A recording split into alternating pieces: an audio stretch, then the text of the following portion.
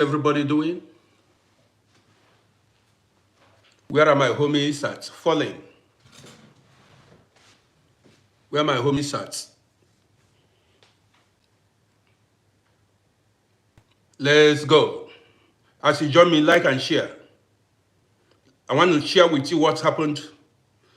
I want to share with you what happened this evening. So as you join me, share. Let's go. Let's go.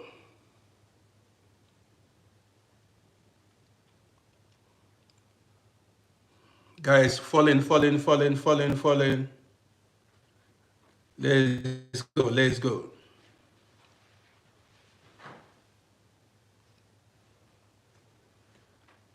I'm not seeing, where are my guys at? Okay, it seems I'm in a hurry. It's like I'm in a rush. I'm in a rush. This is my evening show, so join me quick. Join me quick. But let me. Yeah, now.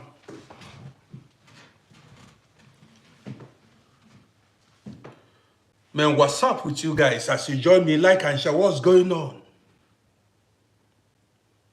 What's going on? As you join, you like, you share. Man, this year I don't want. This year I have no room for nonsense. So this year I have no room for nonsense. So as you join me, you like and share. Let's spread the gospel. Let's spread the message.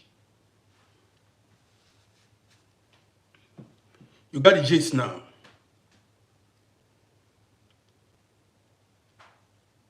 I want to share with you guys what happened today. You got the gist now. Since my guys, they've all gone to, today is Saturday night. Have they gone to party or what? Have they all gone to club? Or are they at work? Or they are in beer parlors? Yes, in beer parlors. In restaurants, drinking. So guys, tell me where you are watching me from. Let me know where you guys are watching me from. Tell me.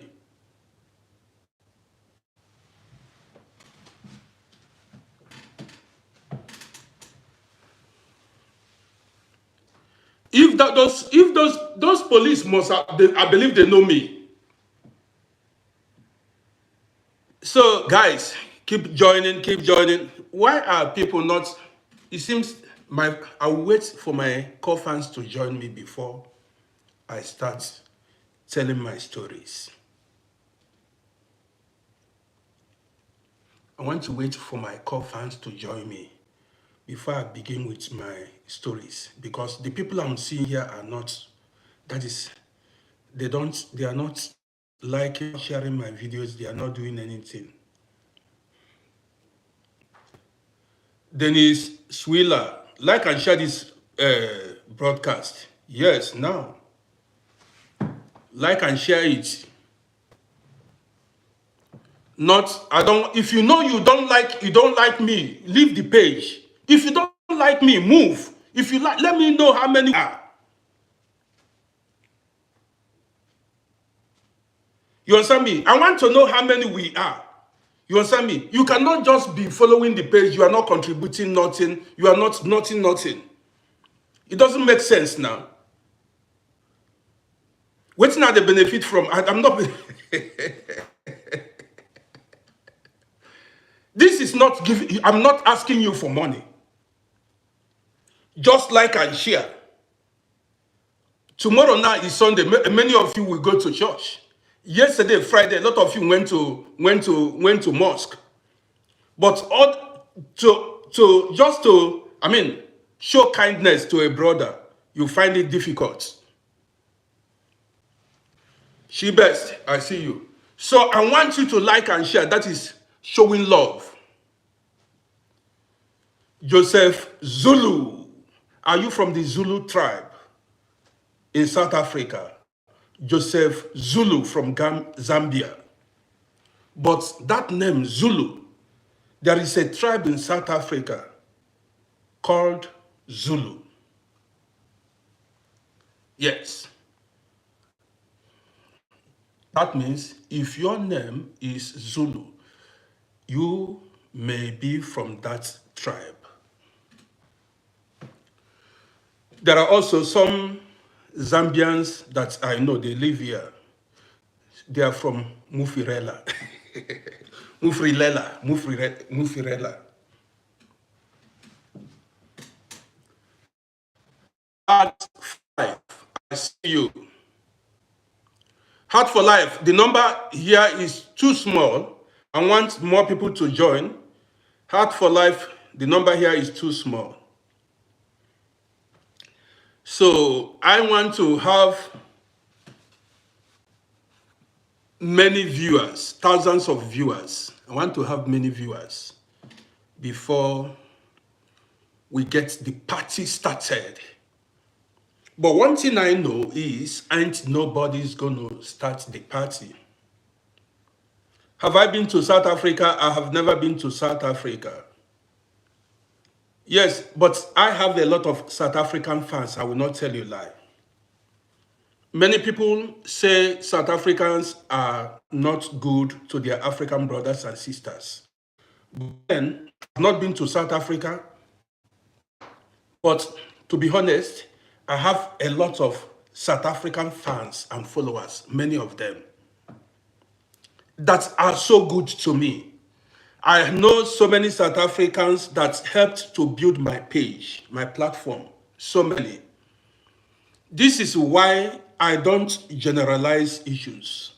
I don't, put all, how do I put it now? I don't hold prejudice against a particular country. Let me put it that way. Yes.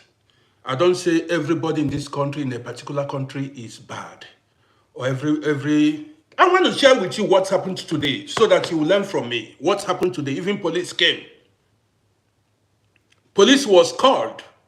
So share this broadcast. Let me give you the gist. Let me share with you what happened to me today. Yes, there are good and bad people everywhere, but I'm telling you, I know a lot of good South Africans that are following. I don't know them personally, but there are so many South Africans that have shown me love. There are so many Kenyans, Ugandans, even Arabs. There are so many Nigerians. There are so many Ghanaians that are showing me love. That tells you that there are good and bad people everywhere.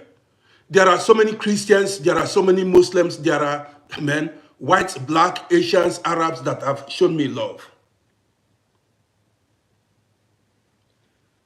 Akinola Abiodun Remedy, you came to hear the gist, but you are not sharing. Shibes, good to have you in the building. Good to have you in the building. You know, I get crowd on TikTok. I'm waiting for my crowd. I don't know what's going on. I have crowd on TikTok. So I'm waiting for them to join. Sometimes you see, Abdul Musa, I experienced brutal racism today. That's what I want to share with you guys. Sonny Emenuga. Good evening to you, sir. Happy New Year to you, sir. So I want to share my experience with you guys this evening, what happened in a supermarket. The police came. And not only that, I'm going to touch so many areas. Akinola Abiodun Remedy, you don't share. Please share more. I want to follow Blow now. Share more.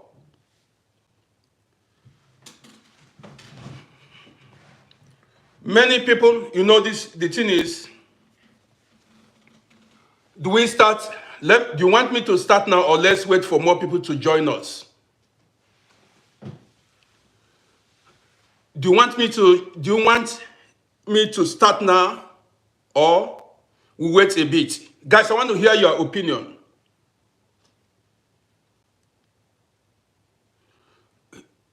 You said I'm your friend from Vienna, but you are not liking and you are not sharing. What's up with you? Show your brother love. So let's go. Let me start. I don't want people to join the broadcast later and tell me to rewind, to retell the story. Do you understand me? Okay, William Ndwandwe, you are sharing. William, I appreciate you. William seems to be from South Africa. I told you I have so many South African. Salihu is good to see you. You see, I tell you, man, I want to share a story with you guys this evening. Somebody said, where have I been? That's my South African homies. I tell you, there are Salihu Issa, I appreciate you. Man, Elite S, I see you big time. Elite S. Elite S is one of the people that started this TikTok platform with me. After he disappeared, now he reappeared. Elite S. He was among the people that started this TikTok. He disappeared for a while and reappeared now. So how many are we now? I saw a lot of people, busy, you miss me. Salihu Issa said I should go ahead. So let me go ahead because I know some people don't have enough data to watch. It's better you buy Wi-Fi, box at home, and then you have unlimited access to internet.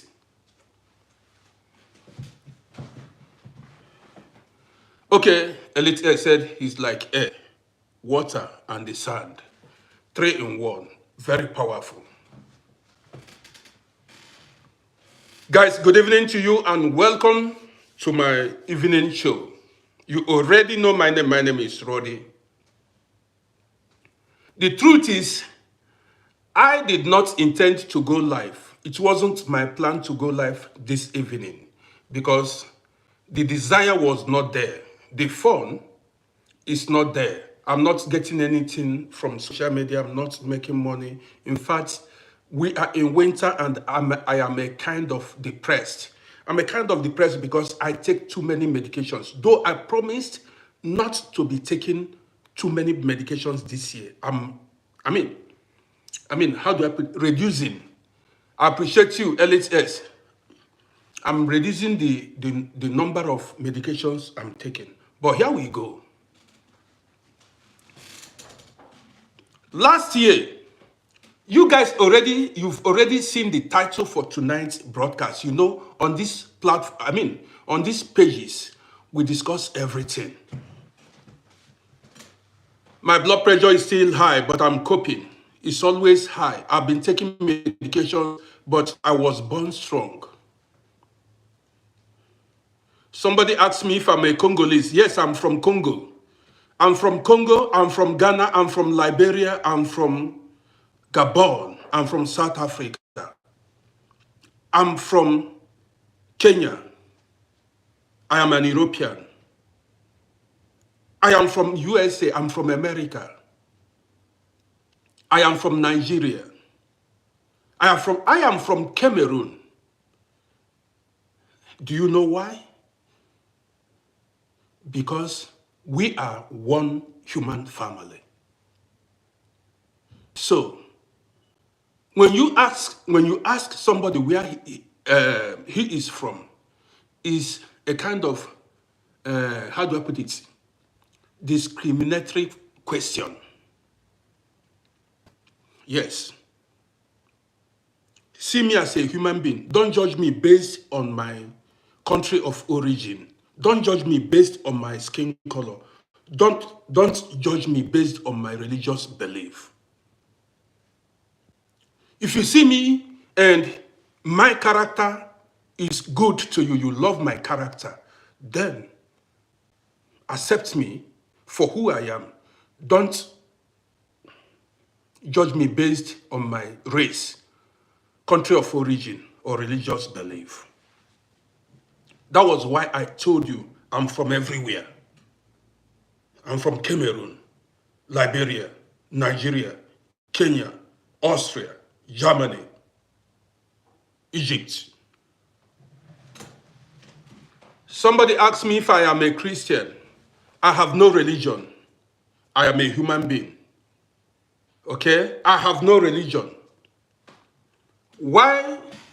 Let me tell you, for those who care to know, I don't have religion. God has no religion. If there is anything like God, God has no religion. God has no color. Somebody once said, not even somebody, I tell you, God has the color of water. Water has no color.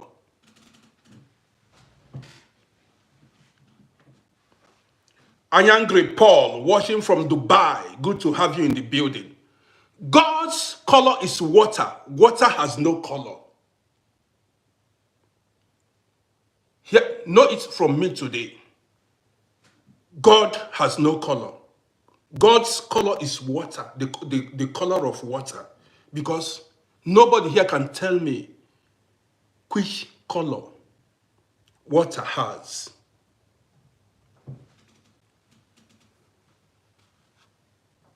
Do you understand what I mean now? So if I should talk about religion, somebody asks me what religion, you see, this is human beings. Which religion do you belong to? What's your religion?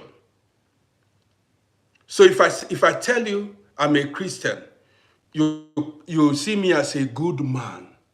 Or if I tell you I'm a Muslim, you see me as a Muslim brother. You like people, you adore people based on their religious belief or affiliation. I hate it. And I want to say it because, listen, I want to say it authoritatively. Religion was created by men. Somebody said, poor network. My network is good. Guys, are you hearing me very well? Maybe my network. Listen to me. Religion was created by men. Religion was created to control men, to control people. Yes. Number one, have it in mind. Let's go. We are going to touch a lot of things this evening.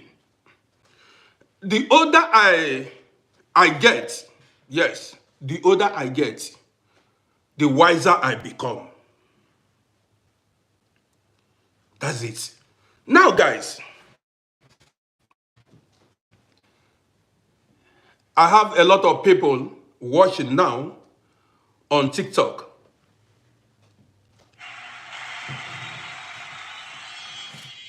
Last year, listen attentively. Last year, my youngest son gave me a complained what he experienced in a supermarket very close to me. That supermarket is very close to me. I don't need to mention the name. Mentioning the name of that supermarket will be like me making advertisement for that supermarket. But there is a supermarket that is like 300 meters away from me. My youngest boy, my last born, who is the youngest now came back one day and then told me one worker in that supermarket, one worker in the supermarket is always embarrassing him, discriminating against him. Each time we send him to go buy something at that supermarket, one particular woman, I don't want to mention the religion of the woman. I don't want to mention the country of that woman. But that woman is not from Austria. She's a foreigner from Eastern European country.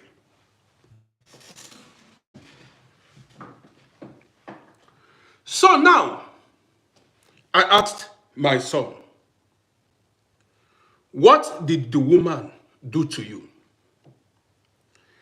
My son now told me each time he went there to buy something, and as he stood in the queue, waiting to pay for what he bought, that woman, one particular woman from Eastern European country, would now call him out and then ask him if he has enough money to pay for what he came to buy. Listen, an African boy, this particular woman will call my boy and then ask him, haben Sie genug Geld?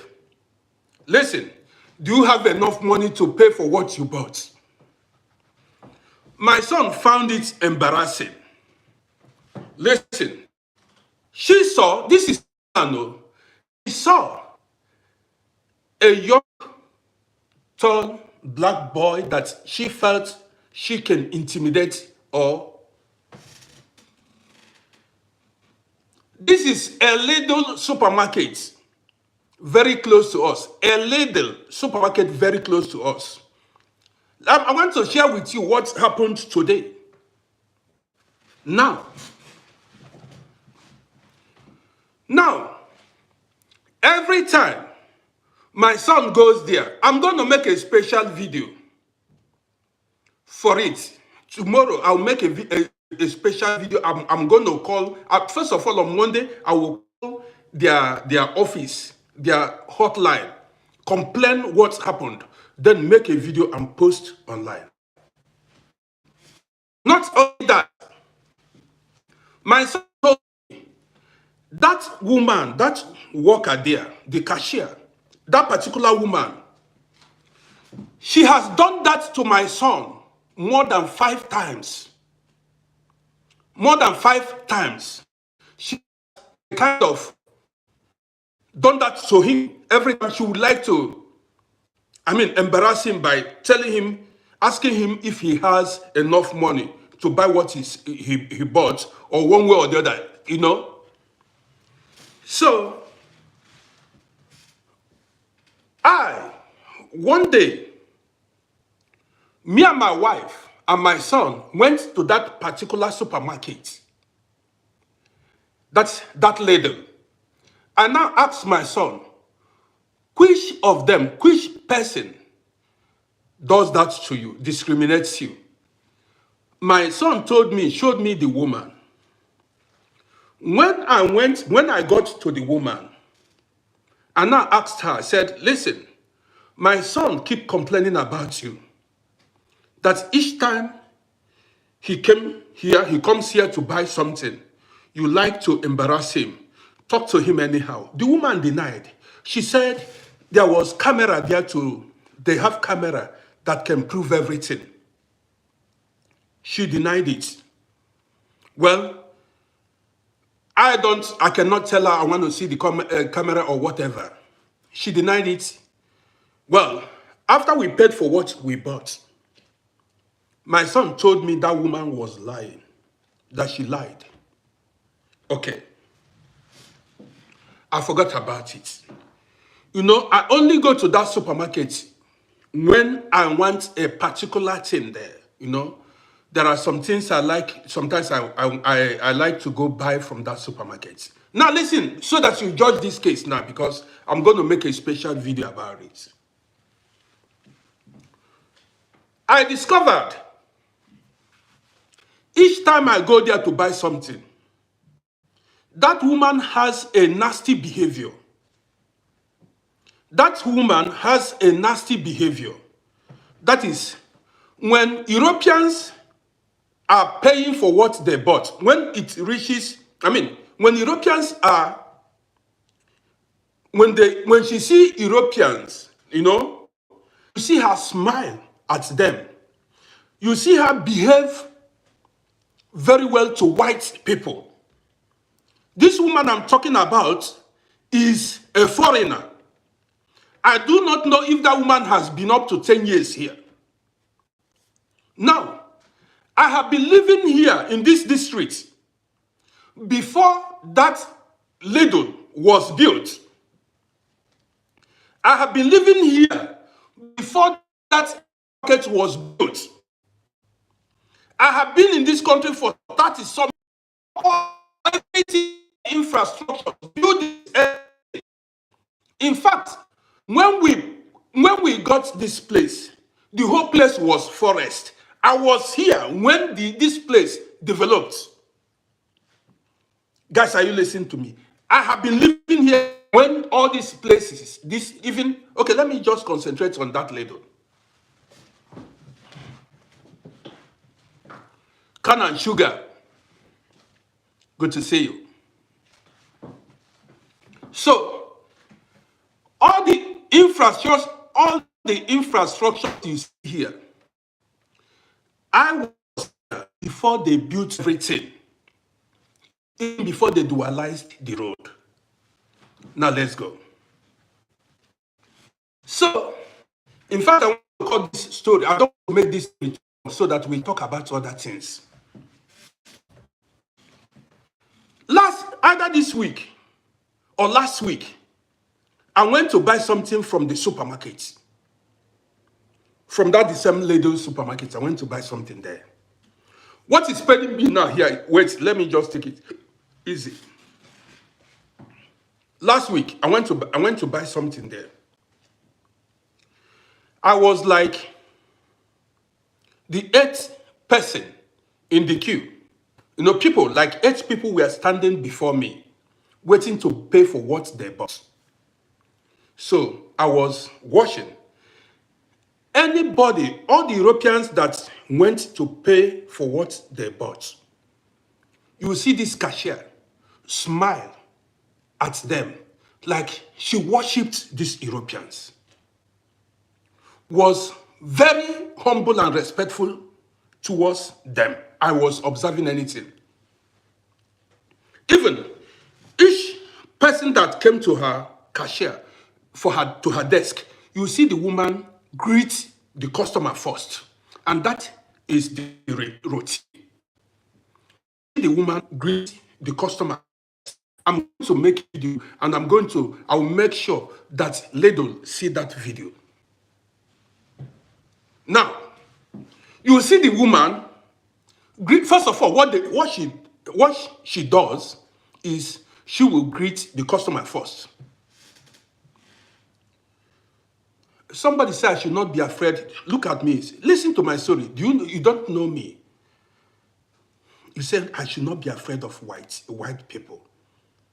If you know me, maybe you joined this page newly. You don't know how the videos that are used to start this page. Go down as videos. Do I look like a coward to you? Now,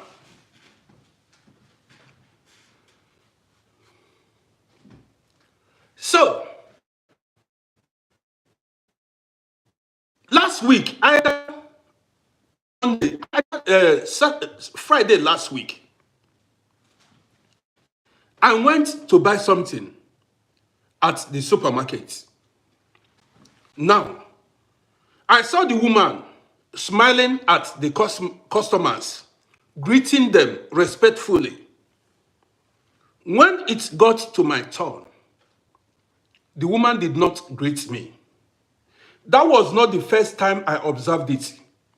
Sometimes, that is, there were times if she even greets, she would like mumble a word that cannot come out clear. She would, that is mumble, utter something that you will not hear.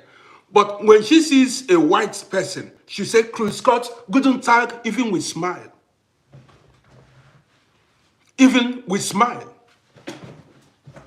So, now, when it got to my turn to pay for what I bought, when I approached the woman, this woman did not greet me. She did not greet me. I was like upset. I said, this woman has no respect. And she does it to black people. I'm talking about a foreigner, not even a citizen of this country, a foreigner. Now, listen, when it got to my turn to be attended to, this woman did not greet me. This woman was just taking my items. She will, put it where they scale it, the price, and then she was just throwing my items like as if my items, like she would just, check the price and just, I said, I was quiet. I did not react. I make videos. That was why I made videos. I said, when you are provoked, don't react. Do you understand me? So, the way she was just, now listen, I observed how she treated other Europeans. She treated them with respect, the way she behaved when she saw white people. Now, when she saw me, she was like behaving anyhow. Like a black man cannot do her anything. I'm grown now. I have learned not to react. Listen, I've learned to overlook things. So many times that woman misbehaved. I overlooked her. I ignored her. That's the right word is ignore. I ignored her. Are you listening to me? I ignored her. But I was upset. I was angry. I thought about it for about 5-10 minutes and then I dismissed it. So I came home. On that day. I explained the thing to my wife. My wife told me she also observes the same thing from that particular woman. Listen, she also notices the same thing from that particular woman. We are talking about a foreigner here. Now let me tell you, there are Austrian workers, real Austrian workers there that are my friends. I was here when they opened that lady. There are Austrian friends, when they see me, they greet me with gist before paying self. They will smile with me. Then, a foreigner that came after me because she believes she has a light skin from a poor European country, want to resist me and my family. Listen, man, I just got to talk, say my mind. So, this woman, I have been observing this thing. This woman always puts up nasty behavior. This is a little supermarket near me. This particular worker always puts up a nasty behavior. Each time she sees a black person. This is somebody that's left her homeland. Somebody that's left her homeland to come live here, to survive here, is practicing racism. Man, it is so. Let's go. So, now, I came home that day. The day the woman, she did not greet me. The way she was just throwing my things, she, after checking the price, taking in the price, she was just throwing the thing. And she did not greet me, I've been observing that woman for about a year. When a white person comes, she will say, Grüß Gott, Guten Tag. She will be audible, loud enough, and she will greet with smile. When it reaches my turn, sometimes she will not greet. It is annoying. If you don't want to serve the public, I'm going to call the central office on Monday and I'm going to persuade that woman. What happened? Because the police came this evening. So I'm going to make I'm going to write a petition against her and that office. And I'm going to drop a video about it. Now, I'm going to drop a video about it. Yes, I'm going to do it. I'm calling because it is already late now. I'm going to call their central. I have a video. I recorded everything. Somebody said I should forget her. I'm not forgetting her. No, listen, I'm not forgetting her. Let me tell you what happened. So that I want to tell you what happened. So the last time I went to Lidl, there are so many, cashiers. You have 1, 2, 3, 4 cashiers. This woman, but her body language, she was like, so after she told me the price, she did not give me the money in my hand. She just dropped it. My change, that is, after paying for what I bought, my change, she just dropped it violently on the table, on the desk. Like she tossed it, she just threw it violently on the table. As if I have problem with her. Listen, I picked my coins. I did not do anything. Normally, I record things. I always have my phone to record things. Listen attentively. So I just did not talk to this woman. I picked my coins, carried my bag. Home I went. I went home. Now, when I came home, I narrated all what happened to my woman. My woman said that woman has been like that. That worker there, that particular woman has been like that. Well, after discussing about her, I forgot about the woman. Today, yesterday, I did not go outside. I stay indoors most of the times, especially when my blood pressure is so high. And there are times I don't feel like, it is cold. Today is 0 grads. Sometimes you see the temperature go to minus. Sometimes when I went outside, it was 0 grads, 0 temperature. It is cold, so I have no desire to go outside. I like eating granuts most of the time. So, and I said to my wife, I said, let's go to the supermarket. Let me buy granuts or one thing or the other to, spend the evening while I wait time. Normally, so my wife said, okay. So she dressed up. I dressed up. I said, let's go to that supermarket to go buy something. I went there. I picked what I needed. My wife picked all what she needed. But I was looking for something, I was looking for something which I did not get. Because we went late. By the time we got to the supermarket, it was around 5:30 p.m. And the supermarket closes around 6 p.m. So now, by the time I was done looking for what I wanted to buy, my wife was already standing in the queue. I searched for her, I did not see her. So now, before my wife was another black woman.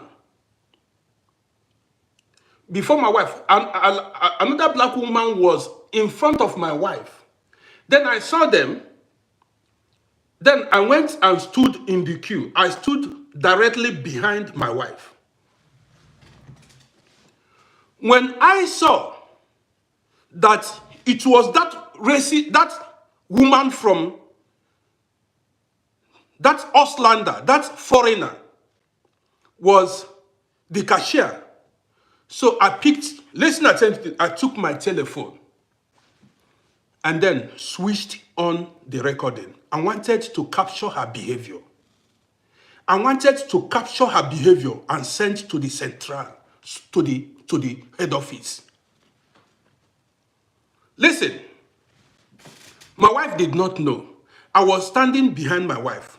So now I took my handy, switched on the recording. I wanted to catch her nasty behavior towards customers, especially black people. So When I switched on, I was expecting her to misbehave, where the first African woman was. Because there was an African woman before my wife who was at the cashier. She was, to pay for what she bought.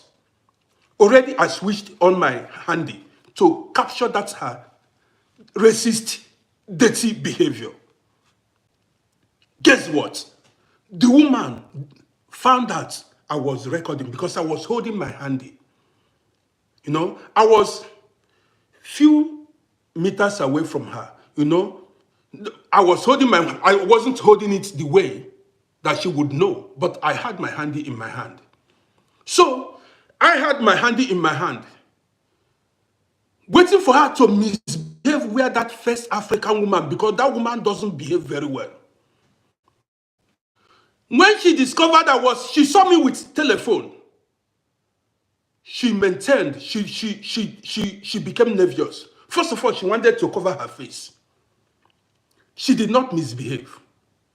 It got to my wife. I didn't know. She has noticed I was recording. She has already noticed, but I did not know. I was recording. I expected her to misbehave where my wife was, to misbehave toward my wife, to practice that racism. After my wife paid, she did not misbehave. After my wife paid for what we bought, the woman now called the security that the security should call the police instantly. Guys, listen. Now the woman screamed. The woman said, security, she called the security and now asked the security to call the police instantly that I was recording her. I have everything here on my phone.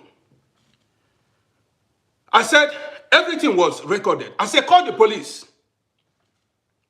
She left her desk where she was receiving money, closed it, went outside. They blocked the entrance.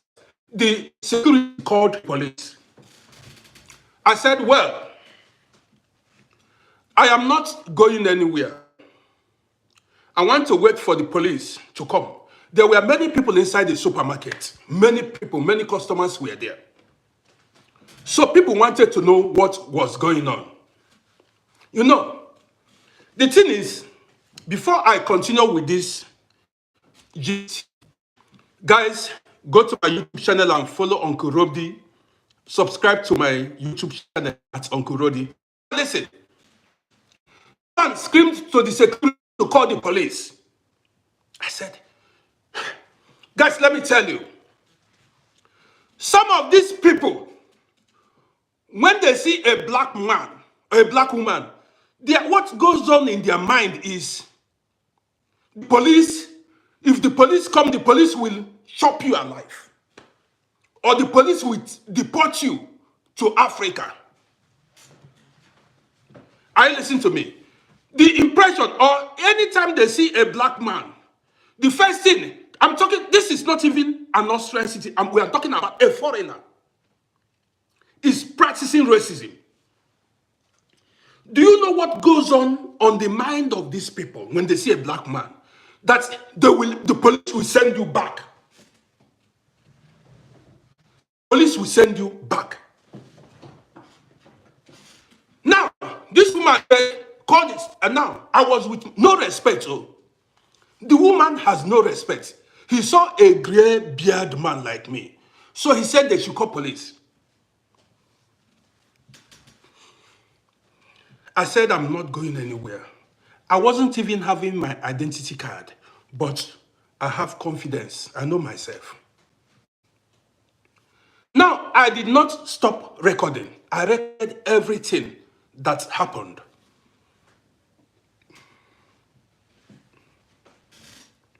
I recorded everything that happened. I did not stop recording. I continued to record until the police came. It was the police that stopped me from recording. Listen.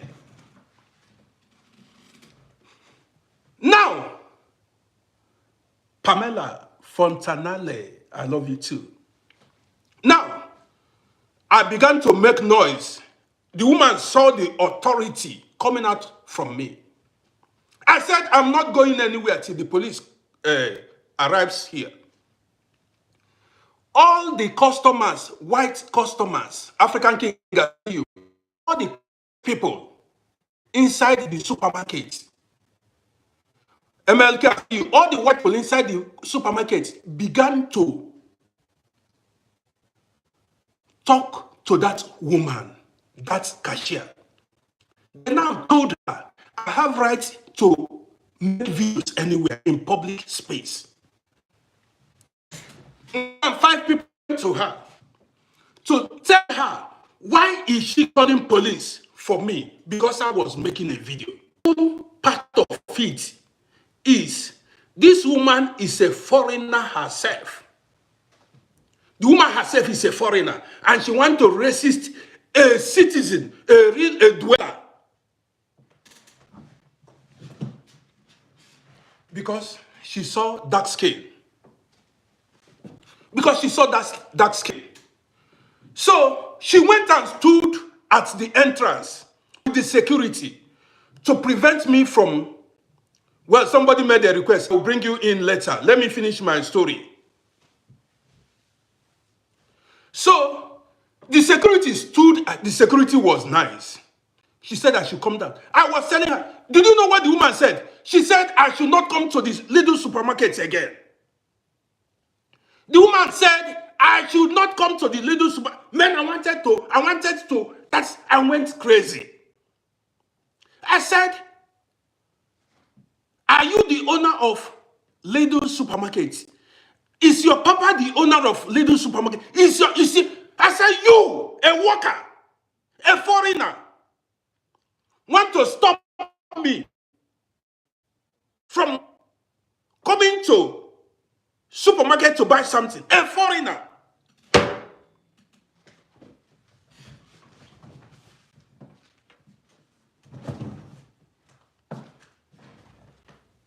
There is nothing a black man cannot see. This abroad. There is nothing a black man cannot see. Now just give me 1 minute. Make I blow my nose.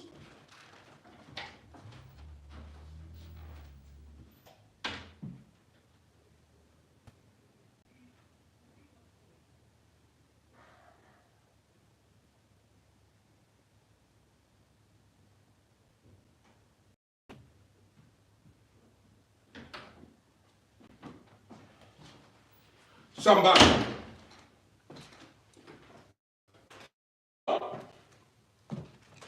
If I begin to make my videos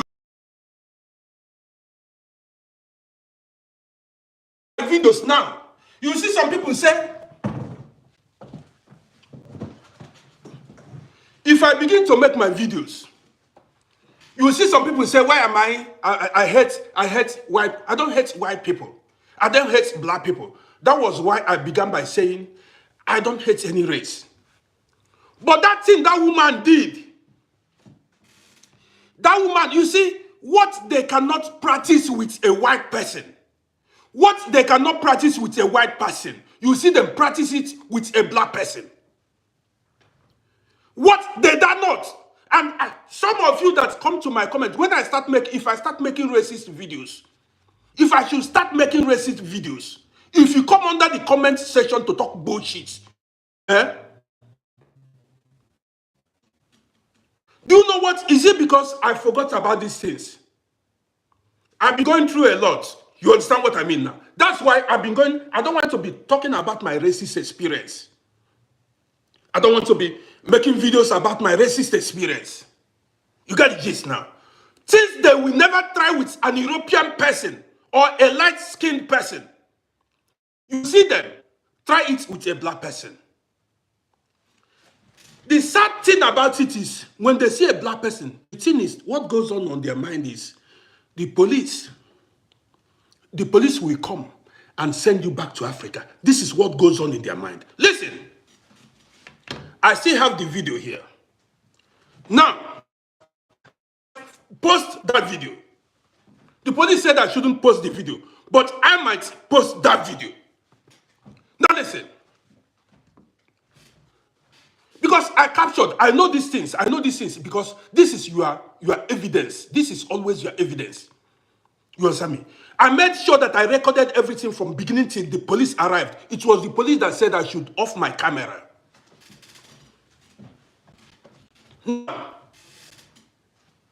She was acting as if when the police comes, if the police comes, the police was going to eat us, me and my wife. If you see how the woman stood at the entrance of the supermarket, she's from all this, I don't want all this kind of Kosovo, all this kind of Albania kind of woman. All those kind of people. You understand what I mean? This kind of people, or maybe this kind of, all those kind of people that started coming to Europe yesterday. All those kind of Eastern European people that came here, they always like to claim like white people. If they give them nose, they will snuff. These are the people that will make life miserable for you if you work with them. These people, these foreigners, that was why I voted APO. That was why I voted right-wing party. These foreigners that are coming from these are the people that want to play white in Europe here.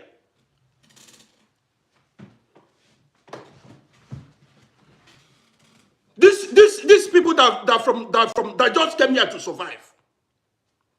When they see you as a black man, they don't know how long you've been in this country. They don't know how long you've been in. Imagine where a black person works with this kind of woman.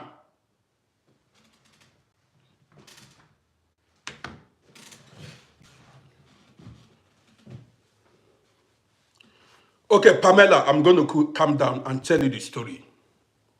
No, it is annoying. They have no respect. Look at a man of my age. The woman said, because I was making video inside the supermarket, she now instructed the security to call the police for me. I listen to me now. What a disrespect. That woman, that girl that called, they said, she's even a foreigner. My daughter is even older than her. I'm not talking about, the woman is a foreigner. A foreigner. Not even a citizen of this country, a foreigner. I get in the gist now. This is what pains the most. A foreigner. Somebody that I know because I've been in this country before the woman came from wherever she came from. I've been here. You got the gist now. Now, 18 minutes after, police did not come. I said, I wanted to go. I said, okay, I want to prove, what do I have? I want to tell the woman that the police, I was not having my ID card. That they believe that if the police come, the police will carry you and put you in the prison and kill you there. That is, the police will swallow you. This is the impression they have. Now, I waited. But the way I spoke, she was terrified. She knew that I know be Johnny just come.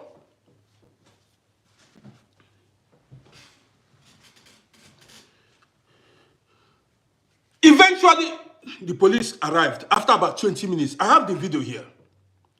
After about 20 minutes to 21 minutes of waiting, police arrived.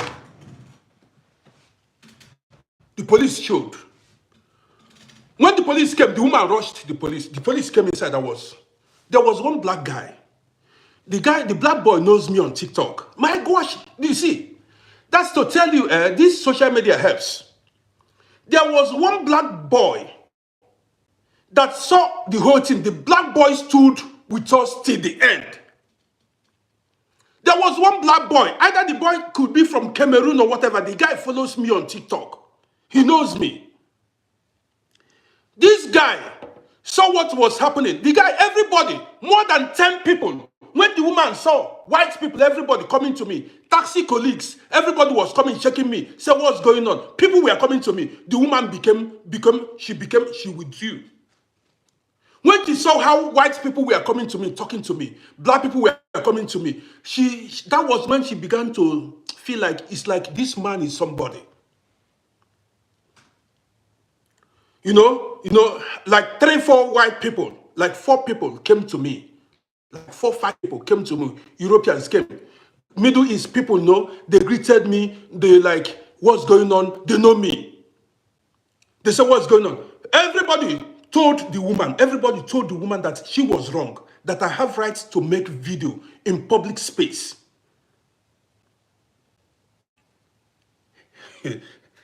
Everybody, even young, old, everybody, they told her, listen, what are you doing? Why are you calling police? That I have rights to make video everywhere. She saw a black man. She thought I just came to Europe today. Then the police arrived. The police came. I wasn't even moved because I had no documents with me. I wasn't expecting such to happen. I wasn't expecting such a thing to happen. Police came. When police came, the woman rushed the police and explained. She said she was at the cashier and I was recording her. She does not know why I was recording her. So that was why she called the police.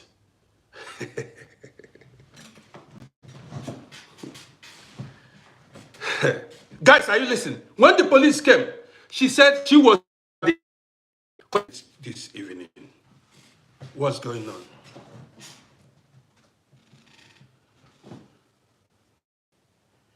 Is my internet okay now? Is the internet okay now? Guys, I want to hear from you. Is the internet okay now? Nobody's talking. Okay. So when the police came, the police now asked her what happened. She said she was in where she was at the cash table collecting money, and she noticed I was recording her, videoing her.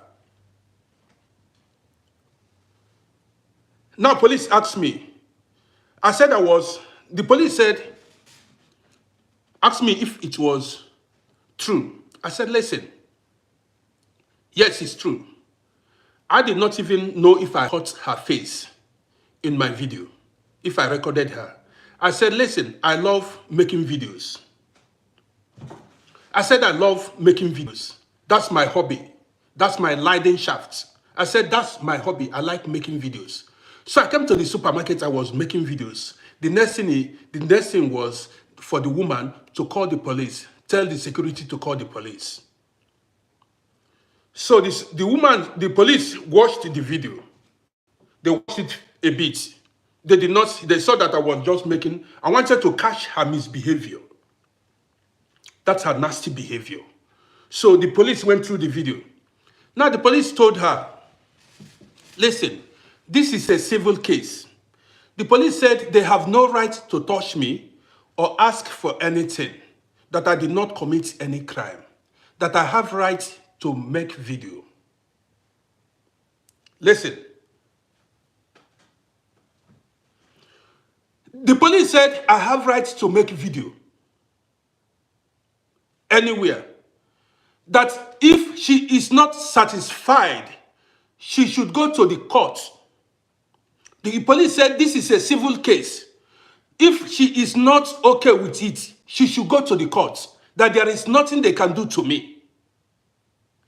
But one thing was, there was one black man. The guy stood, that guy is a brother. And this is how black people are supposed to stand for each other. That guy stood with me till the end. Till the police drove away. You mean the sound is not okay? Let me shift this here.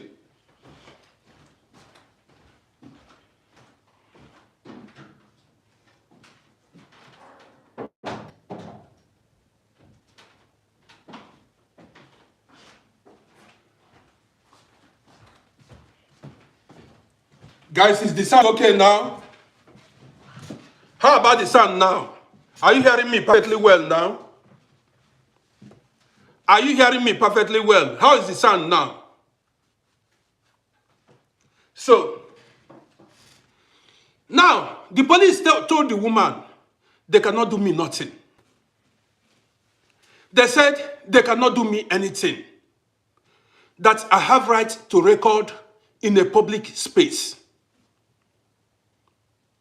The woman said she wants my home address, that the police should take my data, my information, my name, my date of birth, so that the police said they cannot do it. She should go and look for a way to do it herself. Guys, listen. The police said they cannot do it. That if she wants to start a case with me, she should get to court and look for a way to do it. Now, the police did not even ask us for our identity card or anything. Then, what the female police wanted to tell me, I should go away and we should start going. She was just talking to me anyhow. I said, listen. And I spoke to the female police. I said, listen, how old are you? Man, let me fix this puzzle on TikTok.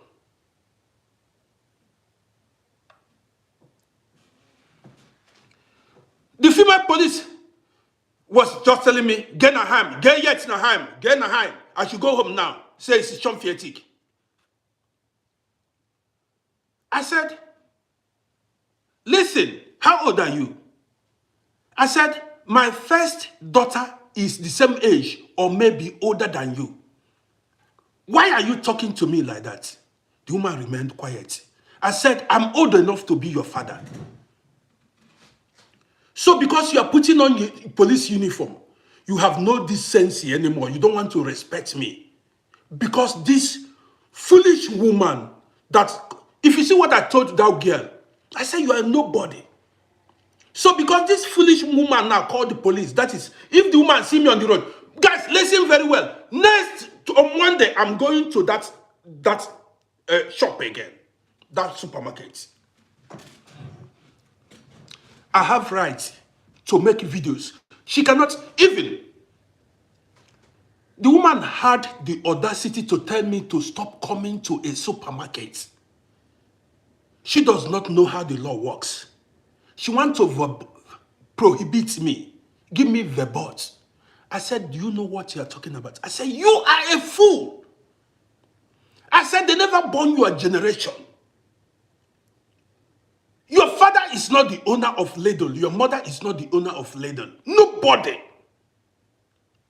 You need to go to court to get court order. And you need to give your reasons. I said, you are too small. You are a nobody. You are a shit. Guys, make sure they follow this page. Now, the police, they calmed down. They were very nice. Now, the police, when the police, I told the police, I said, listen, you can't talk to me anyhow because you are the same age like my daughter. So you can't talk to me now. The police, that woman, the police lady calmed down. We began to come back.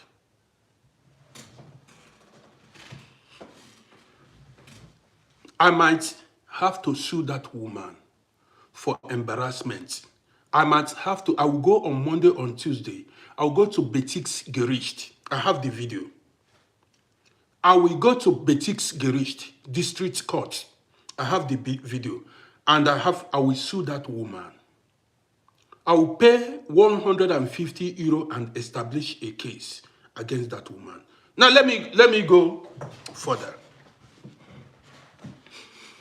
So,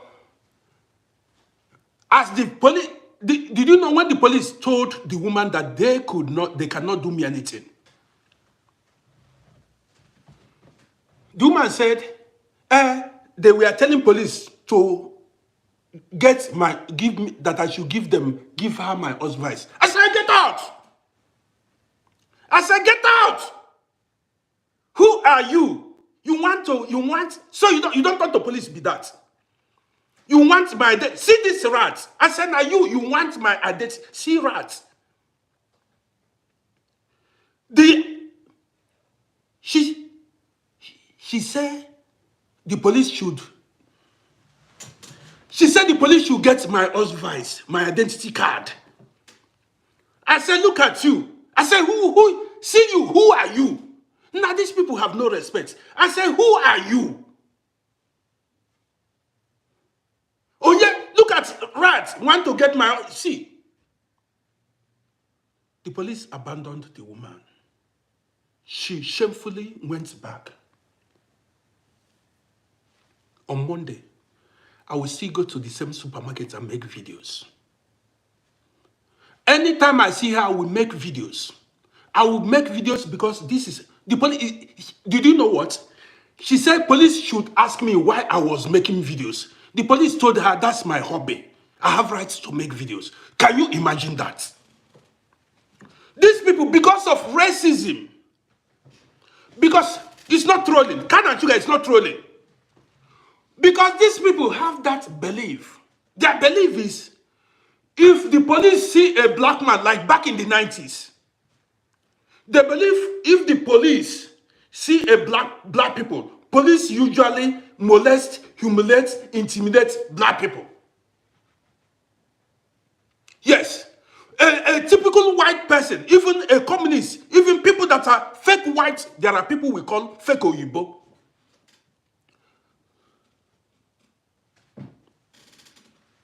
Can and sugar, how do you mean?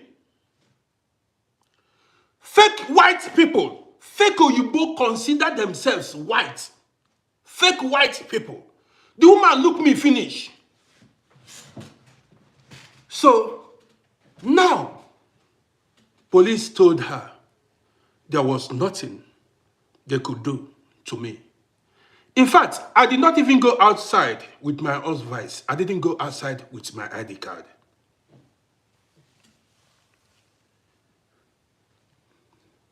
Next time, if the woman see black people, she will know that we are not afraid. We know the shake.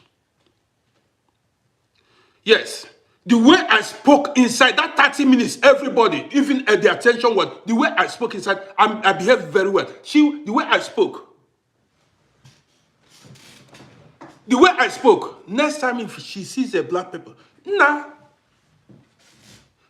If you see the disrespect black people go through in abroad, what they cannot try with even light-skinned people, whenever they see a black person, you see them try it. Now, this is by the way.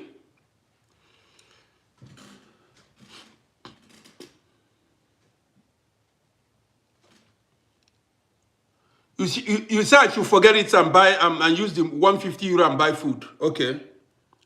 Well, I may cut her face. I may cut out her face. I don't know. The police said I should not post that video. But I may cut where her face showed in that video and then post it online. You guys, though we spoke German and sometimes English, you will hear my dissing.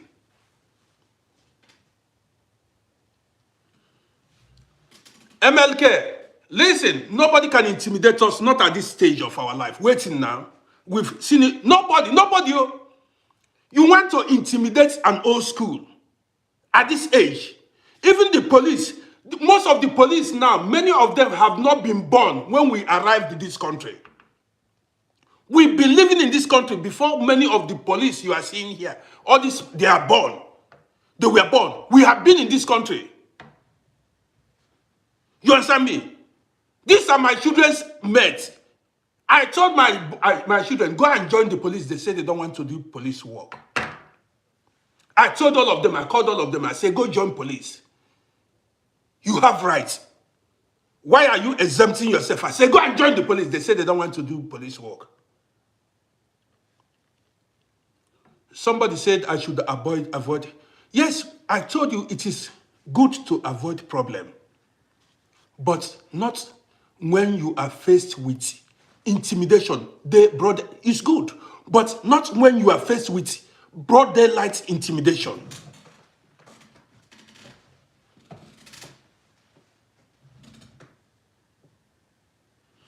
You understand me? I will cut where her face showed and I will post it.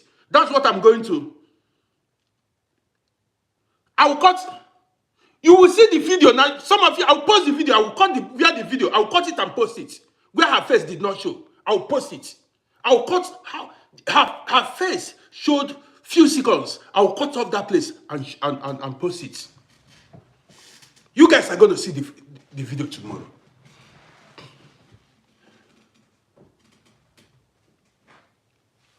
Somebody said majority of them are pushed by them. No. They feel as a black person, you can't do anything. They feel as a black person, they can intimidate you. And that is where you see the best of me. When you want to intimidate me, that is where you see the best of me. What I hate in life is intimidation. Do you understand me? What I hate in life is you. See, if you say you will call police for me, I'll wait for that police to come over. That police, I'll wait for that police to come. Why are we running for police? We are not criminals. They want to scare you with police as if the police, when the police come, the police will swallow you. As if the police will swallow you. Now, it seems as if I'm going to be making more videos about racism because I've stopped for over a year. I don't want... See, I'm a liberal person. I love black people. I love Europeans. I love Arabs. I love Chinese. I love everybody. This is what to tell you. There are bad and good people everywhere. Do you understand me? And this is why you see me sometimes I make these videos. When I see some stupid people, very stupid people, that cannot try that woman. The thing is, there are some black people, some black African people there, African people that are sellouts. When I drop a racist video, I was there. I experienced it. I saw what I experienced it, and I knew what happened. You see some people come online, come and comment rubbish on that video. That's bullshit. You cannot intimidate me at this age. Now we they run this town.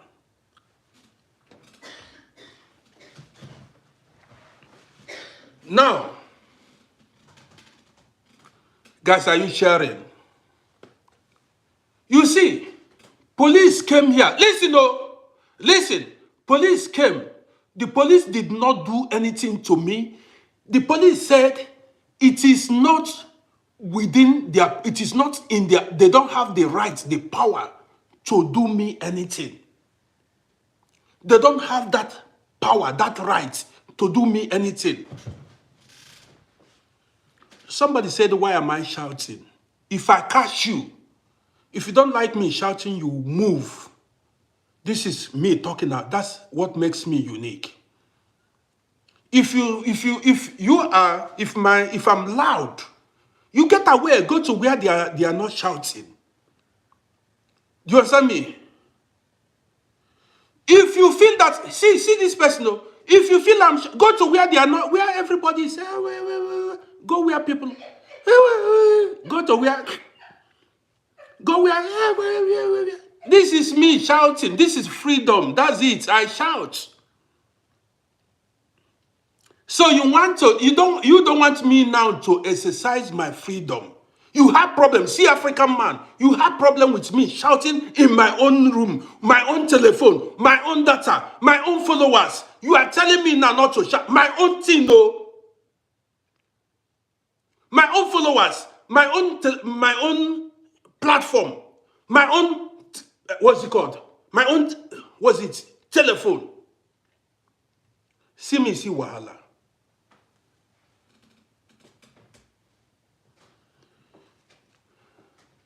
See this person. Sandy James, you understood me. You are living in Germany for 35 years. We are the same. We are old schools, Sandy. You understand it? Sandy, you see some of these cashiers, when they see Europeans, they smile and they talk to them respectfully. When they see you, they frown their face. They act as if you have problem with them. You understand it. Only old schools will understand it. That happened many years ago. I don't usually witness that now. But the thing is, there are these foreigners now, these foreigners. The painful part of it is foreigners, these foreigners that are misbehaving. That's why I voted the right-wing party. That was why I voted. I posted it. That was why I voted right-wing party. I don't want them again.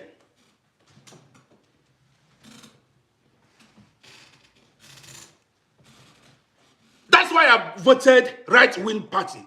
Who are the ones disadvantaged when foreigners? We black people are the ones disadvantaged when foreigners troop in. You may not understand it. Maybe I will make... When foreigners, we dark-skinned people are the ones disadvantaged.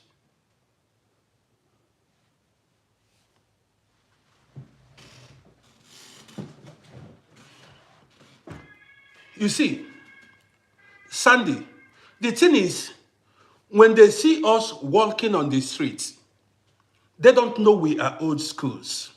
They don't know that we are old schools. It is only when they see the authority coming out of us.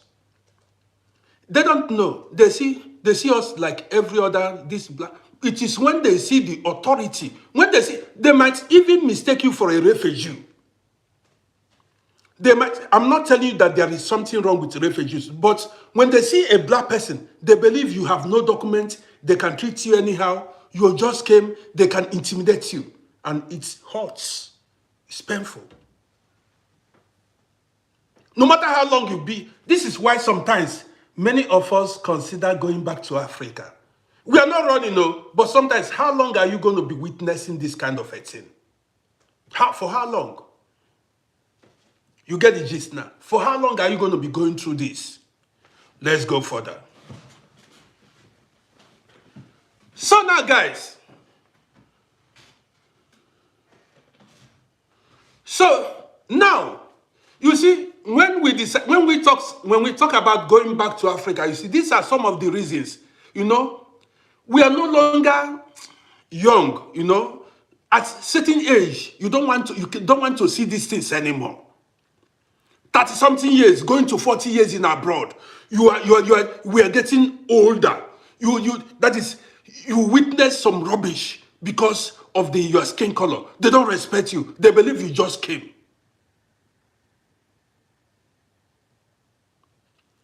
Somebody say, I want to go stay for a hotel. I want to go and rent a hotel. Did you see what somebody said? I want to go start staying in a hotel in Africa. How do you know?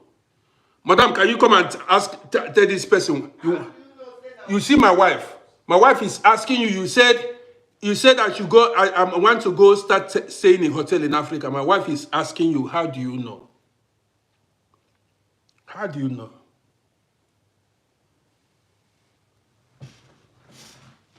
You just sit down where you are. You sit where you are. You judge. You see her. You stay where you are. You conclude. You judge somebody. You understand me?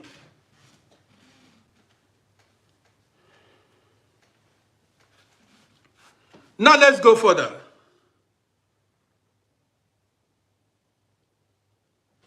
Bakersfield.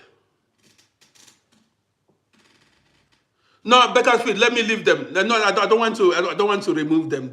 Some of them are cool guys. These are my fans. I don't need to let them. That would be me being a dictator, you know. They can be free, but don't insult. They can say their mind. What I don't like is insult. They can say, no, I cannot block them. That's not very rude, you know. He did not insult me. He only said, I want to go to Africa and be staying in a hotel. He did not insult me. So I cannot.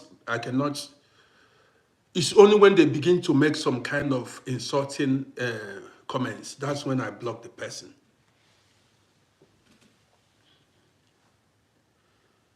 Sharing, you know, I'm going to be making more videos, you know. If you say our children are not going to make this, we are going to make more videos about it, you know.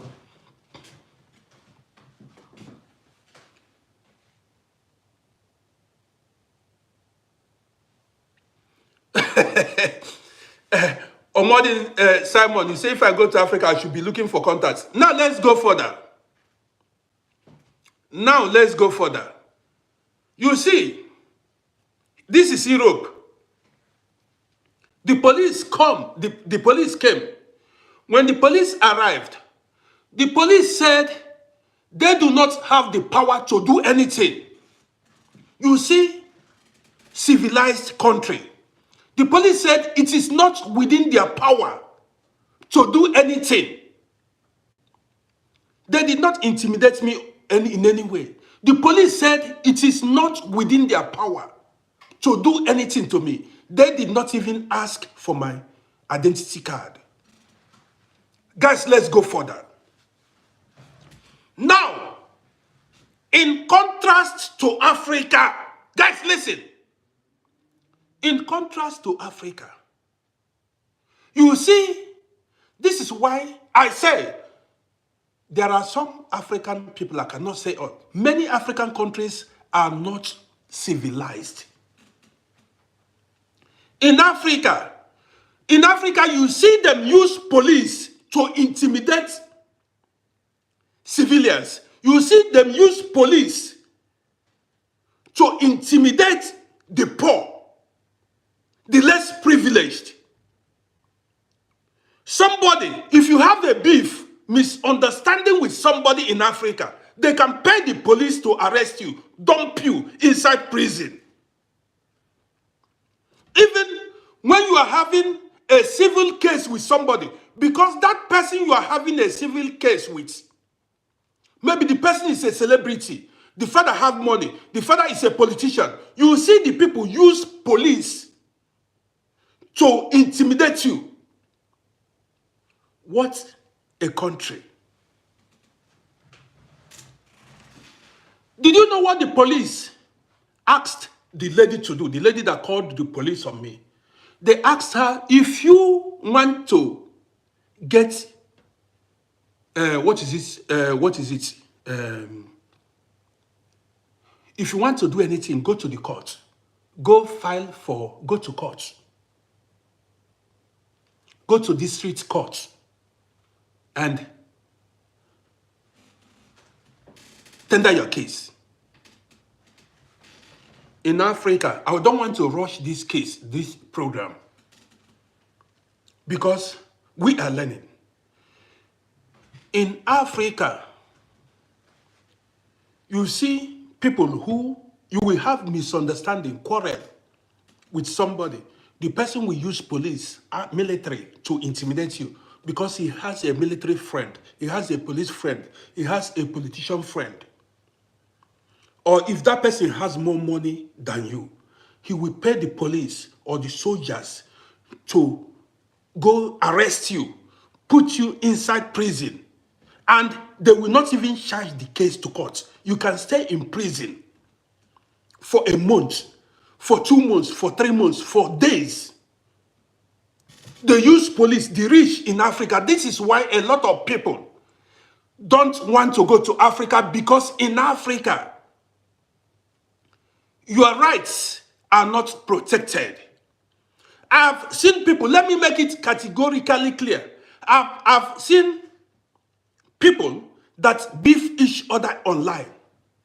Online beefing, cyberbullying.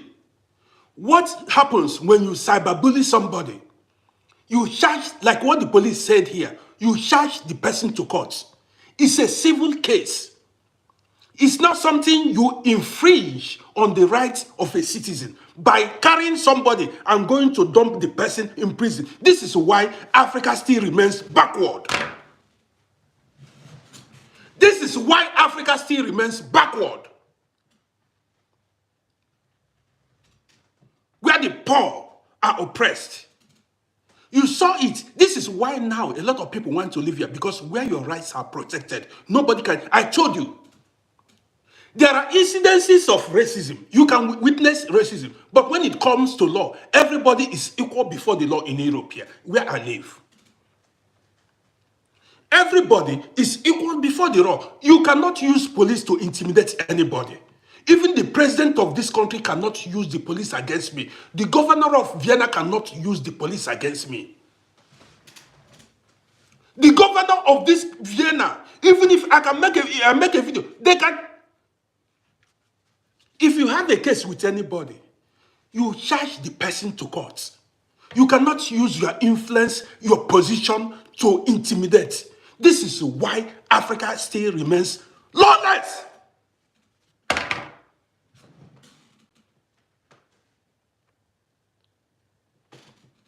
Imagine what I told you this evening. If it were to be in Africa, and that woman working in Lebanon, that woman working there, if she had police friend connection, she would use the police to come and put me in prison. They might even lay allegation on me. I know so many people now in Africa, they are running up and down. Many are in prison because they spoke about somebody that is influential. See, Dennis Swiller, my handle on YouTube is Uncle Rodi.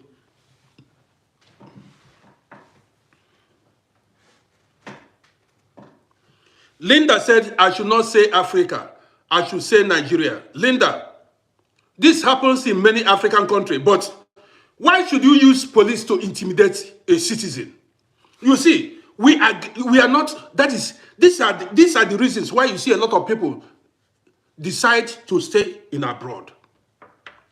This is why you see many people don't want to go back.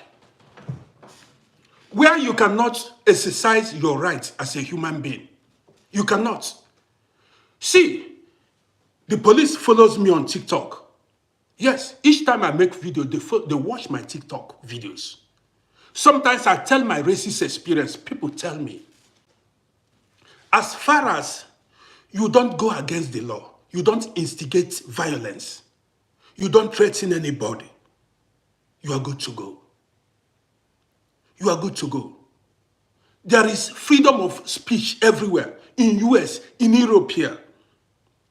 But in Africa, you have no freedom of speech. Even when you speak about celebrities, what the things that are going on, they use the police to intimidate you, to put you in prison. And you want a better country. You want a progressive country. How can you want a progressive country where you yourself, you are corrupt? You are an oppressor.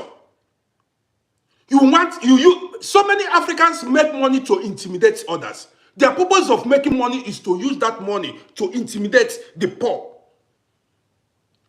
I told you guys, I don't want to live in a country where the poor are oppressed. I want to live in a country where no man is oppressed. I don't want to live in a country where I'll be looking for contacts, police contacts to save me when I'm in problem. Politician contacts to save me when I'm in problem. Soldier contacts to save me when I'm in problem. I don't want to live in a country where there is no law. Yes, I don't want to live in a country where anybody can come up anytime and arrest me. Even instead of even taking me to court, they would dump you in prison for months. You have nobody is there. There is.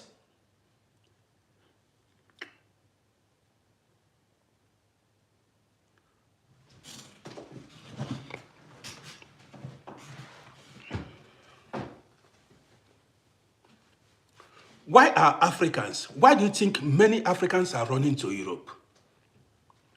Why do you think a lot of Africans, even the ones that have money, I know some people that have duplexes, have cars, have everything. They are running, they want to come to Europe. Even people want to sell their duplexes to come and be living in one-room apartments. They want where they will have peace, where they will not be intimidated by anybody, where the system works, the law works. Do you understand me? Imagine in Africa, you cannot talk to the politicians even when they are doing bad. When they embezzle money, when they are not doing their jobs, if you criticize them, they come for you. African politicians don't know what their duty, what their obligations are. They don't know. Even when they tie the road, when they build bridge, which road are they even tying? When they build the bridge, they believe they did you favor. They did their job and they are expecting accolades from you. See, that heaven you read in your religious book is Europe. There is nothing like heaven. There is nothing like hell. If you want to experience hell, that hell, I told you, all those things written in religious books are fiction. Now me they tell you, if you want to experience hell, go to some countries in Africa. I don't need to mention them. There are countries in Africa, if you go there, you die before your time. I don't mention them, because what they do is, if you talk now, they carry you, they arrest you. What they do is to arrest, only to arrest the oppressive oppressors. If you want, there is, hell doesn't exist. It's a myth, a fiction. Hell doesn't exist. Heaven doesn't exist. That is human imagination. If you want to experience hell, go to some African countries. Even with money, you will not have peace. Even with money, with your money, you will not have peace. Let me tell you, let me give you an example of hell. Hell is a country that has no water. A country that has no water. I don't mention no more. A country that has no electricity. A country that has compromised judicial system. A country that has compromised judicial system. A country that you, even if you lose your life, if a member of your family lose their life, you will not get justice. You will not get compensation from anybody. If you die, you die. If you die, you die. So, a country where the police will take your handy and be searching your handy. They will take your private property. You see, you are not free. This is hell on earth. Who told you? The police they have no right to touch your telephone. Police have no, it's your private property. Police have no right to touch your property. Police cannot even take your passport. They don't have the right unless you committed a grievous crime. These things you do in Africa, that every small thing you take people's passports. Police, this is not, they have no right to take your passports. This is why sometimes when I sit on my own, I ask myself, when is Africa going to wake up? When is Africa going to be like other continents, other countries, other developed countries? A lot of people are saying, go to Africa. We are getting older. Go to Africa. Most countries in Africa have no ordinary electricity. They don't have. Railway transport system, they don't have. Security, they don't have. Medical facilities, they don't have. Infrastructures, they don't have. Everywhere. No gutter, open gutters everywhere. People die untimely deaths in many African countries. People die untimely deaths. Even politicians have no faith in their country. Politicians, they come to abroad for medical treatment. A country where the police... Man, you want us to start this evening? African politicians, when they travel abroad, when they come to the West, they walk freely without security. These African politicians, when they come to abroad, they don't go about with security, except presidents, governors, and every other person. They are like every other citizen. But in Africa, they oppress the poor. They go about with security. Go to anywhere they go. Who are you to? How can the police protect you in abroad? Nobody. The police cannot. How can you pay police to protect you? Who are you? Everybody is equal before the law. But in Africa, you see government officials. You will see even big men. The police in Africa have been reduced to zero. Everybody now can get police protection, police escorts up and down. What does that tell you? A failed society. A failed society. And these people are so religious, but corrupt. Religious, but they have no brotherly love, no sisterly love. They are brutal. Because these people do not know what it means.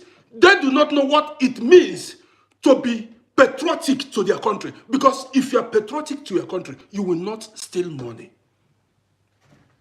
If you are patriotic to your country, you will like to build your country. That money you are stealing, you use it and build infrastructure. If you have love for your people, why are we being disrespected? Because of whom? We are being disrespected. The black man is being disrespected. We are disrespected the world over because of our home, because of the kind of heartless leaders we have in Africa. That is where wherever a black man goes, the black man is intimidated, bullied by every other people. The black man is bullied. Why? Because we don't have love.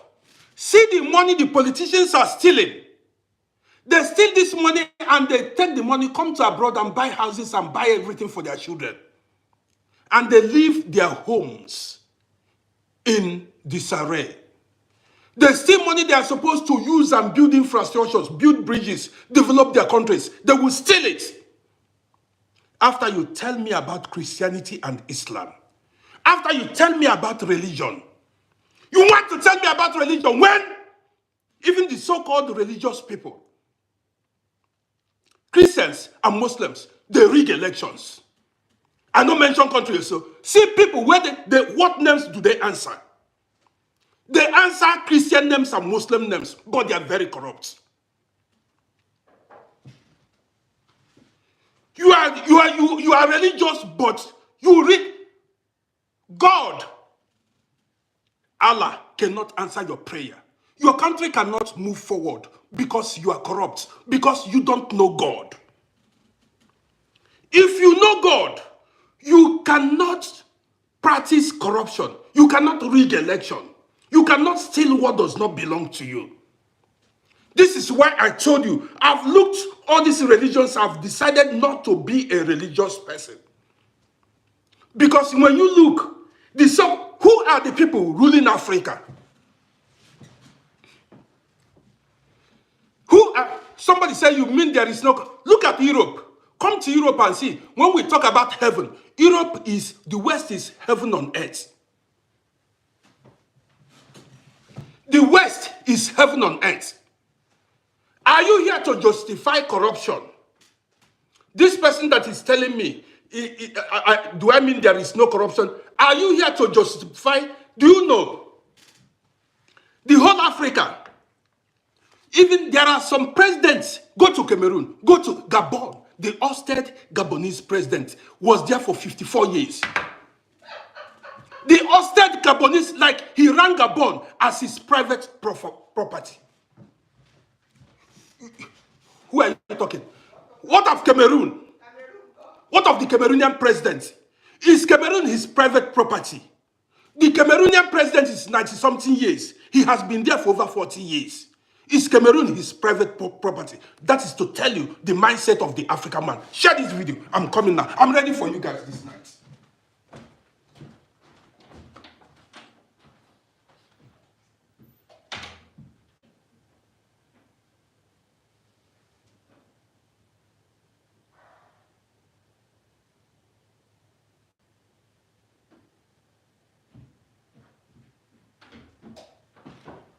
You get mad to talk. You get mad to talk. The Cameroonian president is almost 90 years. He's not living in Cameroon. He's living in France. And he's ruling France. He's ruling Cameroon from France. All his families, they have all their investments in abroad. You get mad to talk.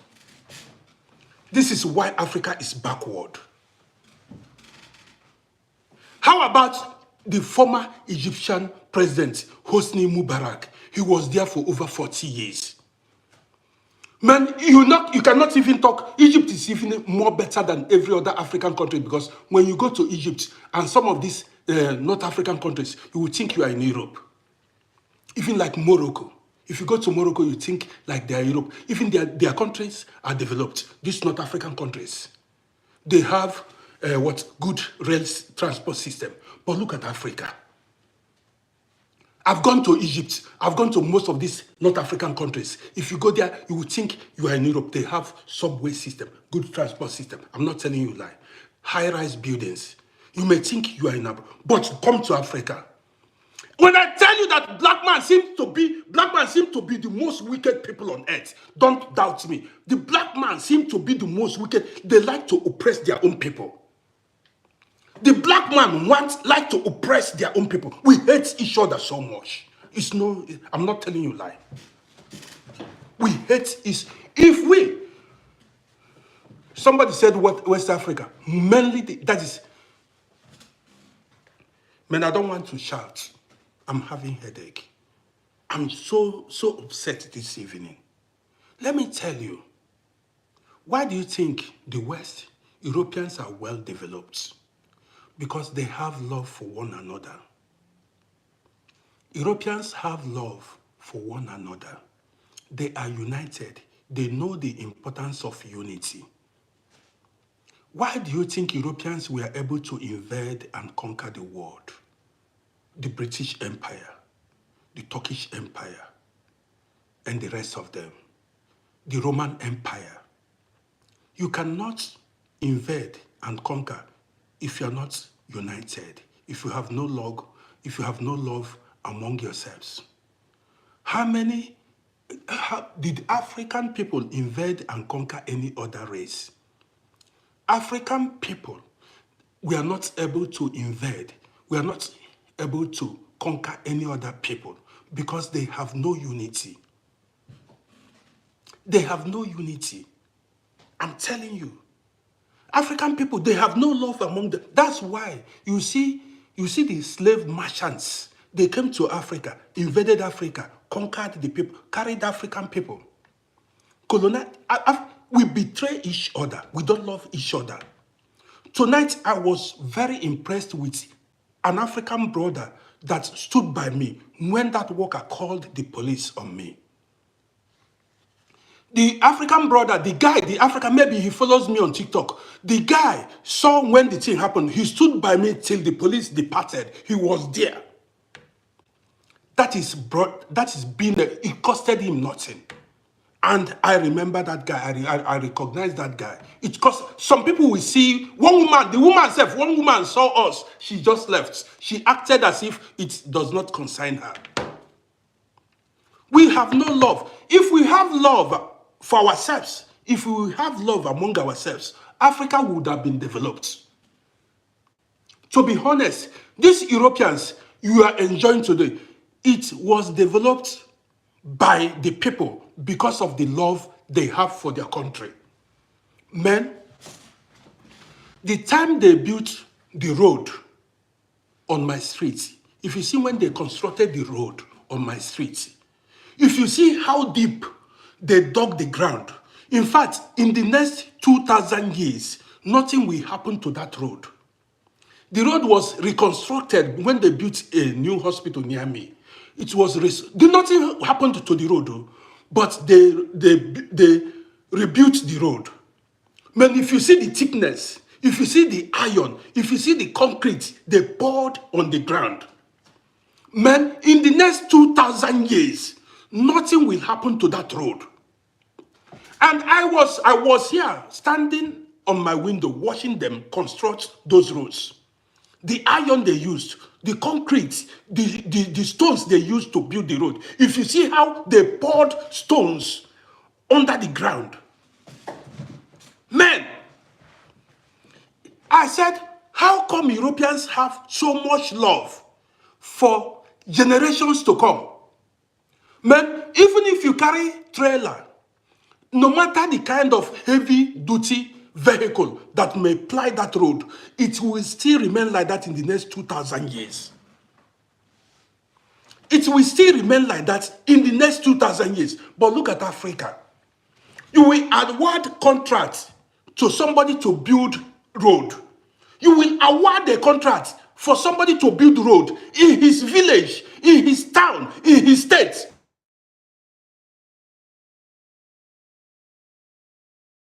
You will award contracts for somebody to build a road in his country, in his state, in his this thing. Guess what? The person, you know what? They will go buy sand, pour sand on the road, bitumen, pour bitumen on the road. When rain falls, rain will wash the, even all this tipper, when tipper ply that road 2-3 times, all this tipper that carries sand, when there is construction, all these tippers and trailers ply that road will be destroyed. Some of these contractors will embezzle the money, use the money, carry their families, travel to USA, go to one forest. They will go to one village in USA or one village in Canada, and they'll be living there, and they will be posting videos online that they are in abroad. You will see politicians, all of them, they go to some place, go buy house. They will use the money, go buy house in one village in abroad. Maybe in UK, they go to one village. They say they are in UK. They are speaking British English.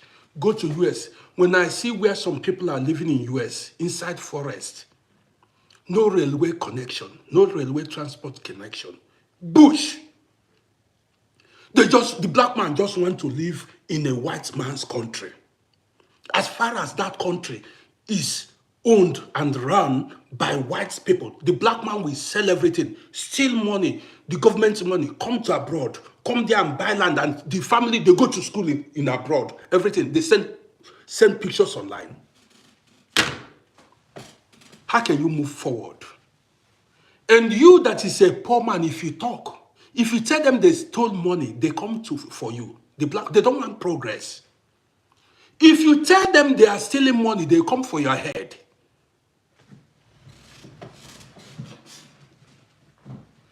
If you tell them, see, why do you think, see, where are the infrastructures? The parks. What do you think? The richest continent in the entire world, Africa, why are African people poor and disrespected? You cannot tell me it is caused by white people. It is not caused by white people. No. Because we have no love for one another. How come you will tell me white people always come to install puppets? They come and they always penetrate African people. When they tell you to betray yourself, you betray yourself. Ikem is not spiritual problem. Black people are wicked. I know what happens. You are not a social media person. I'm on social media. Black people are different from every other race. I'm telling you the truth. You will make a video. You see me. I make a video. I'll make a video and post a video online. And in most of my videos, you see me say my mind. You will see some people, like matured men and women, they will not contribute or oppose your own view. What you see them do is they start by insulting you, cursing you. You see some men that are 60-something years. I don't need to, but you know the country I mean. There is a country in Africa, I don't need to call their name because all what they know is how to arrest. All what they do is the only thing they do is they insult. They will not argue with you. If you talk, they begin by cursing, and men of like 70 years will be, when you go to the person's profile, you will be shocked. You see a man of 70 years, a woman be cursing and abusing online because of a video you make. Some will be calling you idiots. So say, shut up. Some will be taking a man of 17 years. You say, when are we going to do away with this mentality, backwardness? Europeans are not like that. Europeans, they applaud, they celebrate their people. African people don't celebrate, they don't applaud their people. They want to pull you down, they want to tear you down. They want, if you are progressing, they will tear you to pieces. They always look for a way to tear you down. But when they see an European man, a white person, they worship a white person. They worship the Arabs. They stand and they respect Arabs. Anything that is not African. But if they see their fellow black man or black woman, you see them show their power.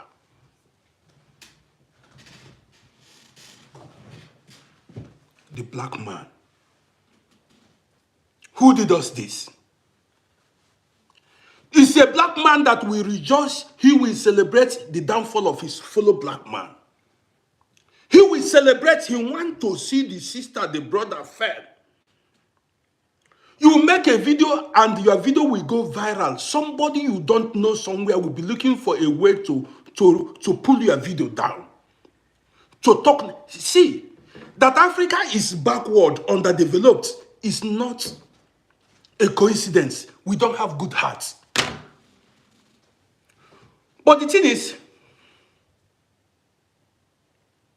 who even brought this religion to us?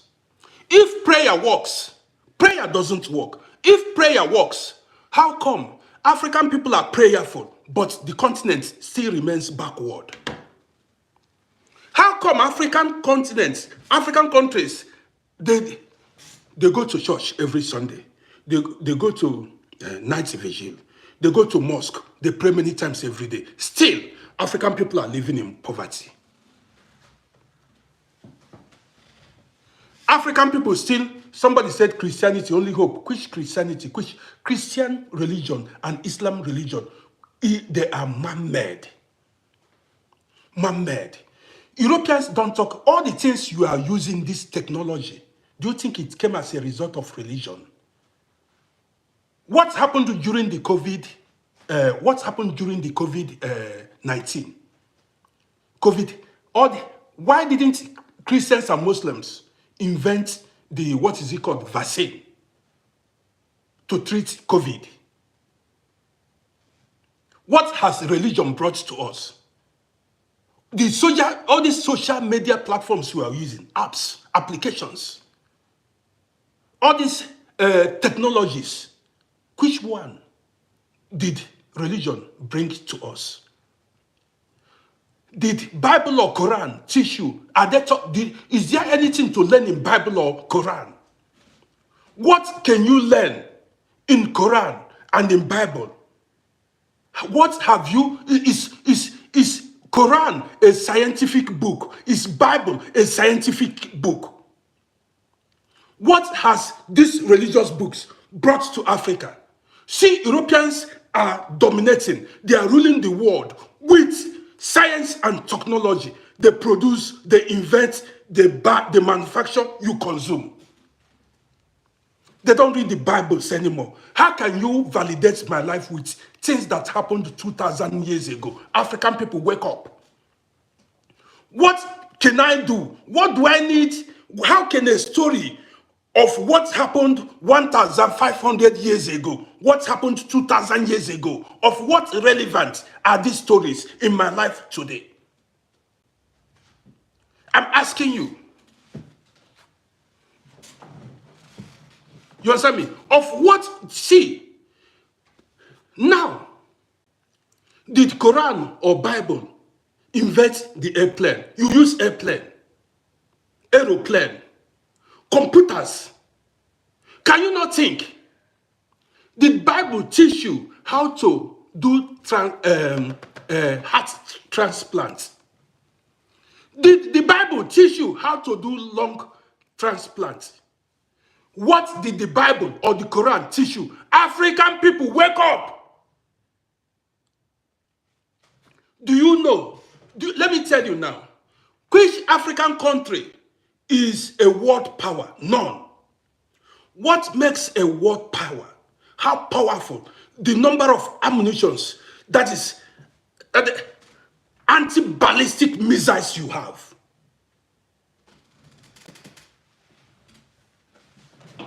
Is there anything about science about science in Quran or in Bible or in Buddhist book.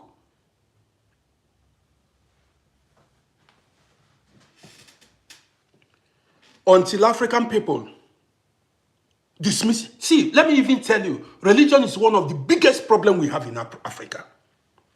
Religion is one of religion is one of the biggest problems we have in Africa. I've traveled and Europeans don't pray. These billionaires we have in this world, they are not even religious people. They are not Christians, they are not Muslims. They are not religious people. When you come to Europe, when you travel abroad, you know that these people have moved on. How did human beings landed on the moon? Men landed, scientists landed men on the moon. Did the Bible teach you that? Did the Bible or the Quran tell you how to invent electricity? Don't you know that humans invented electricity? Humans, what did you learn from the Bible? You are reading the genealogy of other people. Even the worst part is they are telling Africa another people's story, another people's history. You don't learn your own history. African people that's why we hate each other. We are brainwashed, mental slavery.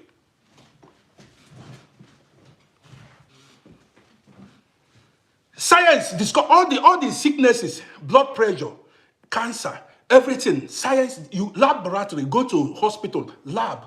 Even the Muslims and Christians, you go to hospital to have yourself treated. You go to hospitals to have yourself operated. Did the Bible or the Quran teach you that? Did the Bible or the Quran teach you that? This is why Africa remains. See, they use religion to cage us and deceive us. See India, see Pakistan, they have nuclear weapon. If any black nation possess nuclear weapon, you see the world begin to respect black man. Instead of looking for a way to be powerful, see this life, there is nothing like heaven or hell. Forget that religion. If you mess up, you see these powerful countries, they go on air, they fly in the air and bomb you from the air. They will dissolve your country. Bam. What you need is to look for a way to, improve in science and technology, not Bible, not Quran, not religion. What has it helped you? It hasn't helped you. If you make bam, if you make noise, all these powerful countries can decide your fate because they have military might more than you. They can destroy you. You dead there. Even nobody will come to save you. Nobody. They joke, they pray. The time the Israelites and Israel and Hamas, they were fighting. Did you see any God come to save them? The time Israel and Hamas, you see Hamas, they are launching their rockets. Israel was bombing them. Did you see any God appear from you? What will save you is how powerful your military might, how powerful you are. The kind of weapon you have, not prayer. Learn it. If you are poor,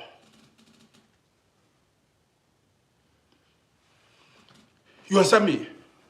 If you are poor, a poor country has no say. Poor country. That's why people are running.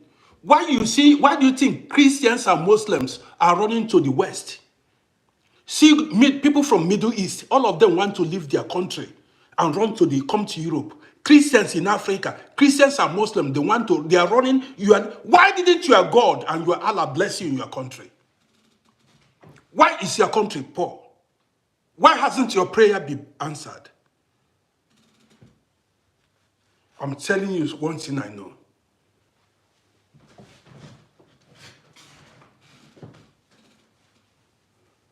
You like to argue. See, hell on earth. Many of us came from countries in Africa that we've not benefited 1 cent. Many of us came from countries where we did not benefit €1 from the country. The country did not, even our parents, we did not benefit €1 unless politicians that are stealing the money.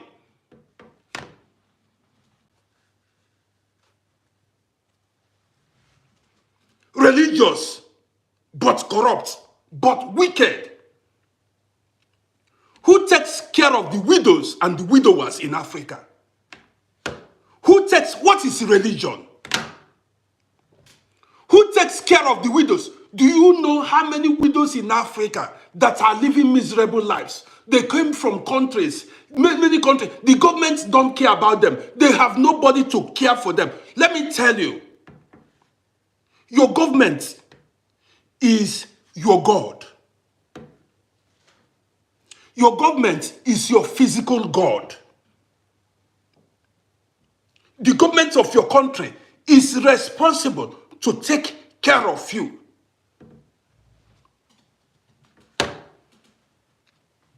Many of you don't know that. It is the duty of your government to take care of the widows. It is the duty of your government to take care of the less privileged, the blind, the crippled in the society, the sick, the physically handicapped. This is how it is in the West. In the West, if you are physically disabled, the government will step in and help you. In Africa, the money, the politicians, the government officials, the money they are supposed to use to help the widows, the less privileged, the crippled, the blind. When I go to Africa, many times I went to Africa, I saw that the black man is wicked. You see crippled people without legs, begging money on the street. You see the blind begging money on the street. You see the physically disabled people. You ask yourself, Africa, where are the government officials? In Africa, how many African countries have nursing homes? There's no where old people go when they get older, especially when you're there, people that have no children. Do have it. They don't have nursing homes, old people's homes. Sometimes when I travel to Africa, to be honest, I ask myself, what did I come here to do? What a continent. Why are African people suffering? Because you have oppressors as leaders. You have oppressors as leaders. You have oppressors as leaders. Very wicked people. What the black man knows is to eat food and oppress his own people. To eat, they don't care. That's why I told you I am not religious. I can never be a religious. Don't ask me if I'm a Christian or a Muslim. Don't ask me. I saw how these people rig election. I saw how corrupt these people are. Don't you ever ask me these questions.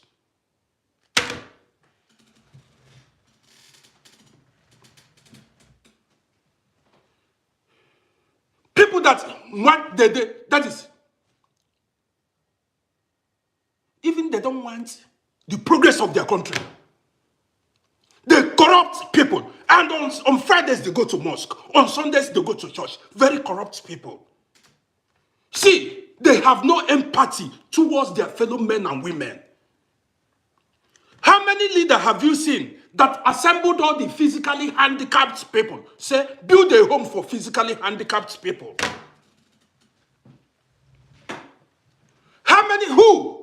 Which leader has volunteered? Say, let's build a home for physically handicapped people. Do you know how they treat physically handicapped people here?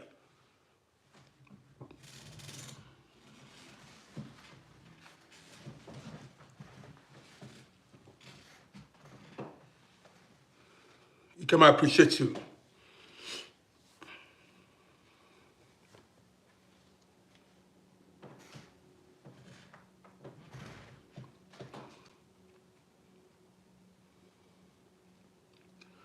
I'm going to bring people in now. In a short while, I'll bring people in. But if I bring you in, don't come here to tell me. You see, don't talk something to say, because all these leaders you have in Africa are oppressors. Most times, the time I traveled to Africa, man, at a time I shed tears. I said, why are black people suffering? Let me charge my handy. Why? Why are black people suffering? You cannot tell me that the white man has a hand in it. The white men have no hand in it. No. The white man did not tell these contractors not to build quality roads, build bridges. How about leaders that always come to abroad for medical treatment? Why can't they build that hospital in their home country and employ experts?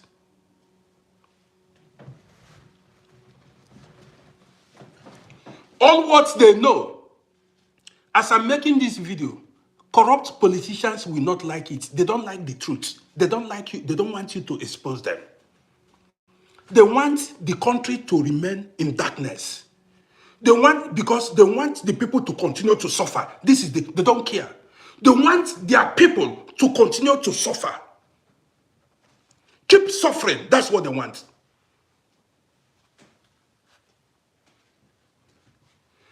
There is no politician whose child is not in abroad, schooling in abroad.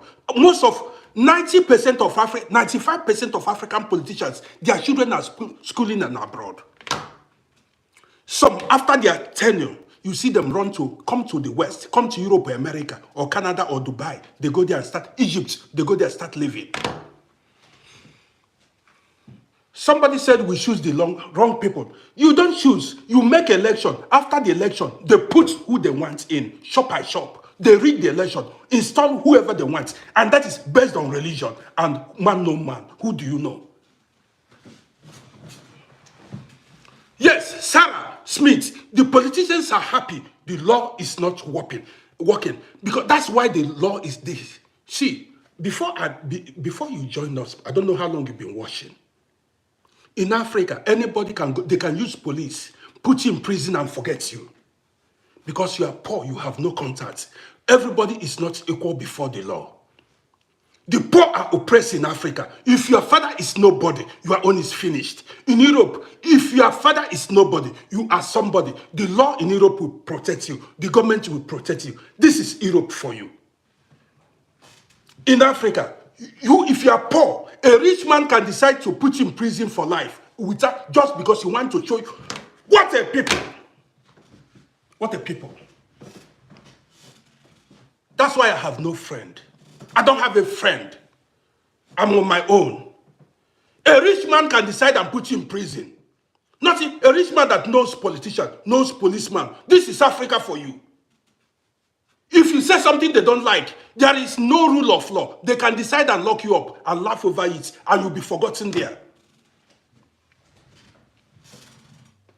Is that where we want us to go and live? Is that where you want to go? In Africa, this is where you see people exercise power and authority. I will show you. I made a video, I told you guys, I said, listen. I said, in Europe here, we are all equal. I can bully you, you bully me, it ends here. We go to court if you want, even nobody has time. In Africa, you see some people, they will arrest you, dump you there, they will be making noise, come online. I've arrested you, I'll put you online, we know who is who. This is Africa for you. Oppressors, and very religious. All of you, there is no hell safe. There is no hell, there is no heaven. Whatever I want, I believe in spirituality.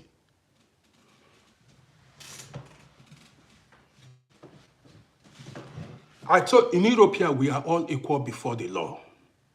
If a politician is found corrupt, that person will be fired and he will even go to prison. In Africa, a politician will steal money and still stand there and be making noise. Next election, he will vie for political posts. Next election, he will come out and be opening eye. If they carry him, he use money and buy himself out. He will bribe everybody and come out and still contest for election. If you want, he knows the chief judge, all the lawyers, everybody. They will bribe the person and they will turn the case. Even you, that is a victim, they will turn the case against you. They tell you go to court. There in the court, they have their men. They install their men. Compromised judicial system. All their men are there. Gang stars. Is that how to run a country? Now, if you want to, I will bring people in now to speak. The people I want to bring in to speak now. Now, the people I want to bring in to speak, I give you 3 minutes, you say your mind, and we listen to you.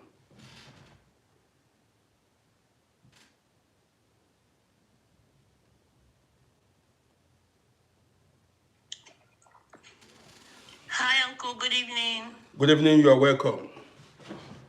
Thank you. A lot of people are listening to you. Oh, did you want me to go first? You can, yeah, speak.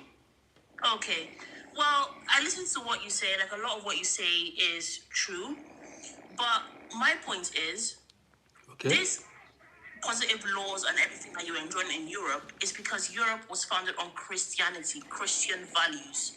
It is Christian laws that make people to respect their elders. Africa does not follow Christian values. Africa follows wickedness, greed, carnal. Can the other guy mute his thing? I don't know what's that noise. Somebody is sleeping safe. Like he's sleeping. Yeah, let me mute him. Yes. So my thing is, yeah, I understand. I respect the fact that you have different beliefs. You said you believe in spirituality. Yes, everybody's allowed to believe what they want to believe. But my point is, if we have to at least be honest. Let's at least be honest. Because I respect you, Uncle, because you're very honest and you say things how it is. I studied history, sociology, and law all the way up to university level. Uncle, this country was founded on core Christian values. Even the room, we even saw went on a tour in the museums where they founded they wrote the laws here in Britain, in Europe, across Europe. The laws that they founded the country and they built the country on the foundation is the Bible. You will say, I remember one of your lives before you were talking about how kids nowadays don't respect their elders, this and that. There was one live you were talking about that. The concept, even the whole concept of honor your father or mother comes from where? The Bible. Just because Africa, especially Nigeria, well, let me not say a country, just because Africa refuses to obey and they pretty much desecrate whatever religion they want to follow, they just ignore it. Somebody said the laws that stole from Africa. Please, they just took advantage of Africa's greed. To this day, anybody, even me myself, who's a Christian, can go to Africa and just desecrate Africa. Why? Because I could just take advantage of the greed. Africans will kill themselves before anybody else comes in. They just wanted a piece of the pie. All everybody else did was come in and take a piece of the greedy, bloodthirsty pie that is in Africa. So now let me come in. Now, are you telling me Europe as a continent is developed because their laws are based on Christian values? Is that what you're saying? Absolutely, 100%. Now, let me also say that because even in the Catholic Church, it was the Catholic Church that approved all the education, the scientific, and encouraged it. They funded, approved, and encouraged the development of science. Christianity has never been against science. The reason even when you read all these scientists, I study history, when you read their books, they will tell you what motivates them is because we serve a God who is the creator. And we believe that he supports us in our... Okay. Pretty, my sister, let me come in now. Are you telling me before the advent of Christianity, Africans don't have laws? Let me tell you what you may not know. We have laws. If you go to the Igbo land are Republicans. Let me tell you, the first Republicans republican system in the whole world are the Igbos. Now, Africans have laws and they have ways they communicated with their God. Let me tell you, before the advent of Christianity, this Christian religion and Islam religion was created by men. When did Christianity began? Christianity began after the death of Jesus Christ. What was before the death of Jesus Christ? Before Jesus Christ died, before the death of Jesus Christ, there wasn't anything like Christianity. Yes, there was a law. Let me come. Yes. What? Yeah, let me come. Let me clear you. So, who spread Christianity? The apostles, the disciples. After the death of Jesus Christ, it was the disciples that began to talk about Christianity. Before then, Europeans were pagans. This Christmas festival, this Easter festival, all are pagan festivals. The days of the week, the Monday, the Tuesday, the Wednesday, these days of the week are days of the planet. You don't know. A lot of people celebrate, pagan festivals in the name of Christianity. Many things people do not know. Monday, Tuesday, these are names of the planet that Europeans worshipped. The Sumerians, they worshipped. Many people do not know that. Well, who gave you the calendar? The year calendar, the week calendar you use. You understand me? Before them, we have our own ways of reading the days. I told you, in my own tribe, culture, we have 4 days of the week. We don't know what is Sunday. We don't know what is Monday. We don't know what is Saturday.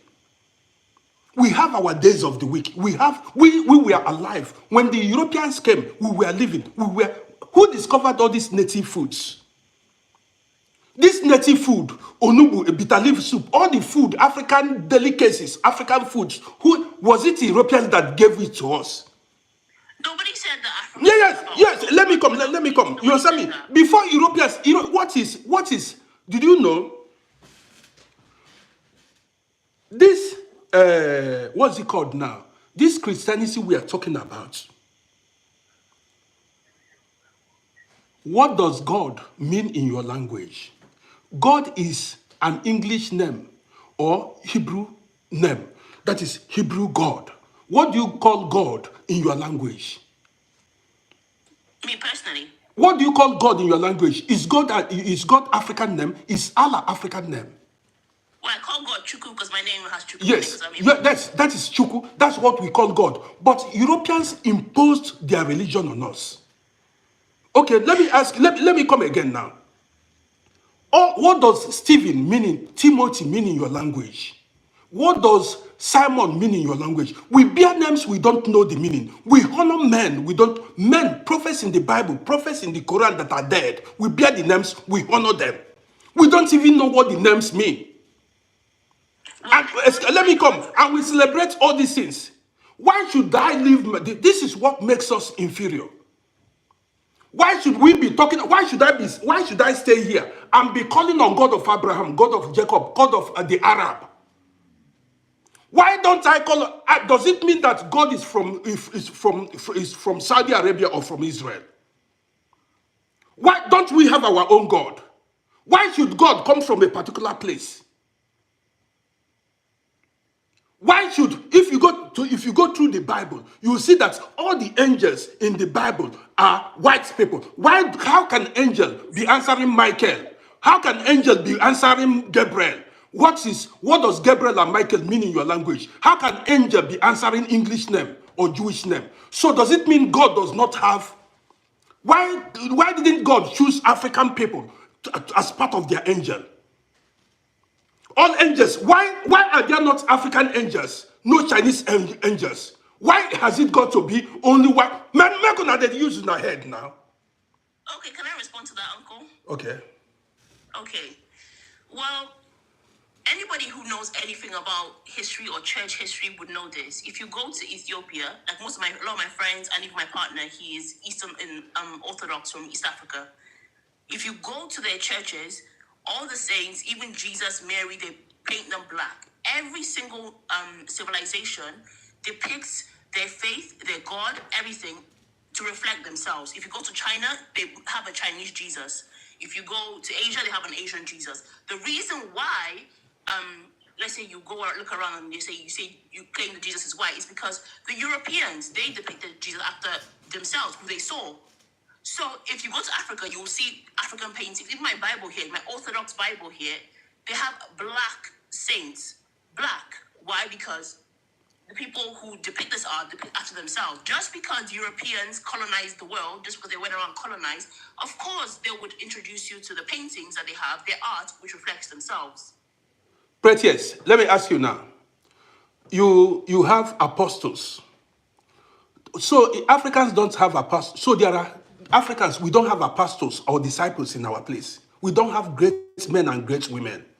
Yes, we do. It's not our fault. Where are they? Why don't we celebrate our great? Why don't we celebrate our great? Did you know? Let me tell you now.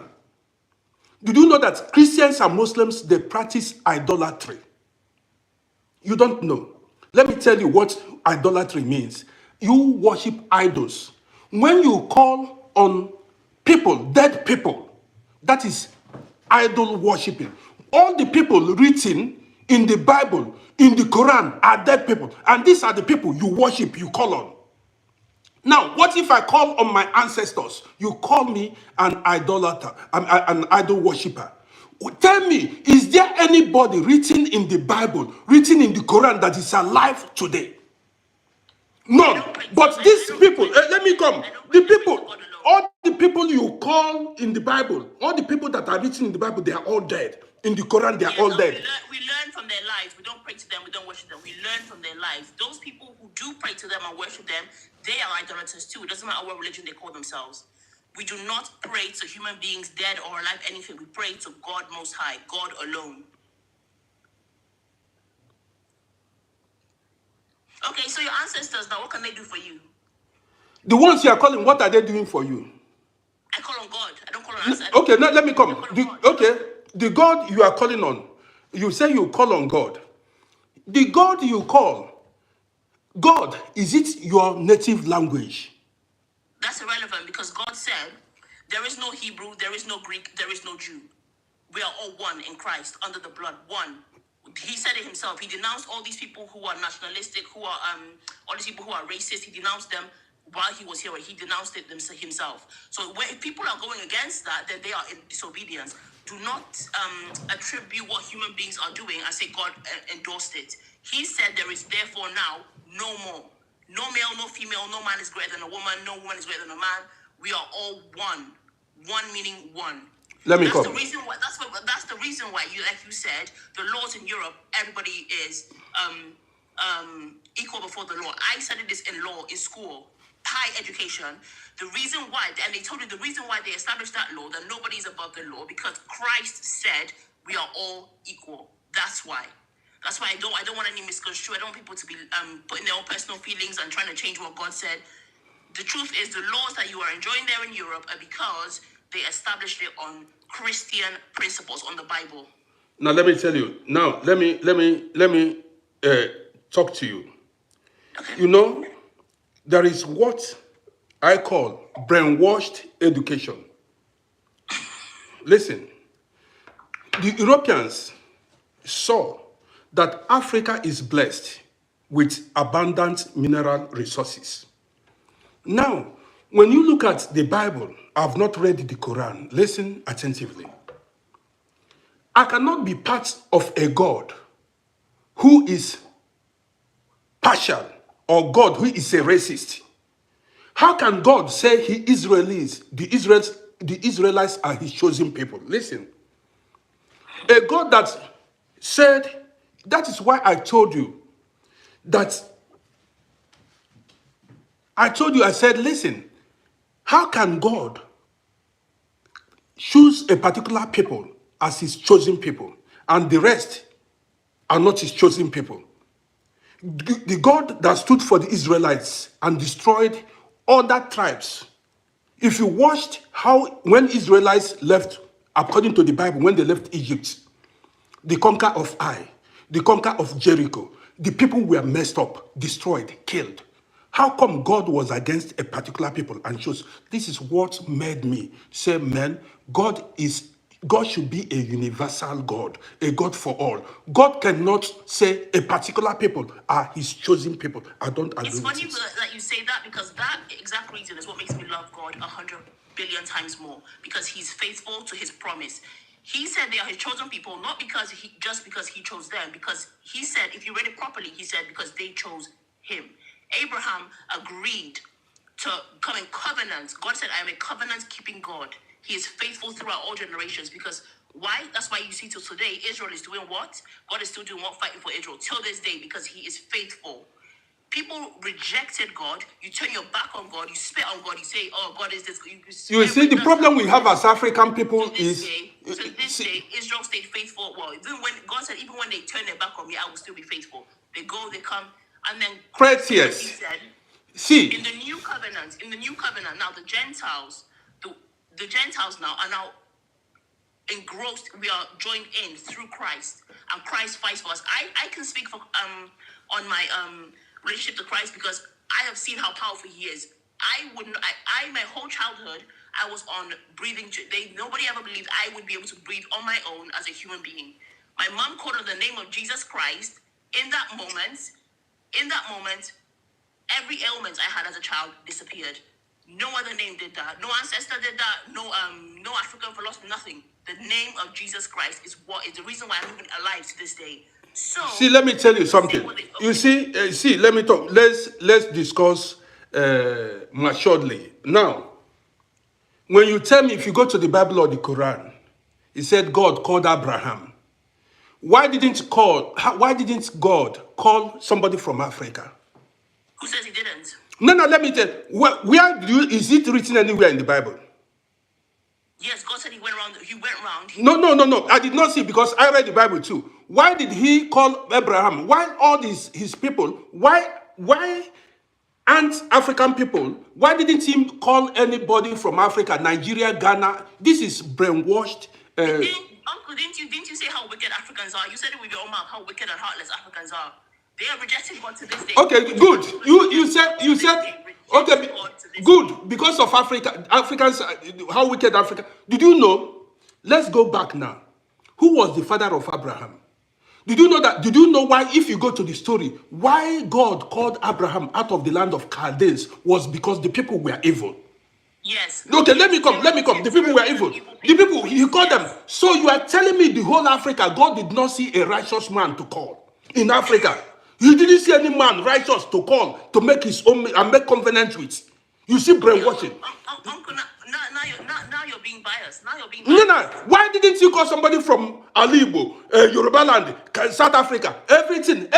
Man, this is brainwashing. He has to call somebody he should call somebody from Africa. What is it? Yeah, if you call somebody from Nigeria, they'll ask God how much to put money in their hand. No, Africans, no. Now let's see, Uncle. I hear what you mean. Anybody can say this. People have, you're not. Like, it's not an original, opposition. People have been saying this. People from India will say, "Why didn't you call an Indian?" People from Australia will say, "Why didn't you call an Australian?" People from here will say, "Why didn't you?" It's about who accepted to come into covenant with God. Abraham said, "You will be my God, and I will be yours." Let me tell you. Do you know how many religions we have in this world? You don't know. Do you know? That's all right. There can be a billion religions in this world. Yes, you don't know. And let me tell you, there are over 4,500 religions in this world, if you don't know. And they all know, they have their own belief on who they worship. If you go to India, Indians, they worship cow. And it works. Great. They worship rats too. Yeah, let me come. Let me come, please. In the power. The truth in the power. Who won? Who wins every day? See, let me come. Who's on the throne? Can you allow me to talk? Now, all these people, what they believe in works for them. Let me tell you, the Japanese are not Christians. They are not Muslims, but the country is progressive. The Chinese are not Christians, they are not Muslims, but this country is progressive. There are so many people who are not Christians, they are billionaires. There are so many people, let me come, there are people who are not Muslims, they are a lot of the people, Listen, You allow know, me to talk now. their parents or their grandparents were Christian.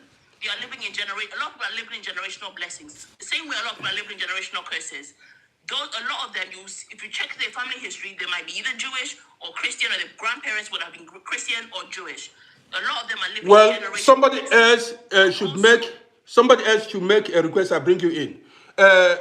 What I'm saying is this: that you are rich, you are doing fine today. It's not because of your religious affiliation. It's not because you are a Christian or a Muslim. Even That's true. pagans are millionaires. Okay, Elon Musk is not a Christian. It's not a Muslim. What billionaires are not Muslims. They are not Christians.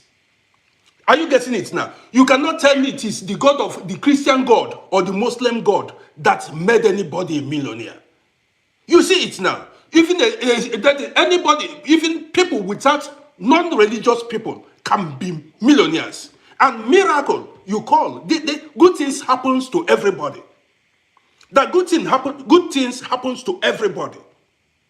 And go check it. There are people who have.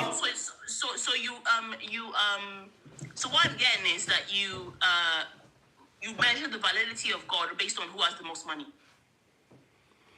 How do you mean? I didn't get your question.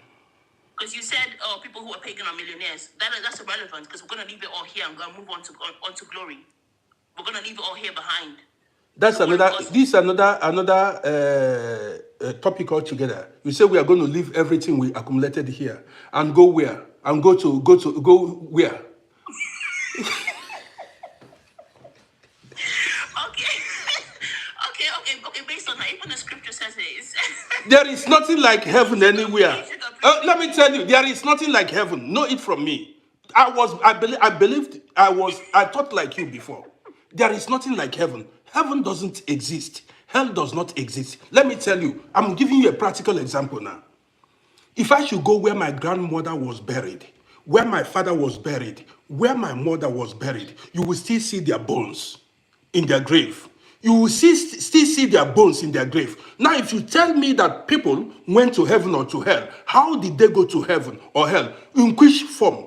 Did they go with their physical form? How do spirits dwell in heaven? How are they? Spirits cannot dwell in. There is nothing like heaven. What are their bones doing in their graves? I thought you said you were spiritual. You practice spirituality. You see, let me come because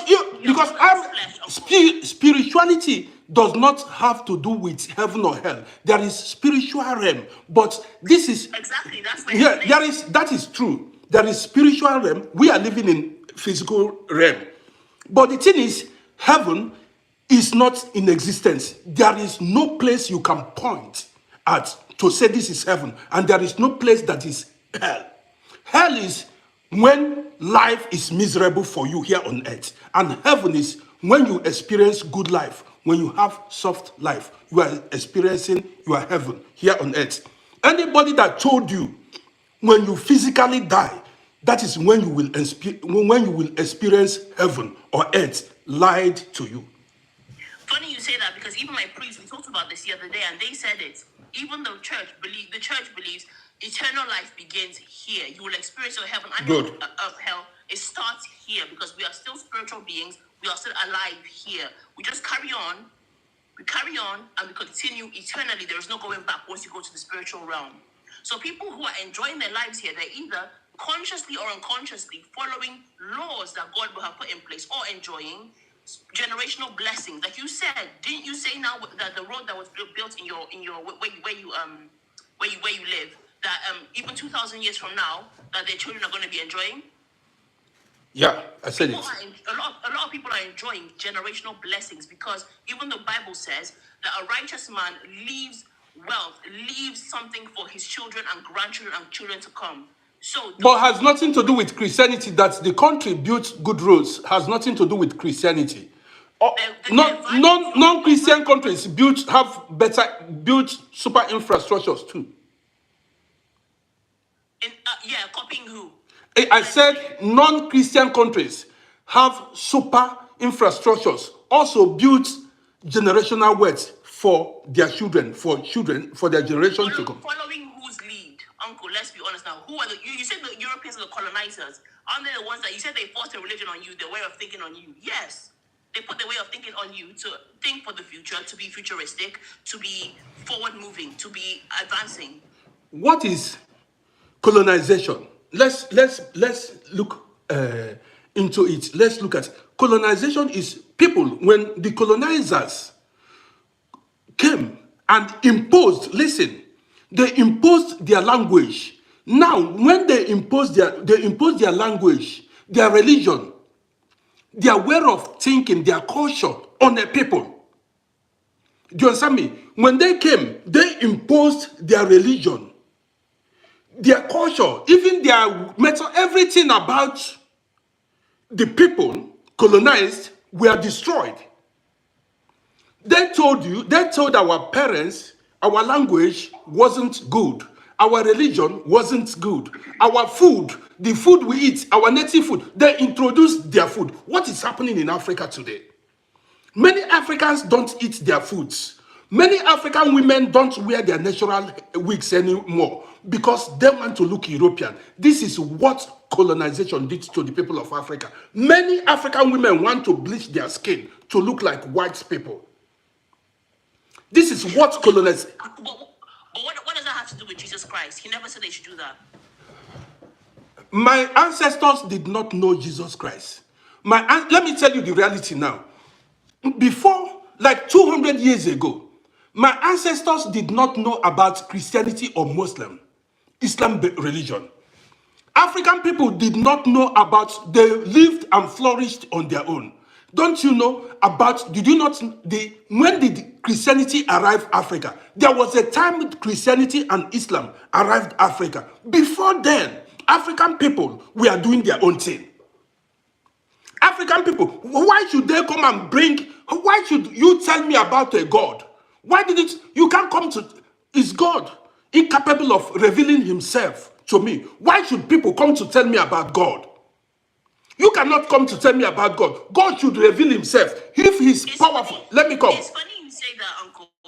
Let me come. How can you say what kind of lives your ancestors were living? Africans, they were doing child sacrifice, they were living... No. Let me come. Why should people come to tell me about God? Is God incapable of revealing himself, telling me about himself? Why should people leave their place to come and introduce their gods to me? Why didn't you go introduce your God to them? See, why didn't I go to introduce? We were on our own. We were self-sufficient. We were not hungry. So we had no reason to invade any other continent. Do you know what it means to be self-sufficient? Africa is paradise. They saw that Africa's blessed. Absolutely. God bless Africa. Yes, they came. Do you know what? Let me come. Don't you see Europeans in South Africa, in Zimbabwe, in Australia, in America? What chased Europeans out of Europe? Did you know? You see Europeans now, white people in South Africa, white people in Zimbabwe, even everywhere. Even Europeans are not, white people are not originally from America. They are not from US. They are not from Australia. There are aborigines, Australian aborigines. Yeah, I know that. Now, it was hunger, wars, starvation that chased them away from Europe, that they came to hustle in Africa. Now, hustling they come. You understand me? Yes. They come for hustling. African people had no reason to invade. We have till now we have good climate. We have agrarian, we have fertile land. Africa is the paradise you talk about. Do you understand me? So these people came. What happened? How do we penetrate these African people? Did you think it was easy for them to? Do you know how many years it took to instill or install Christianity? And it was war. It was force, by force. Did you go read about the Christian crusaders? Go read about the Islamic, what is it called? Hijab, what is it called? Jihad. Go the Christian crusaders. Let me come. As a Catholic, I have read about the crusaders. The crusaders went to stop the crusaders were. If you don't believe in the cross, if you don't believe in Christian religion, don't you know? That's a lie. That's the other religion. No. Go, if you don't know, okay, go read about the crusaders. I have read about the crusaders. Jesus, they went to stop the jihad invasion into Europe. They didn't go to fight Africans. They didn't go No, to go and kill. Christianity was forced on people, and Islam was forced No, on it the people of wasn't. Africa, if you don't know. And there were many wars because of religion. Millions of people died because of religion. There were wars based Yes, on excuse me. resources. At the time it Based on was. resources. Do you believe in Christianity if you don't believe in the cross? If you don't believe in Islam, what do you think about? Do you think it came just peacefully? It did not come peacefully. You understand You me? can say so, Uncle, but you're gonna. For me, I am somebody who's Bible based. You're gonna have to show me the scripture where God said, "Go kill and turn people to Christians." He never said that. So that's your attributing wicked people doing wicked things and saying Christ said to do that. He never said to do that. So what's stopping Africans now from rising? Is it not? Is it white people or is it Africans' greed? Good We're still question. gonna keep blaming Okay, God now, for the good things question. God Let me said. answer you now. Good question. What's stopping Africa from rising? Did you know how many years it took to colonize and I mean, how do I put it? How do I put it now? Oppress, take No, over. no, no, no, not oppress. Miseducate Africa. Africa, they they gave us wrong education, wrong religion, wrong. The aim of the Europeans was to dominate and control Africa. So how they did it was to brainwash the people of Africa by any means necessary. Absolutely. I know there's an art of war. In war, you have to get access to people's mind and control their mind. Absolutely. But these people were not. They were doing their own paganism and their witchcraft and their this. I even read the history. They used even things like witchcraft, sorcery, everything. They did. It wasn't Christians that did that to you guys. It was wicked Did people you who did you wanted to fix this. have you read about the Arab slavery, the trans what is it called? Absolutely. Did you Absolutely. know that the Europeans, Arabs, let yes, me come. Africans Did from you know that the Arabs Africa. also invaded Africa and enslaved Africa for over 1,200 years? Did you know? Absolutely. It's still going Yes. on right now in And Libya. okay. Why is Africa shouting at Christian? Why don't they go talk to their Arab Okay, friends? what happens when Arabs? That's how Islam started in Africa. When you invade a people, when you invade a people and conquer them, and what happened? You install your religion, your way of life, your belief on the people, and this takes generation to be installed, and the coming generations will believe because they were born in it. They were born in Islam. They were born in Christianity and they follow it up because that's what their parents left for them. It did not be, we were forced to be, and this is what is disturbing Africa today. You That cannot be, being said, you cannot be, you cannot be calling, I would only ever like to live in a Christian nation. you Only cannot, ever. Everybody, the proof is in the pudding. Everybody would give their right arm, they will sell their mother to go live in a Christian nation. And that is the truth. There's a reason for that. did you know why? You spoke about the Christian nations. That's what you said now.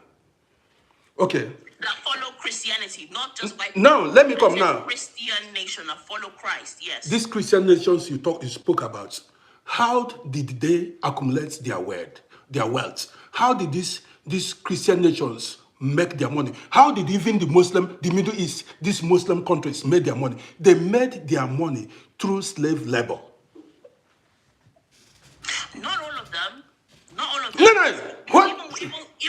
even here where I live, in the part of the UK where I live in, when we study their history, they made their money. They will tell you where they made their money. How, They made their money through the as industrial far as revolution. they, They were part of as the far as industrial it, revolution. no, as far as it is the same country, the same continent. Uncle, that's fair enough. That's fair enough. Yeah, I know about the French. I know how wicked the French are. That's their business. You can talk to the French. But my point is, you don't just brush everybody with the same brush, because a lot of people made their money through trade, through clothing, through the Industrial Revolution. Ask Africa why they are too busy sleeping, eating, fighting, and killing each other and not looking for ways to advance. Africa keeps going into debt, fighting about a tribalism, who is Igbo, who is Yoruba, who is this, or your father is this. They're so worried about the wrong things. Africa to this day is too busy. If Africa stopped pointing fingers, if they stop pointing fingers at who did them wrong, who did this, who did that, we're like this because of this nation. And we have all the resources at our disposal. If Africans stop pointing fingers and actually focused on building, stop being so over emotional and so sentimental, think about how are we going to establish, get rid of all the corrupt people, put all the tribalism and all this stuff to the side, and focus on how are we going to build a better nation for our future, for our children to come. Then we'll be talking about a different. Africa will look completely different. You know France. Let me tell you, for instance, okay, you spoke your mind. You know France. Where is France getting their money from? France, Belgium, Holland. Yes, they are still reaping the rewards from the slave trade. Yes. Did you know this? What is it? Niger? Did you know that 70% of the Niger's resources goes to France? Have you not heard it? Niger, that what is it called? Niger. Did you know? Most of these African resources, where do you think their resources? Why do you think they are fighting over African resources and they use every means necessary to grab? Even Oyibo knows it. They know that. Look, they are doing. You say what? Uncle, no, Uncle, wouldn't you? Wouldn't you? This is the jungle. This is the jungle. People, you acquire resources by fire, by force. Even the scripture says the heart of mankind is desperately wicked. You telling me people did wicked things is not a surprise to me because God already told me the heart of But you said they are Christians. It is wicked. But you said their laws are based on Christian principles. Why should Christians be ruthless, stealing what does not belong to them? Man is wicked. It is when you submit your heart to Christ. God said your heart, you have to be born again. You have to die to your carnal nature. That wicked part of you has to die. You have to submit to Christ. That's when you change. Religion doesn't change people. Religion changes nobody. Religion actually makes people worse, if you want to be honest. Even the scripture says that the people who was Jesus arguing with, he was arguing with what? The religious leaders. Religion makes people feel like they're good and they do nothing wrong. No, I cannot be living in Vienna. Get this straight. I want to talk now. I cannot be living in Vienna and be calling on God of Jacob, God of Israel, God of Saudi Arabia. I cannot do it. Where is my own God? Why should I be mentioning God of Jacob, God of Abraham, God of Israel? That prayer cannot be answered because I am calling on other people's God. Again, I cannot be going to pilgrimage to another man's land, call another man's land a holy land. What happens to my fatherland? So my fatherland is not a holy land. I cannot be calling, what are the names of our ancestors? How come Africans know the names of other people's ancestors? Jacob, this, Abraham, this, and they don't know the names of their own ancestors. And they call on them, God of Abraham, God of Jacob. What of God of your ancestors? Because don't your ancestors, don't they have into slavery? What? African ancestors were too busy selling themselves into slavery, oppressing each other, too busy doing Cain and Abel, not being their brother's keeper, selling out African resources. Yes, I have read the history. Uncle, I've read the history. What the people that came to Africa saw when they got there. Taking over Africa was too easy. Why was it too easy? Why were Africans still so easy to sell their brother out? Why were they so easy to sell their birthright, the land that their motherland? Why are they till this day? Why should Christians go to steal from a fellow human being? It wasn't Christians. Okay, let me tell you. Did you know that during slavery there was a slave ship called Jesus? Did you know that even this UK, if we come today, there was a ship. Even all this Queen Elizabeth, all those, there are some ships that even they sent to come. Who were the slave merchants? Who? Did you know that there was a slave ship called Jesus? I think that was something Jesus. Did you know? Well, I don't believe it was a slave ship. It was a trade ship. No. They went to do business. People go and do. You act like slavery was the only way people made money. There was business. People did trade as well. They traded on human beings. They put that to the side. They traded on human beings. Who was doing? They traded on human beings. So they traded people that are supposed Christians. They traded on human beings. Okay. If you're gonna don't be biased. Who was the one who fought for Christian for slavery to end in America was not Christians. It was Okay, Christians today. let's hear from EKGR, please. Let's hear from EKGR, please. Hello, Uncle. This is what I've come to realize that if this religion was the only way to heaven, European would not bring it to Africa. I always believe that. They would never bring it to Africa. That's number one. Number two, they started penetrating our women. That's why Pretty Nell is still saying it. Because they know our women believe, our men think. Our women believe. Because the difference between when you believe is what they make you be blind, just believe. When you think, you will see what religion is all about. This religion was there to mentally enslave us. And then we are here trying to debate for something that was written 2,000 years ago. And you are reading a letter of St. Paul to the Hebrew and Roman. What has Hebrew and Roman got to do with you and Africa? Yes. You are reading someone else's letter in a book. You are not even thinking towards that direction. Who is Paul? Think about it. Who is Paul?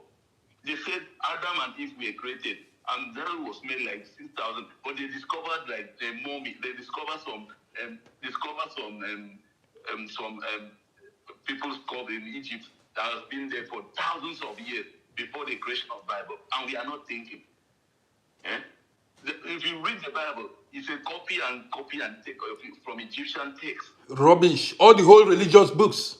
All the whole religion book, it got nothing to do with Africa. Africa. Where's the book of America? Where's the book that was written from South Africa? Where did they address a South African person? Where did they address West African people? We don't read history. Ikejan, St. Paul's letter to the Colossians. Did St. Paul write any letter to Ghana, Nigerians, and whatever? Did they write anything? Did he write any letter to your village people? Every time you see grown men, St. Paul's letter to this. Which letter did St. Paul write to your village? Uncle, I can't even believe Uncle, please, are going to still believe this. Hold on, Uncle, can I quickly? Okay. Hold on, you will talk. Hold on, please, you will talk. Hold on. You will talk, I will let you talk. But the thing is that what I always say about us is that we are more Catholic than the Pope, more Islam than the Arabs. That's what I say about us. We don't even know ourselves. We don't even read our history. Go to China. They know everything about them. They know where they are coming from. They know their history, and they know where they are going. They focus on technology, science. Go to Japan, and we are here praying, talking about it. I just listening to this. I'm like, I couldn't stop. I got into I'm like, let me just come. You say you are reading history. Go to the Catholic archives. You see a lot. You even stop you from being a Christian. Who started Christianity if not for Constantine? I started Christianity just to solidify his legacy because he was paranoid. I read all those history. Come on. I read about all those things. Constantine started Christianity because he wanted to solidify his legacy. Read about even the concept of heaven and hell was created by someone called John Darby Nelson. The concept of heaven and hell was created by someone called John Darby Nelson. Read about it. Because what he wanted was to make sure that because people were living Christianity, he wanted to create something in such a way that there would be fear. That concept is just a fear, just putting fear in you. To put fear. There's nothing like heaven and hell. There is nothing like that. Heaven has a gate. Heaven has a gate. Heaven has a gate. Imagine, heaven has a gate. Oh God. We should focus on science and technology. Finish. And how to develop ourselves, how to be united. Religion is not part of it. Religion is dividing us. Look at North Africa. I won't even go there because they are invaders. But look at our own Sub-Saharan Christian hate each other. Muslim hate each other. We see each other through the religious view. Slave masters' religion, slave trade. And Uncle, I've been to Liverpool. That Jesus on that boat was meaning join European slave union ship. Yeah, you got it right. Yeah, join, and it's written there. It was written that ship. That's what I tried to tell her, but she's arguing. That slave ship was, yes. We all say these things. We saw it. We read it. There were things we saw that made us to stop believing in those religions. All the whole religion. They were all created by men. Keep talking. Created by men. And it was a way of just brainwashing us. And this man said that Religion is opium for the masses. We should stop all these things. A book that was created thousands of years ago, and you are using it to validate your life today. Don't get me wrong, there are things that you can take, that be taken from those books to learn. Yeah. You shouldn't be using it every day to validate your everyday life. Our ancestors gave us moral and value. Even Ikeja, let me come. Which morals? Ancestors were selling each other into slavery and killing each other, but it's for sacrifice. When you were talking, I didn't interrupt you. Please. Our ancestors gave us moral. Look at the letter of Leopold that they got from the Bible. Leopold, letter of Leopold. Leopold of Belgium to the Congo. Did you see that letter? Look at, he used that, and we are still believing in it. And the people that brought this thing to you doesn't even like you. If this book was that good, they will never bring it to you. If it's a way to heaven, they will. Ikeja, 1 second, please. Do you think if heaven was real, they will introduce heaven to you?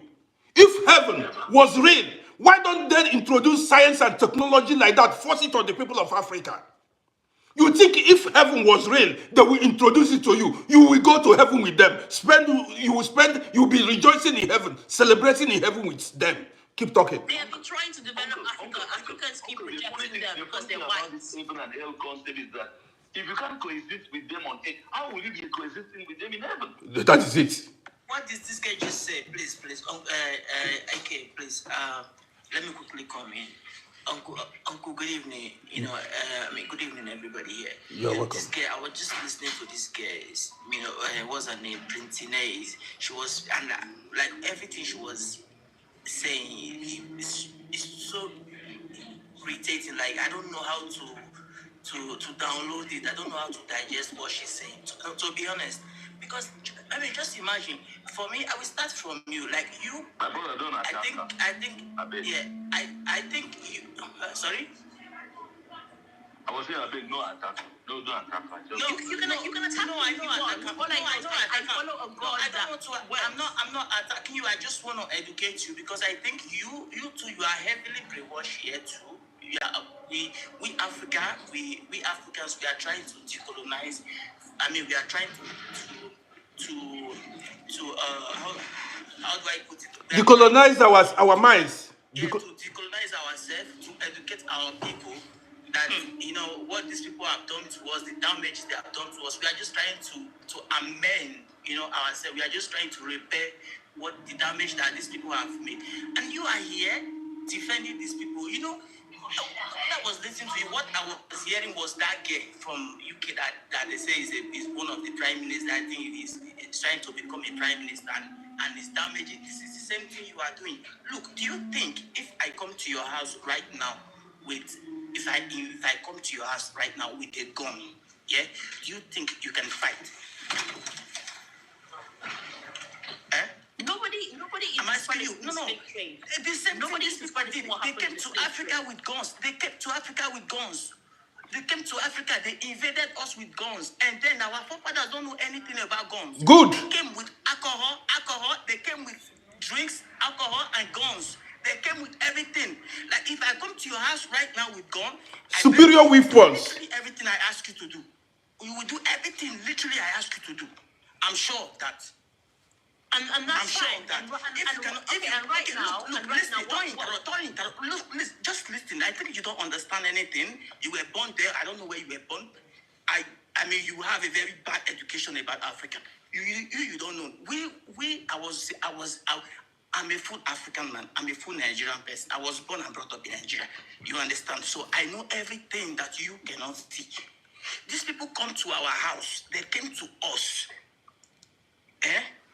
We have nothing to defend ourselves with. They came after they have unalived so many people. Then they pick those ones that they think that they can use against ourselves and tell them, you know what? And they are still with their guns, right? It's not like after everything they throw their gun away. After they have unalived millions of our forefathers, you know what they did? They say, okay, these people, we are tired of unaliving these people because after all, they cannot even defend themselves. what we need to do, they have a lot of places where we can make them. We can actually take this thing and enrich ourselves. We can build our country with all these things. Let's stop unaliving these people right now. Now, this is the point here. Let's do this. Come with our everything with us. You hold one. Don't take at us because we have many. If you take me, my brother will take you. That's for sure. So you cannot take me.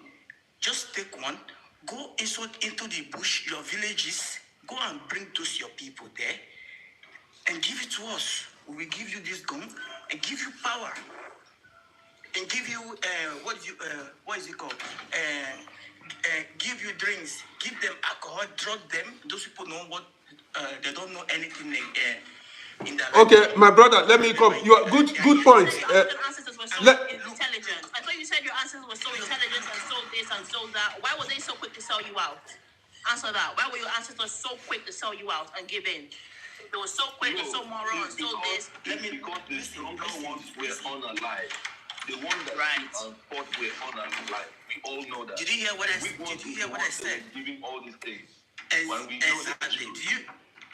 Exactly. So did you hear what I said? I'm not attacking you. You say you are asking me why did were they so easy Sandy, correct. to be controlled? Yeah. Okay. Now listen. The reason is because of the power they have. They have the guns, they have the alcohol, they have the whatever. If I drug you right now, I'm telling you again, I'm putting it to you. Okay, please, one second. Please, gentlemen. And I can do whatever I want with you. This is the same power these people use against those guys. And those guys were weaker at that point. Gentlemen. Fair enough. Nobody is saying that what you're saying is not true. My point is they could not my use their point, power. hang They on. could not use their power, even if they have one. My point is this. Could not use their power. I was born in All they were doing Nigeria, was actually, to so conquer. Okay. yeah, yes, they So why came you to conquer. defend? They came to Okay, conquer. let's allow the next person to speak, please. Let's allow the lady that I brought in now. Good and loved each other and weren't so hateful to each other. Neighboring African countries would have come to our defense. Everybody turned a blind eye. Everybody sold themselves out. Oh, you think these people came with just three, 5 people? Yeah. You think they came with? You think they came with? You think 6 people? They came just with 6 people, and they finished from one country to the other. Yeah. You think it was like that? If you read history, Ghana. Almost all Africa were they get their so-called independence almost the same year. How do they get the same? Okay, now let's hear from gentlemen, please. You will keep talking. They finish here and they went to the other place. Please, let's hear from Miss Brown. Let's hear from Miss Brown. Mute your telephone. Let's hear from Miss Brown. Let's give her time to speak, please. Thank you. Thank you, Uncle. So I'm going to say that I'm neutral in this situation. There are things that the men have said that I agree with, and also Pretty Snails has said that I agree with. And then there are things that I also disagree with. I think the idea of pushing this narrative that Africans were so innocent, especially when it comes to the transatlantic slave trade, is unfair. It was a very complex history that was shaped by local, regional, and global dynamics. The African, the Europeans came to Africa, initially with trading, and then it progressed. African leaders also took advantage of that. Selling our own to gain wealth and access to European goods. I think the idea that a small portion of white people came to, so many countries in West and Central Africa, and they were able to facilitate that by themselves is unrealistic, to be very frank. And also, when it comes to Christianity today, I don't know where I stand with Christianity, if I'm being, honest, because I'm also trying to decolonize, but I'm also trying to, do a thorough assessment as well. The worst type of Christianity we see today is coming from our continent. Prosperity gospel. Sow this seed and you'll get 50,000 more. Give this tithe and you'll gain this. This is coming from our continent mainly. I don't live in Ghana. I'm from Ghana, but I live in Canada. And the worst type I've seen is in Africa, if I'm being honest. And then the third point I want to make is I think as Africans, we like to really absolve ourselves of blame. We often try to blame the things around us and not us. We can be quite greedy. We don't like to learn to benefit ourselves and to be progressive. UAE is a Islamic, not country, but you know what I mean. Yet they have progressed so much, and they're very religious. So we can't just blame Christianity. I mean, look at what's happening now in Burkina Faso, in Mali. They were able to see what the root causes are, and they're working towards decolonizing themselves and making their country more progressive. So, what is the excuse for Ghana? What's the excuse for Nigeria? What's the excuse for other countries? We are our own problem. We're not putting in the work, and that's where the issue really lies. If we're being honest with ourselves. Exactly, Brown. I love exactly what she said. What she said has been what I've been trying to say. It's not that I'm trying to defend white people or say that they were good or they're all good. I'm saying, let's look at Africa. What is Africa doing? What she said about how Africa used Christianity and they're using it to kill and pillage. It will make you hate Christianity, but you know that it's not Christianity, because when I came here, I was so I stopped going after I left my parents' house. I was so done with. I wasn't going to church. I was just at home.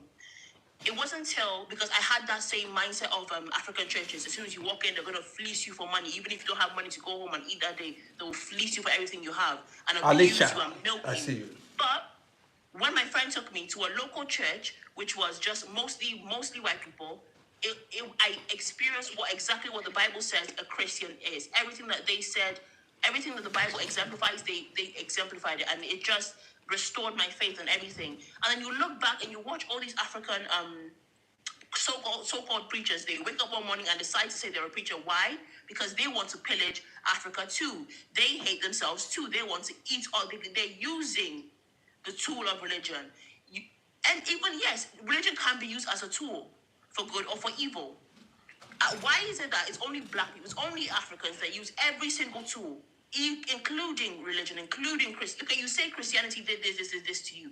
Why are you still using that same Christianity to oppress yourselves? Oppress those steal from their mother, their father, from everything, and claim This discussion is not concentrated only on Christianity. I'm talking about Christianity and Islam. Religions generally. It's not only about but Christianity. like Brown said, UAE is an Islamic nation. They're advancing.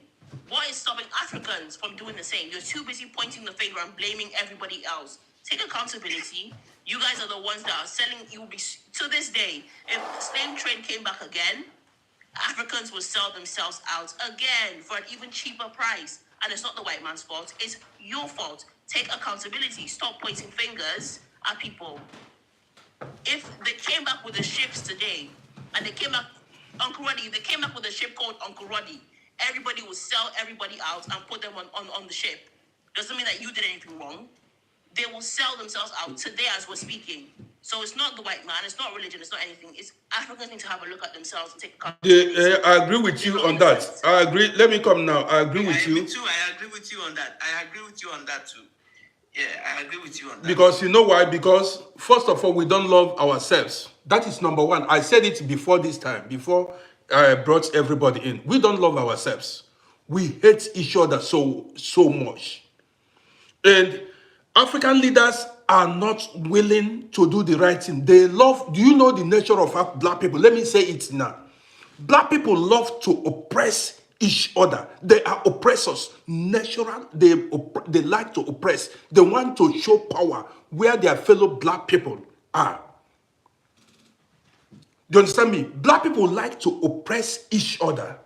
But when they see a white man, anything Arab, anything that is not a non-African person, you see them humble themselves. And I believe a lot of the slave trade and a lot of the pillaging going on in Africa is just every other country taking advantage of the self-hatred in Africa. Correct.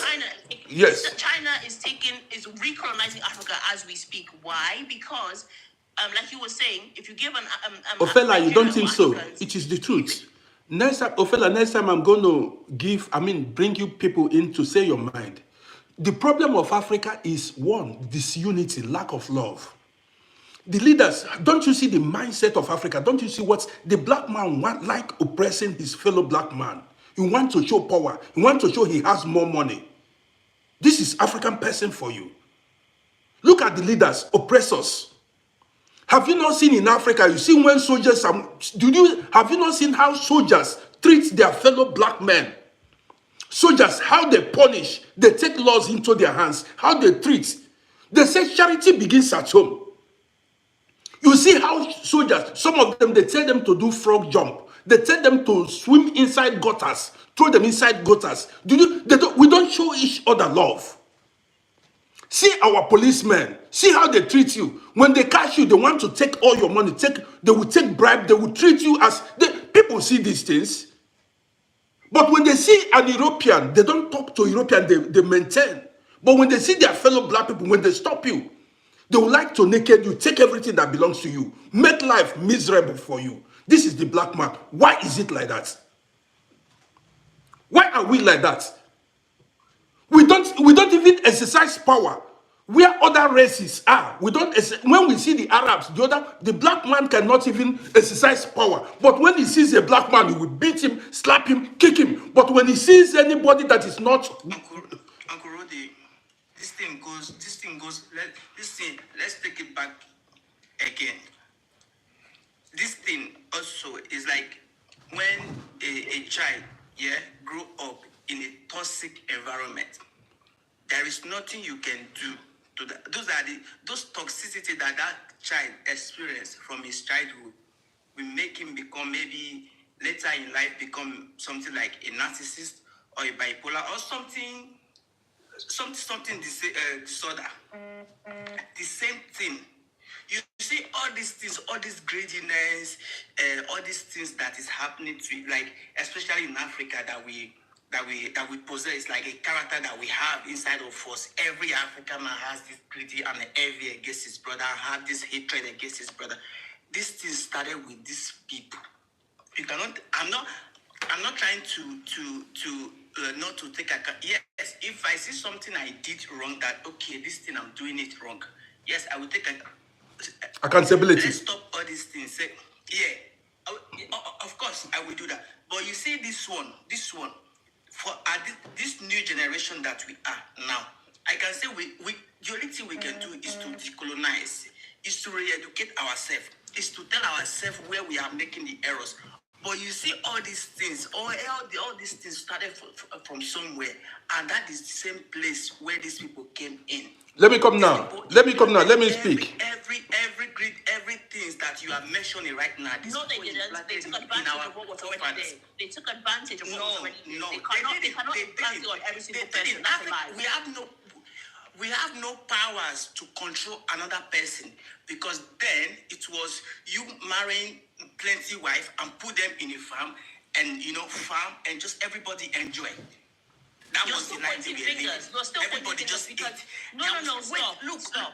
Look, everybody just eat. Everybody just enjoy. I can control your child. You can control my child. Everybody is like almost equal. We are living normal until these people No, came we weren't. and they introduced us. Listen. No. You don't know. I study history also. I read every time also. Sure. But if you read the accounts of what the people that landed in Africa saw at the time, what you're saying is what you're imagining. See, let me come now, please. I want to speak, please. Now, listen. Did you know, to tell you how the black man hates each other? In Europe here, in Asian countries, did you know, in Europe, the black people that say they belong to gangs, they say they are cultists. Do you know what happens? They don't attack Europeans. They don't attack Turkish people. You see the listen, you see the black people that traveled to Dubai, that traveled to Malaysia, that traveled to Europe, everywhere. Who are they fighting? They say they are cultists and gangsters. They fight fellow black man. They attack fellow black man. You don't see white people destroy one another. You see black people. The people, they said they belong to to fight and destroy their fellow black man, even in at home, even in abroad. When they see white people, they don't near them. When they see Chinese, they don't near them. But when they see black man, they want to show their courtists they are strong men. I've been observing it. I said, both home and abroad. The black man want to oppress, destroy his own black person. I keep wondering why. Why? Uncle, you just made my point. That's why I'm saying stop pointing and saying the white man made black people that way. They can't do that to every single black person, generation after generation after generation. It's clearly something within the psyche, within the spirit, within the mind of black people. That's what we need to address. Because no, black people are not the only ones who went through slavery. We're not the only ones. The Irish, if you go and look into the American slave trade in the history, the Irish were indentured servants to the Queen of England. They are Irish, they are white, just like the English. They did their own tribalism or whatever, and then they sent them on the slave plantations. That's why if you look at the historical videos, Stop saying this now. If you keep this, I won't allow you to speak. Look, just recently, when 3 years ago, when Russia,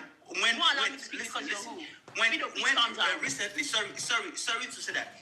Recently, when Russia and Ukraine started their fight, you know what the media was saying?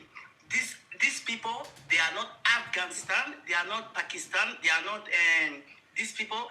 They are blue eyes and blonde hair. That they should take it easy on them. You think the way they colonize you, the way England colonized America is the same way they came to Nigeria? Video. Are you telling me that? The same way? Are you telling me the same way? Can I respond? Can I respond? In South America, wait, let me finish. Then you can respond. In South America, yeah, they have similar. I have many South American friends. They have similar character. Similar character. Go to South America, go to Caribbean. They have similar character. Like, see, let me tell you. Good, Feda, let me tell you. Listen. See. India have the same greedy. India are more greedy than Africans, than Nigerians. Maybe you don't understand them. I have Indian friends that swear, and I know what they speak about their fellow people and their country. The same similar thing, because this is how these people came, and they put it in one person, like a leader. That leader have to transfer it to the rest of the people, and this thing begins to grow from generation to generation. The white man didn't colonize me. Yes, I speak English. How? How did I start? This is what I told him. Feda, wait now. Hold on. Feda, hold on. They didn't colonize me. They colonized my fathers. Okay, but like You know, yeah, they colonized me, but yet I they speak could have done English. it on their How? own. This is the same thing they do. From generation to generation, we will continue like this until we, the new generation, like you, I'm saying you are not ready. You are not part of it. Until we start to decolonize our mindset, ourselves. Until we deny reality. You are not part of it. You are even. I don't see. You are not part of it. That's you are fine. not part of it. I don't want to be on the. You are not part of it. Now, let me come. Can I please speak? Let me speak now, please. Feda, listen. Feda, please listen now. Now, before this time, Feda, mute your telephone. Now, before this time, Yeah, sorry. I said, what did the colonizers do? They forced their language on the people they colonized. They made your language, your native language, irrelevant. This is why you see a black man will come insult his fellow black man because his English language is not fluent. This is why you see a black man tell a fellow black man that he is an illiterate because he is not able to speak a white man's language. Colonial mentality. This is why you see a black man talk down on a black man because he cannot speak French, especially English. You see, a man, they measure your intelligence based on how good your English is. This is African people for you. Now they don't even, when a Chinese man, when a Spanish man, when an Arab, when somebody from Belgium cannot speak English, the black woman has no problem with it. But if you speak English, a colonial merchant language, A colonial criminal language. If you cannot speak it very well, they call you an illiterate, that you are not intelligent. You see how they destroyed the psyche of the black man till today. They made you hate your own. You don't know how many black people that sold properties to go to England just to learn how to speak white man's language. And they come online and tell you they speak good English. Many of the people, they are not even hurt. They are not upset that their children cannot speak their native language. A lot of us, we are not happy. Say even that, how come the whole Africa, you are not proud of your native language? Now, many Africans are not proud of their native food. They are not proud of anything that belongs, not even the way of your ancestors. You are not proud of it.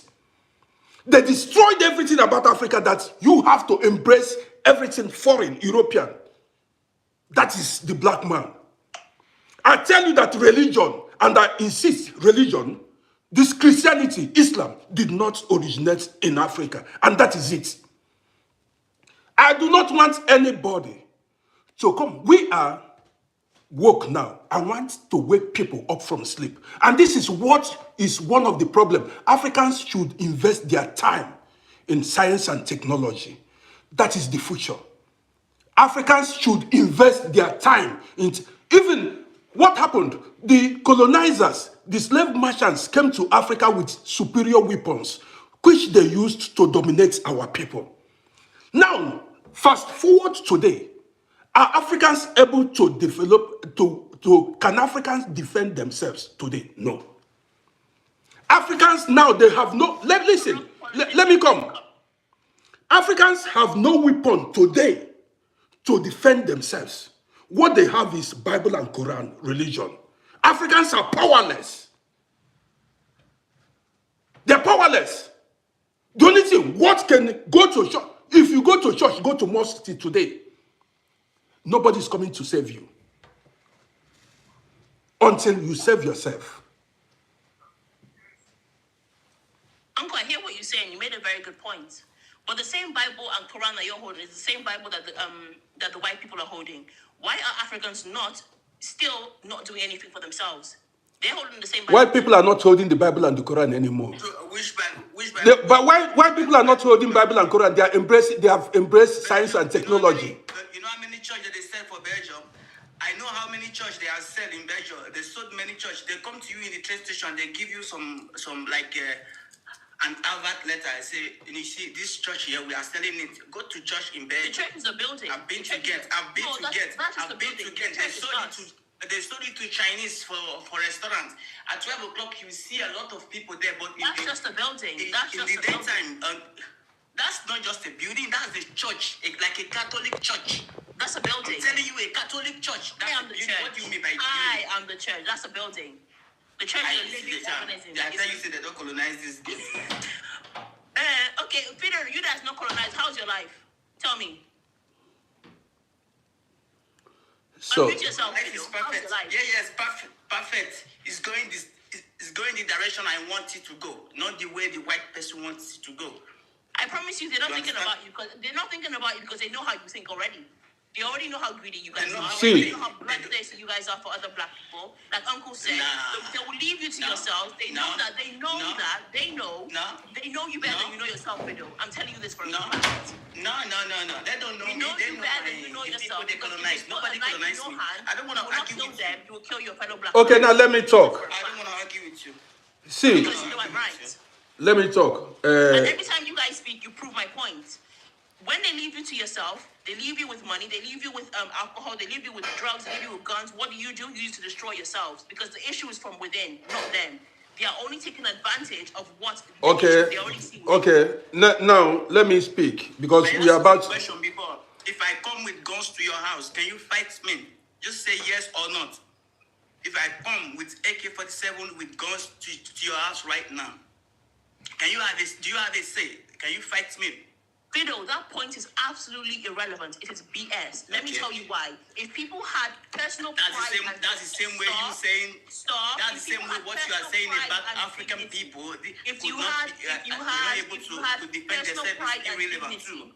You know? If you had actual dignity, if you had self-respect, like Uncle was, who somebody here said that, oh, Russians and Ukrainians, they were saying, why are they fighting themselves? They're not Afghanistan, they're not this, they're not that.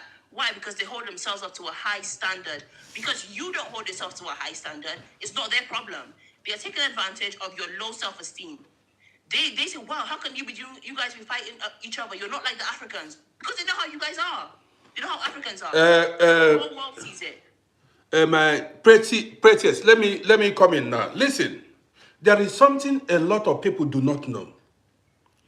When it comes to the black race, you see, you don't compare the white man, the Europeans treat Africans differently. You don't expect even when it comes to Arabs, they treat Arabs differently. They don't treat Arabs and black people the same.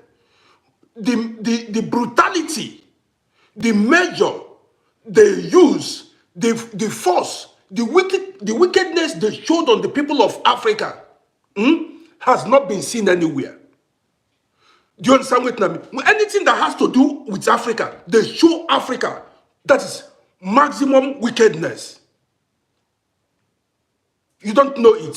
Even in Europe here, all this, if you are, as an African, if you apply for refugee, if you apply for visa, they make life more miserable for you. They make it tougher than you than every other race. I'm telling you what I know. When it comes to Africa, they make out time to treat you as a lesser human being. Uncle, the world is brutal. The world itself is brutal. Can I come in? So what? Yeah. Well, sorry, 1 second, Brown. I don't understand this concept that a lot of Africans want the white people to baby them. You know they're wicked. Okay, fair enough. They're the most wicked people on earth. Okay, they're the most evil, heartless beasts on earth. What is Africa doing about it? Let's hear Why are from. why are your politicians still letting Africans be at the mercy of the people who are the most wicked people on earth? If you, according to you, why are fellow black? We are going to make people a special video on that. Let's hear from Miss Brown. All right. Yeah, no, I agree with especially the last point she made there. But so the problem is us. I feel like we spend a lot of time speaking on Christianity and religion, which it's not that I don't disagree to some. I agree to some extent a lot of things you guys are saying, but when white people come to Africa, look at how we act. We rejoice as if we've seen God in human form. We still do it today. Brown, Miss Brown, because of the brainwashing, they made themselves. They gave us their religion. They made themselves the gods of the black people. They made themselves gods to us. They gave us religion that made them gods to us. They made us. That is. Look, listen. You see the apostles, God's angels. How do they depict Jesus Christ, an European, blue-eyed, blonde? How can I worship an European figure? Place it, Africans, you see Africans hang the portraits of an European and call it their Lord and Savior. If it was to be the portrait of a black man, Europeans will not hang it on their wall. Europeans cannot, anything African they pull down, they tear apart. They don't want you to be superior than them. The last thing a white man wants is for you to be superior to them. But Africans will gladly embrace anything European. That is the truth. That's our real problem there. I mean, that's the construction, that's the happens. Can I come in? Something you say, wait. I was on mute for There's so something, long. wait. I didn't just Pedro, allow Miss Brown to speak, please. Allow Miss Brown to speak. Like 10 minutes. Allow Miss Brown to speak. Let's hear from her. Yes. Yeah, go on. Even when there's conflict amongst Europeans, when it comes down to them, coming together, they will come together for their own financial gain and benefit. But when it comes to us, it's not the case. And we cannot solely blame it on, colonization and years of brainwashing, because that's how we got, sold in the first place. There were tribal issues that the European people exacerbated. It was already there. They exploited that and used it to their advantage, and that's how we got, spread out. We're not respected because we don't take building our continent seriously. It's not a priority to us. We're not the only ones who are colonized. The Indians, so on and so forth, were, but they're progressive. Anywhere you go outside of India, Canada, US, the Indians are working together to better themselves. But we are so spread out. Good. I mean, Good. Did nobody you will know? respect us unless nobody will respect Black people anywhere unless we, Africa, we built ourselves. Look at China during COVID. How fast were they to make that policy against anti-Asian racism? Yet Black Americans have been in America for hundreds of years, and there's no policy for them. Why? Because they're not going to respect anybody of African ancestry anywhere until we build ourselves. We've been talking about, Christianity for so long, but those of us who are woke, what are we doing to help our community and contribute to economic progress? We don't support our local businesses. We don't invest in our education. We don't leverage our technology to create innovation hubs. We don't engage in culture. We don't advocate for policy changes. We don't encourage diaspora involvement. We're not strengthening our infrastructure. We're not addressing social issues. I mean, what are we doing to improve healthcare? Like, who on the panel? What are we doing to improve healthcare? What are we doing to emphasize sustainability? Like, we, to the woke people, we need to do, our due diligence, and we need to contribute to, helping us move forward economically. But we're not. We can't blame the white tea forever. We have to do something so that they can also respect us and we can break this cycle that we're in. I land there. You know why a lot of us see things differently, especially because this platform now, when you watch, you see most of the people that are on this platform are diasporans, people that are living in abroad. People from UK, US, Europe, every part of the world. Diasporans are mainly here, and we see things differently. Now, when you go to Africa, those people that are living in Africa, they see things differently. They don't see these things we are seeing. They don't see things our own way. They don't see it from our own view. Do you understand what I mean? So you talking now, the way we talk, see, there are people, to tell you, there are people, both the politicians in Africa, I mean, let me not say the politicians, Africans living in Africa, they are waiting for you to come to Africa. What do you want them? They are waiting for you to come. When you come there, either they rob you, they do you one bad or the other, or they kidnap you and ask you for your money, or they look for how to intimidate, oppress you, and put you in prison. They say you said, this is the African man mentality, the African woman mentality. Their own is to oppress and intimidate. That is the thing. They see things differently. That is the problem we have. How do we show ourselves love? How do we change this mindset? Many people will go to their home. You leave everybody now. We are free. We live in abroad. We are free. We do things freely. You go to your country, you will be hiding. You'll be scared of the police. You'll be scared of your village people. You'll be scared of your brothers, your sisters. You are scared of being kidnapped. Which kind of people are we?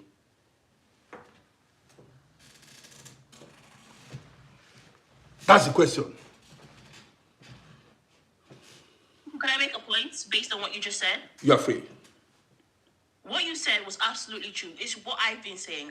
My point has just been this: we can't just keep pointing the finger at Christianity because and white people and this and that. My point is this: I even know personally, in extended family members, one of their children got medical degrees and like in politics and this like really good degrees and came back to parts in Nigeria and said, okay, let them start developing the local government and helping out and this and that. One of the sons said, the elder son said, he's going to open like a clinic and he's going to treat people for free on his own back. Guess what the local people did to him? They ate him and his family alive. They pretty much killed them, butchered them. Somebody So that went to Africa, excuse me, somebody that went to Africa to invest. yes, That's what I'm talking about. that's what I'm talking about. From Europe here. Yes, They want to, family. they All want, his sons, yes, went back, got all the degrees in America, in Europe, and different parts of Europe, and like 5 boys or something like that. Like very well known. And they came back to my like local, my family area. And then what did the people do? They tore them to pieces, ate them alive. The one of the older son, his wife and children had to run back to the US. So it's like, But before you told this story now, this is what I'm telling you. This is the problem of the black man is hatred. that's what I'm Hatred, saying. envy. I'm saying it's not Christians. Like Christian is no. It is an issue at the heart, because you can talk about China right now. If you want to be honest, the Chinese church is the fastest growing right now as we speak in the world. A lot of them are coming to Christ in flock. That's not changing the fact that they have high self-esteem. They respect their nation. They respect their identity. They're not low self-esteem. You're not going to go and start, and you can't go and enslave them because they're becoming Christians. You can't do that. It comes from you. It comes from the people, their mindset, how they carry themselves, how they view But the themselves, thing how they is, respect we themselves. need to continue to create awareness. Hopefully, Uncle Rode, Uncle, say, you see this thing when this get it, so speak English because a lot of people don't understand. A lot of people don't understand pidgin English. Please speak. Yeah. This thing started from, I don't know where she went to school, because I heard her say she was born in Nigeria also. Me, in my school that time, when you are in a society level, like we call it maybe senior, senior, like our senior classes, maybe SS3, like many SS3. So they give one man, like a class prefect, school prefect, school this, school that. Then when we, the juniors, are coming, this man will stay on the gate of the school. Like in where I went to school, it was not really that great, but at least, we survived. Then when you came late to the school, those guys, they will be like 5 or 6 people in the gate.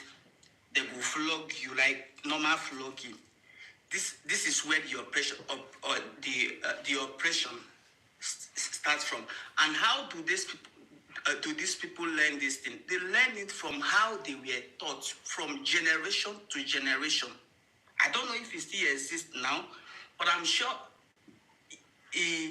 people still practice that same lifestyle in school. That you just be a prefect and you just want to oppress your own fellow student. I'm a student, you are a student, but because you are in a higher class than me, the seniors punishing the seniors punishing the juniors. Every time I come to school late, then you will stay at the gate and you punish me, or maybe you give me some portion of a place to go and clear while my mates are learning, or you beat me, or you flog me, those type of things. This thing started from before, like from our fathers till it gets to my generation, to my set. And I think this thing still continues like that. This is how these people brought all this school, this education and stuff to us. You understand? And this thing is still there. This thing is still there. And if you want to talk about Christianity, because I don't want to, like I never wanted to go to that area. If you want to go to that area of religion, I read a place in the Bible. I think that was where I got the whole thing confused. I was like, no, this thing is not. I'm trying to calculate it. It's not really going well. They say in King James version, and I read about King J. This King J was the person who murdered his mother. Don't pronounce everything this thing, because this is social media. Sorry. And this King J, according to them, they say he was not a normal person. Like he was not a normal person. But the same is verse from the Bible is what they produce, and they print it and brought it to Africa to learn from. And I read another place again from the book. He said, slaves, sorry for using those words, obey your earthly masters, as your earthly masters obey his heavenly master. I was confused there. You see, I'm sure you were confused, Fido. Can I explain that to you now? Because you're spreading misinformation. King James is just misinformation. I read it from the Bible. I read it from the Bible. What's misinformation about that? So now, guys. Okay, can I respond? Because I'm a Christian. Can I respond? No, wait. I'm not done yet. I'm not done. I said I was confused from that point. I'm sure I was confused for that from that point. And in my thinking, I went back. I said, what could make these people put this thing inside the Bible? I'm sure God no talk this thing when these people they talk. They sure. What could make these people talk? Put this thing in the Bible verse and bring it to Africa? Then I went back. I saw how they colonized our people, how they were able to capture those guys and make sure that these people concur, like they are submit fully to them, because their reward is in heaven. You understand? Okay, Peter, I got your point. This is how the whole Okay, now let's hear from the other people so that I can hear from Paul by Waters. Then we keep going. Let's hear from Paul by Waters, please. Hello, everyone. We are listening to you. Uncle, I think everyone is saying the same thing, but just the way we're taking it in. The ladies are saying the same thing, just like what our brother is saying, but that blaming, we're blaming everyone that have come in the past, have done whatever they do. I don't want to say anything, but and then some people here are Christians, some are Muslim. Their faith is got nothing to do with African suffering. I'll be honest, that's my opinion. Your opinion is religion has nothing to do with African suffering. Is that what you're telling us? Presently, yes. Thank you, Paul. Presently, if you're talking about the past, Sorry. Uncle, you know I'm always on your page, innit? And I will co-sign when I see something that's right. Because in the past, yes, I will say my parents, before my parents and that. But now, well, we can tell that this guy just quotes some part of the book that says this and his own understanding that don't go well with him. Then you leave the book and do what you think is right. Rather than pointing fingers at someone that came some muku years ago. You understand? It's hard. Paul, did you know? See, let me tell you. That's exactly what I did, but not many of us can do that. Yeah, but don't You know speak that. for many of us. Speak for yourself first. You go start and I'll follow you, no? So if you say religion, I'm not supporting the motion saying religion destroy Africa. But if you say religion destroy our forefathers, also it has an impact in your life today, because those people that the religion destroyed train you, they No. met you. No, You know, no, don't say that. Don't say that. Don't say that. Don't say. When I was a kid, I didn't choose to be a Christian. I saw that my mother and my father was a Christian. Then I became a Christian. You're old enough I didn't now. choose that. You're I old didn't choose enough that. But that thing is still in me. No, it can't be you, That man. thing is still in me. It can't be you. You're old enough now. I can't just take it out like that because I'm old enough. No, I still have the memory. I still have the things. Somebody made a request. Who was that person that bring you in? So, Do you understand? Paul by Waters. Excuse me. Paul by Waters. Don't just come and Excuse me. just decolonize like that. It's not easy. Excuse me. Paul by Waters. Let me tell you, religion is the major part of our problem in Africa. Religion, the black man mindset, the problem of Africa, religion is the major part of our problem in Africa. In many African countries, religion determines who becomes the president. Religion determines who becomes the governor. Religion determines who gets certain posts in many African countries. I didn't call Nemo. That is just African mindset, though, because religion. That's Africa. And let me come. In some African countries, political positions are not by appointments, are not by merit. And to become a president in some certain African countries is by which religion do you belong to? This is 1,000,000%. I know what I'm talking about. So religion is part of our problem. Mentality, uncle. That's Africans then, because other countries prioritize who is qualified for the job. Yeah, there's some corruption, but there is religion in every country in the world. Why is it only Africans that are still holding on to this tribalism and all this stuff? It's African mindset. That's what I'm saying. It is the African mindset. And Fido, your point about King James and who King James was, he was a king. Yes, he's not like a prophet or anything. He's a king who did what? Approved a translation so people can read the Bible. He just, because he used his authority as a king and access to printing, to translate the Bible so common people can understand it. So saying that King James did this, he's a king. Who cares what he did? Nobody cares. Like you're talking about him like we worship him or something. He translated the Bible so people can read it because it was in Latin. Okay, let me come now. Let me. When you see what makes a nation, So if I be a Osama bin Laden, and I write a book to you, so I are you wouldn't going to read a trust that single book? thing you wrote, Fido. I Okay, would not read a single exactly, thing you wrote. exactly. The same thing you should be doing to these guys. Exactly. You see? He didn't. You see? Exactly. Are you keep defending this guy? You keep defending his book.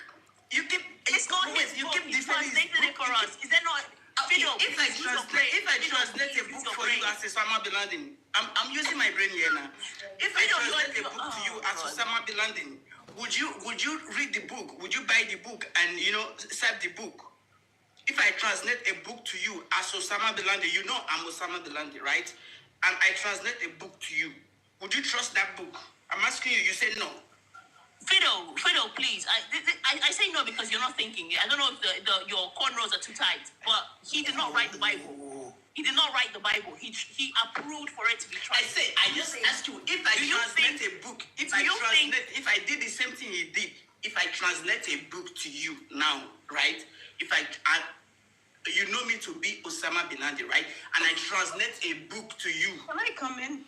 Would you buy the book? okay, let's hear from Brown. Then we round up. Please, Brown, please respond. Yeah, your point is kind of moot only because it is a translation. I'm asking you the same thing. If I translate a book to you as Osama bin Laden, would you accept the book? Frido, please, let's hear from the Brown and then let's round up, please. King James did not sit down and translate it. He approved it because he's a king. It's like saying King Charles. I don't understand these people. Peters, let's hear from Brown. Miss Brown wants to say something. Let's hear from her and then let's round up, please. Yeah, I was gonna say. I mean, the point is kind of moot because it is a translation. The original transcripts were translated. So if somebody distorts, what was, the original, it's kind of, I don't know, it kind of breaks your argument that there's an issue with the original, if that makes sense. I mean, there's ESV, there's NIV. So if I don't... Thank you, Brown. There's even Pidgin. There's even a Pidgin Bible. There's Igbo translation. I don't know what all these, people... Go and download the Bible in Pidgin and read it so you can understand Fido. You can even do a gibberish translation and you can read it for yourself, Fido. Stop attacking the Bible just because you misunderstood. And that statement for the slavery, and you said, there's a verse that said, slaves, obey your earthly masters. If you took it personally, then that means you see yourself as a slave. Because right now, as we speak in India, there's a caste system where people are treated like slaves. They're not even treated as human beings because of the caste they were born into. Okay, so if they read that thing, are you going to say that God was talking to them? God was talking to everybody. Even at the time of Jesus, there were slaves at that time. Because human beings are wicked. So he made that point, and if you are a slave and you come into faith with Jesus Christ, still obey. He said, obey them as they obey. He made that point. Okay. He made that point. The same way He made that point. Did you hear what she said? He made that point. It's not God who said that anymore. He made that point. That slave, because people are, because he has a slave. I heard about the story that he has so many slaves at that time. And now he's saying, he's writing to you, and you say he got the permission. If he was a king, who gave him the permission? And who was the person? So let's hear from Miss Brown. Let's hear from Miss Brown. He got the permission to translate a book. Let's hear from Miss Brown. Fredo, let's hear from Miss Brown, please. How did you not know that he didn't manipulate anything? Because you just said, Fredo, let's hear from Brown, please. Thank you. Please. Uncle said he wants to wrap it up, so I will say this. I'm in my journey of trying to decolonize. So to be quite honest, I'm kind of like in the middle. But I will say when it comes to Christianity, I do understand people's sentiments because of how it came to Africa and how it was spread, even though it wasn't Africa, long before colonization, it was in Ethiopia. But I do understand that it wasn't, primarily in the west and central parts of Africa. So I do understand, the sentiments. I do want to say, though, Christina in recent Popo. decades, um, I don't think the issue that Africans have is Christianity per se. A lot of the things that we see being preached in our churches, prosperity gospel, do this, you'll gain this, sow a seed, this will happen, sleep with the pastor, and you'll become fruitful, etc., etc., are not things you actually find in the Bible. So I do want to say that African Christianity tends to emphasize material wealth and success as signs of quote unquote divine favor. They exploit the poor, and it leads to unrealistic expectations. It might even be a blend of maybe some type of African spirituality mixed with Christian teachings. I don't know. That's But what I it will is. say- Yeah, I will say that what we see is not, representative of what any neutral person can read in the Bible. If you're neutral and you read the Bible, let's say you're not Christian, you read the Bible and then you see what is prevalent in African countries today, you know that there's a difference, and you have to be very honest about that. Thank so you. that is our issue. Distortion of Christianity is our issue. I'm neutral, and I can honestly say I don't think Christianity in and of itself today is a problem. So we need to fix up as African people and improve our country, our continent, and I'll leave it there. Uncle, I wish them were in Africa anyway. They have in Europe.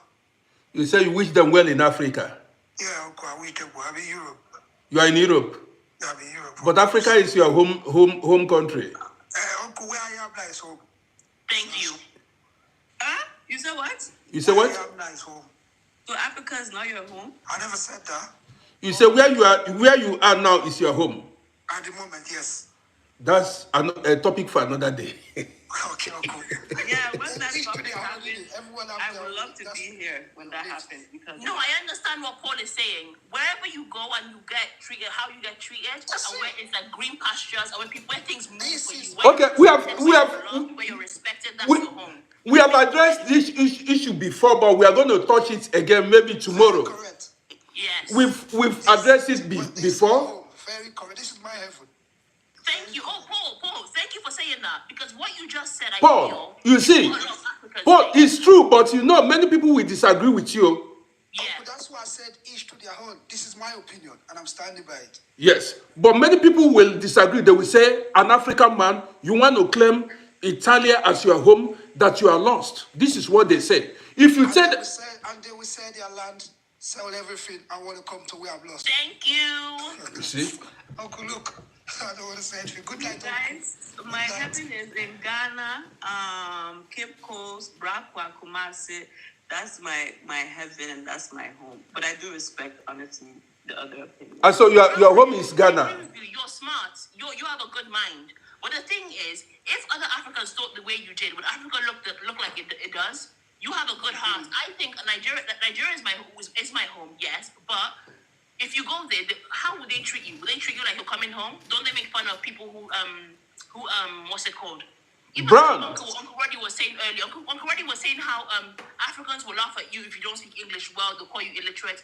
But a lot of Africans will laugh at you if you can't speak your native language well.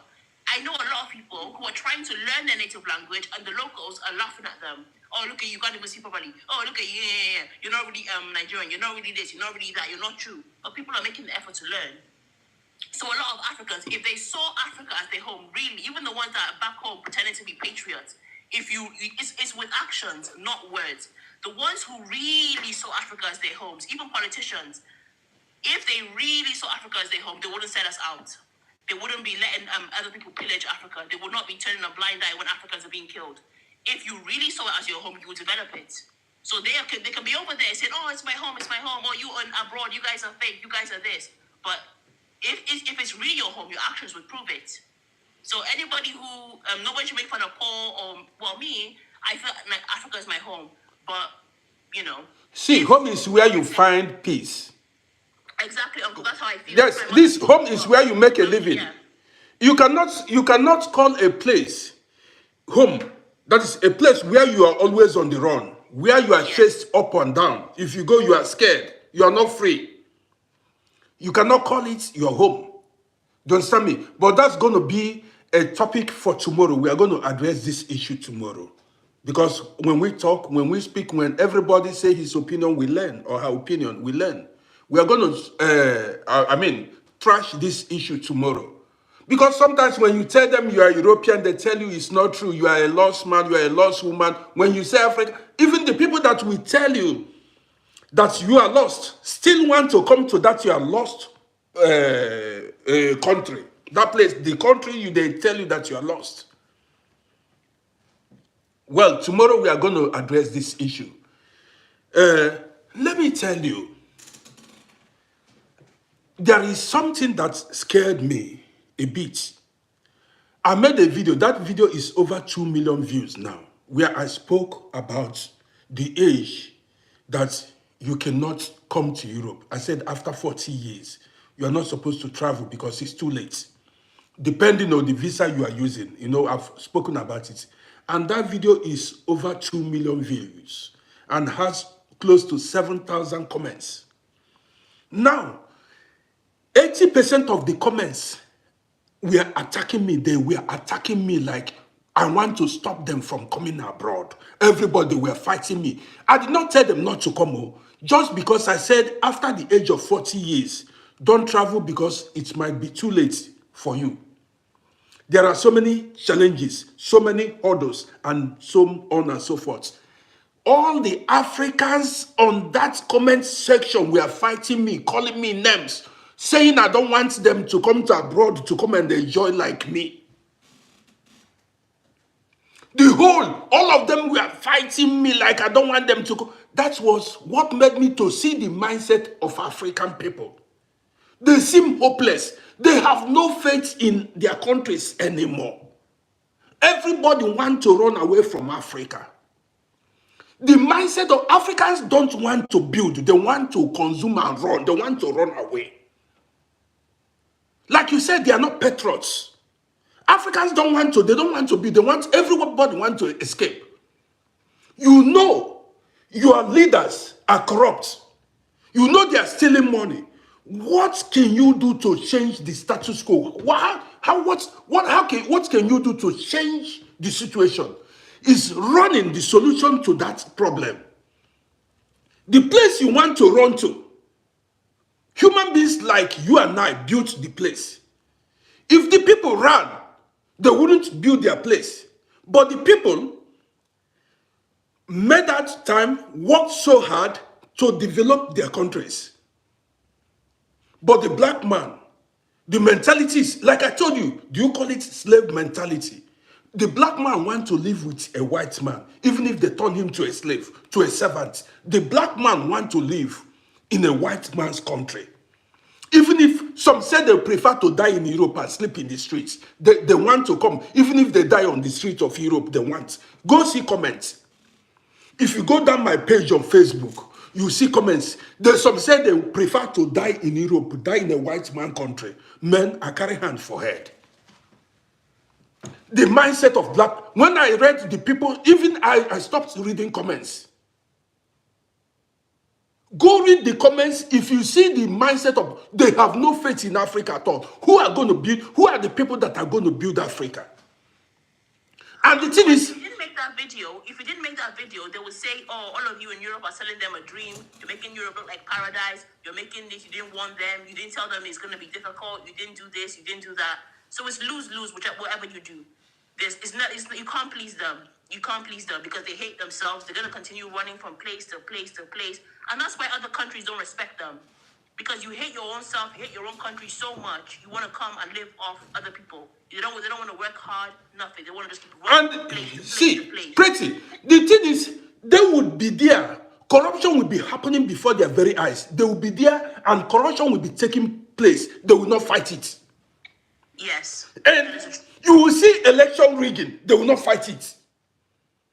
Everything will go. You don't want to fight to build your country. You don't want to fight corruption. You don't want to do anything. You want to escape. How then do you want your country to get better?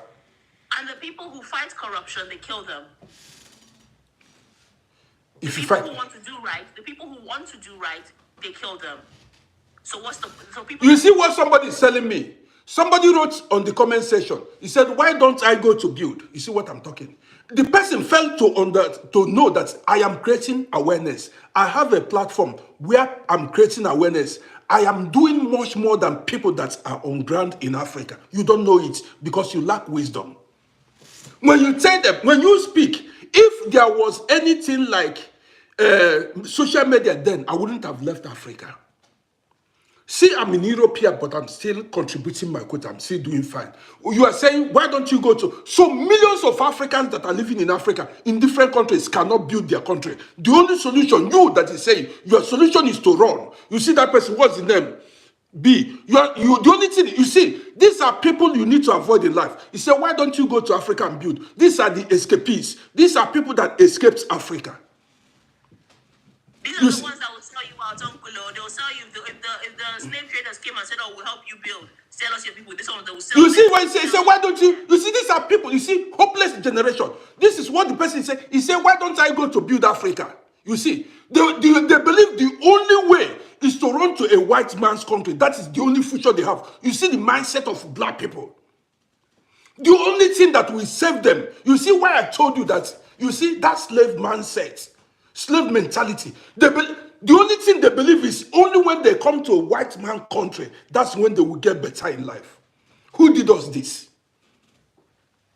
Who did us? Go down my page on Facebook. You will see the video and read the comments. The only black people believe that if some said they want to live in white man country, even if they live on the streets and die there, it's okay for them. How do you change this mindset? And Uncle, these people that say all these things so publicly, these absolute waste of human beings that say these things so publicly, when all these foreigners, You see what people are saying? You see what somebody say? Come back, we fight together. They want me to come and fight for them. Uncle, Do you see it? He said I should come to fight with them. It's not. Uncle, they want to rob you. You see, he said I should come. You see the black man mentality. He said I should come to fight with them. You see the mindset of this is what I'm telling you. You see you see what I'm taking. This is they are not talking. They are looking. So what do you want me to come and do to you? I will hold your hand. Uncle, I don't know how you handle these people. This is so funny. No, it's not funny. The mindset is the black man's mentality is something else. And the thing is, when they say all these things, they forget that other people from other nations are seeing them say these things. And now other people have the impression that we all think like this. And that is why they disrespect black people. You said somebody said I cannot deny others to come to abroad. Say like I'm stopping them from coming abroad. Read the comments of that person, BE. He said I'm stopping them from coming abroad. They believe that you see what I'm saying? The black man mentality. He said, you see it. You see that person's comment. He said I'm stopping them from like I'm the owner of the embassies. I'm the person issuing Uncle, this. they're proving your point as you're speaking. They're just proving your point. You see what I mean? You see it. This is the mind. You see it. That is it. They act as if you that is living abroad, you are the owner of the embassies, you are the person that is issuing visa, you don't want them to come, you don't want, if you make a video, they begin to fight you, you don't want, you are there, you don't want us to come. They believe Europe is paradise. They don't want, the black man does not want to build his own country. Even when you are making meaningful contribution, they don't want to care. They want you to come, even they believe that Africa is hellfire. Come and be suffering it with us. This is what some will tell you, come and suffer it with us. If you come themselves, they will hold you down. Some will use you to say, they believe that is the, if you tell them hell is here on earth, they will argue. But they want you to come and, they believe if you come back, you begin suffer. That's why they keep saying, come back. When are you coming back? Yes, that's why they say they want you to come and suffer with them. They don't want to build. Misery loves company. Their misery loves company. You understand me? That's why what they tell you, if you make it, they say come back. They want, if they have power, they can even use juju to bring you back. Say, come here and begin to suffer with us. This is what they want. The kind of mind the black people, they are not happy with you. They believe if you are living in abroad, you are enjoying. So you need to come back and begin to suffer with them. And if you tell them that their country is hell on earth, they become religious. They tell you there is nothing like hell on earth. You don't believe that the country even fight the corruption? No. Do the right. During the election, you see a lot of them go steal ballot box. They contribute in electoral malpractices. They contribute. After installing the wrong candidates, they will be looking for a place to run. Uncle, when they say all these things, just remember, you don't have to, a tree doesn't beg you to come and pluck fruit. If good things were there, you don't have to beg us to come back. You don't have to beg anybody to come back. You don't have to be writing stupid comments. If people like good things, if the country wasn't a corrupt hellhole, you wouldn't have to beg us to come back. People will come on their own free will. If you force them, people wouldn't be in Europe. It's cold. If the country is better, people would gladly go back. Who want to stay in, who want to be depressed in abroad? We suffer depression here. But the thing is, the black man wants it. Do you know what happens? Every small thing they tell you, come back. Every small thing they tell you, come back. Why they are telling you to come back, they believe that they are suffering, that you are there eating chicken leg, eating chicken wing. The next thing is, they say, come back and begin to suffer with us. You see the mindset of the black man. And they're telling you come back while they're gathering money and passport to come to where you are. You see what the person he said? He said, so I want to come back when things are good. He said, so Make it good first, then we'll talk. you see, where you are living is where you build. You want me to come and build the place. I will leave the place I am to come and build the country for you. I should come. So me, I should come and build the country for you. I don't even know where you are. I don't know the country you are living. So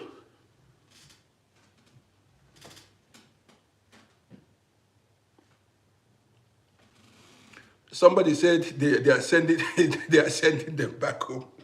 They want you to. Do you know what they want? They want you to come and begin to follow the supper. They want you to come and follow suffer. Uncle, what you're saying is the truth. I remember one woman family from my church, and one old church, going to the had a lot of Africans in there. This woman and her children were escaping, like, were fleeing from like domestic violence and everything, and then the Home Office was writing back to Nigerian government, like an embassy or something, saying that Don't call any particular name. Just be talking, but without calling names, please. Okay. They were writing to one African country's embassy and saying, oh, this woman says that this country is not safe and where she's from is not safe and this, she can't come back. Is this true? They said this place is the safest place in the world. Send her kids back. We'll accept her gladly. This. Don't give her visa. Don't give her papers to stay. I was like, how wicked is this country? Yes, This woman is saying that she's fleeing for her life and that the economy and everything is not good there. She and the kids will suffer. Can she stay in this country with her kids because she's fleeing domestic violence and she has access to like free healthcare and education for her kids, and her kids can have one of her kids with special needs. And obviously, African countries don't take care of special needs kids properly. They don't have that system. So she said her kids will benefit here and they're already in special school, this and that. Please don't send her back. The African country signed in bold, send this woman and her kids back. We will receive her at the airport. This, blah blah blah blah blah. Like she's the country she's lying. The country is so safe. Blah blah blah. Everything is flourishing. I'm like, all we have to do is open the news and you can see how people are. You can see it all ourselves. I don't know what happened with the woman. I think she got her papers in the end, but like it shocked me to my core seeing that the country was saying that don't help her, don't give her any accommodation, don't give her this, don't give her that. She's lying to you. I was like, what? See, let me tell you something. A lot of us that are living here in the diaspora, you need to be very, very careful, especially even that slavery that happened, that slave trade that happened. It is Africans contributed in making it possible. Africans sold each other out. Africans betrayed each other. I know it. We don't love. If you're on social media, if you see when you make videos, if you see the mindset of black people, there is no other race that have such mindsets. African people want to pull each other down. They don't want to see you flourish. They don't want to see you progress. They don't want to see you have good life. All they want is pull you down. It's no joke. It's when you are on when you are a social media personality, that's when you will know. It's no joke. I do not know why black people are like this. The black man wants you if you are in abroad. They want, even they can even I mean do anything, work with the police, with the immigration to send you back. They believe if they send you to Africa, your life is finished. The black man believe that Africa is hell and Europe is heaven. That is their belief. This is why, and this stems from the leaders, because the leaders themselves believe so much in the West.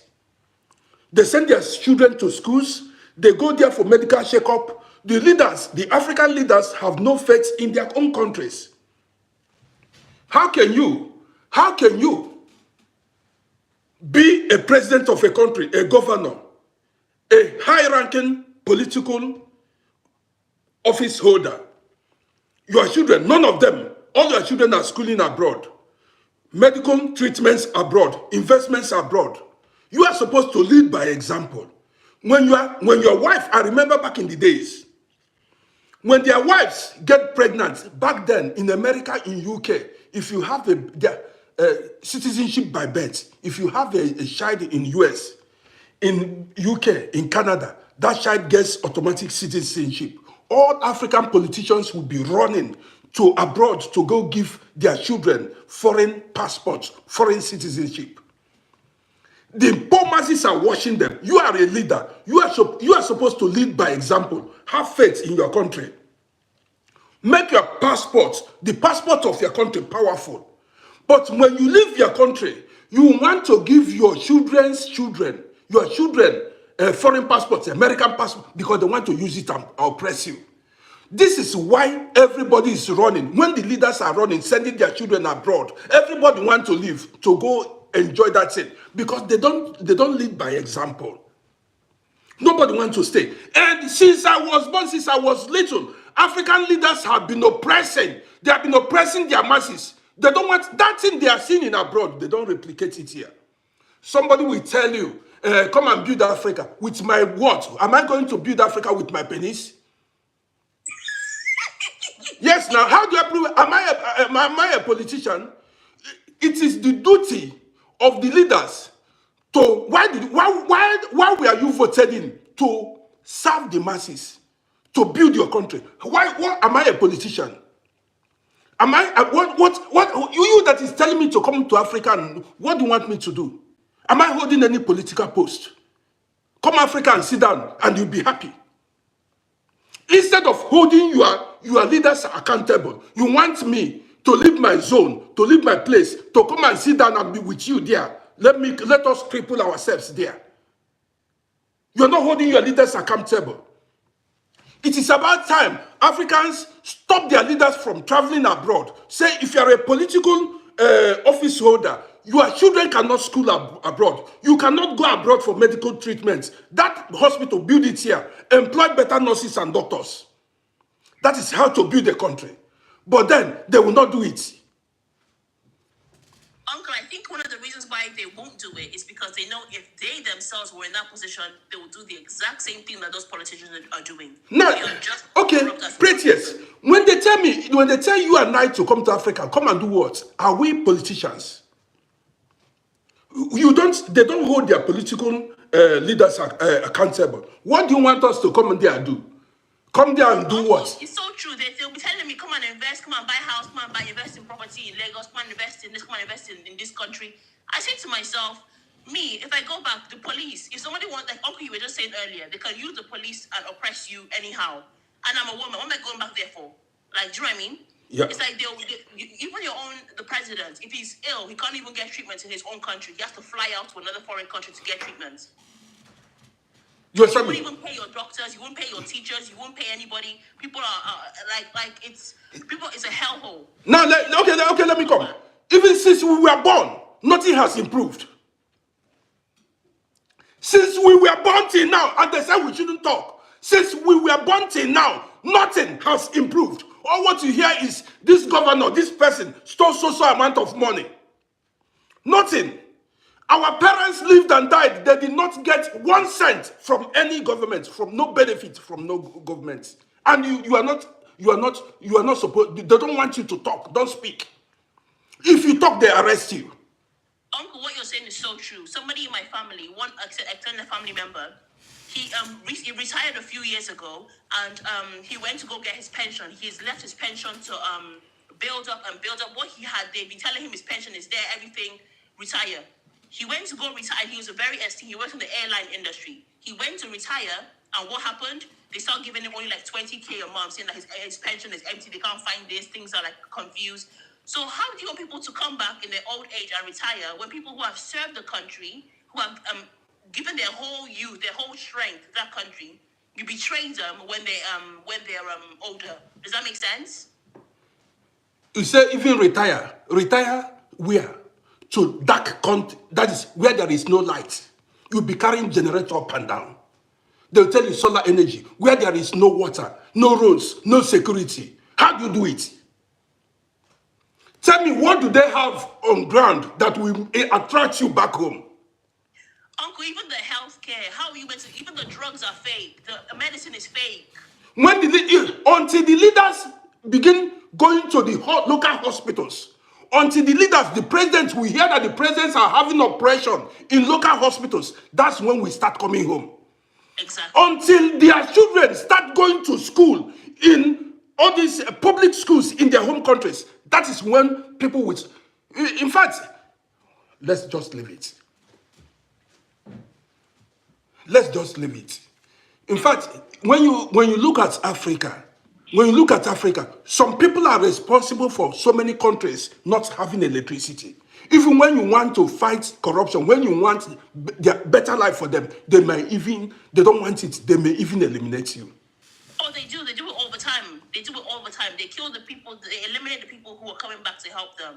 So how are you going to encourage other people Because to come some back? people's businesses flourish In the corruption. in corruption. Some people's businesses flourish in corruption. They want it to continue because if there is rule of law, if there is accountability, they will not rig election.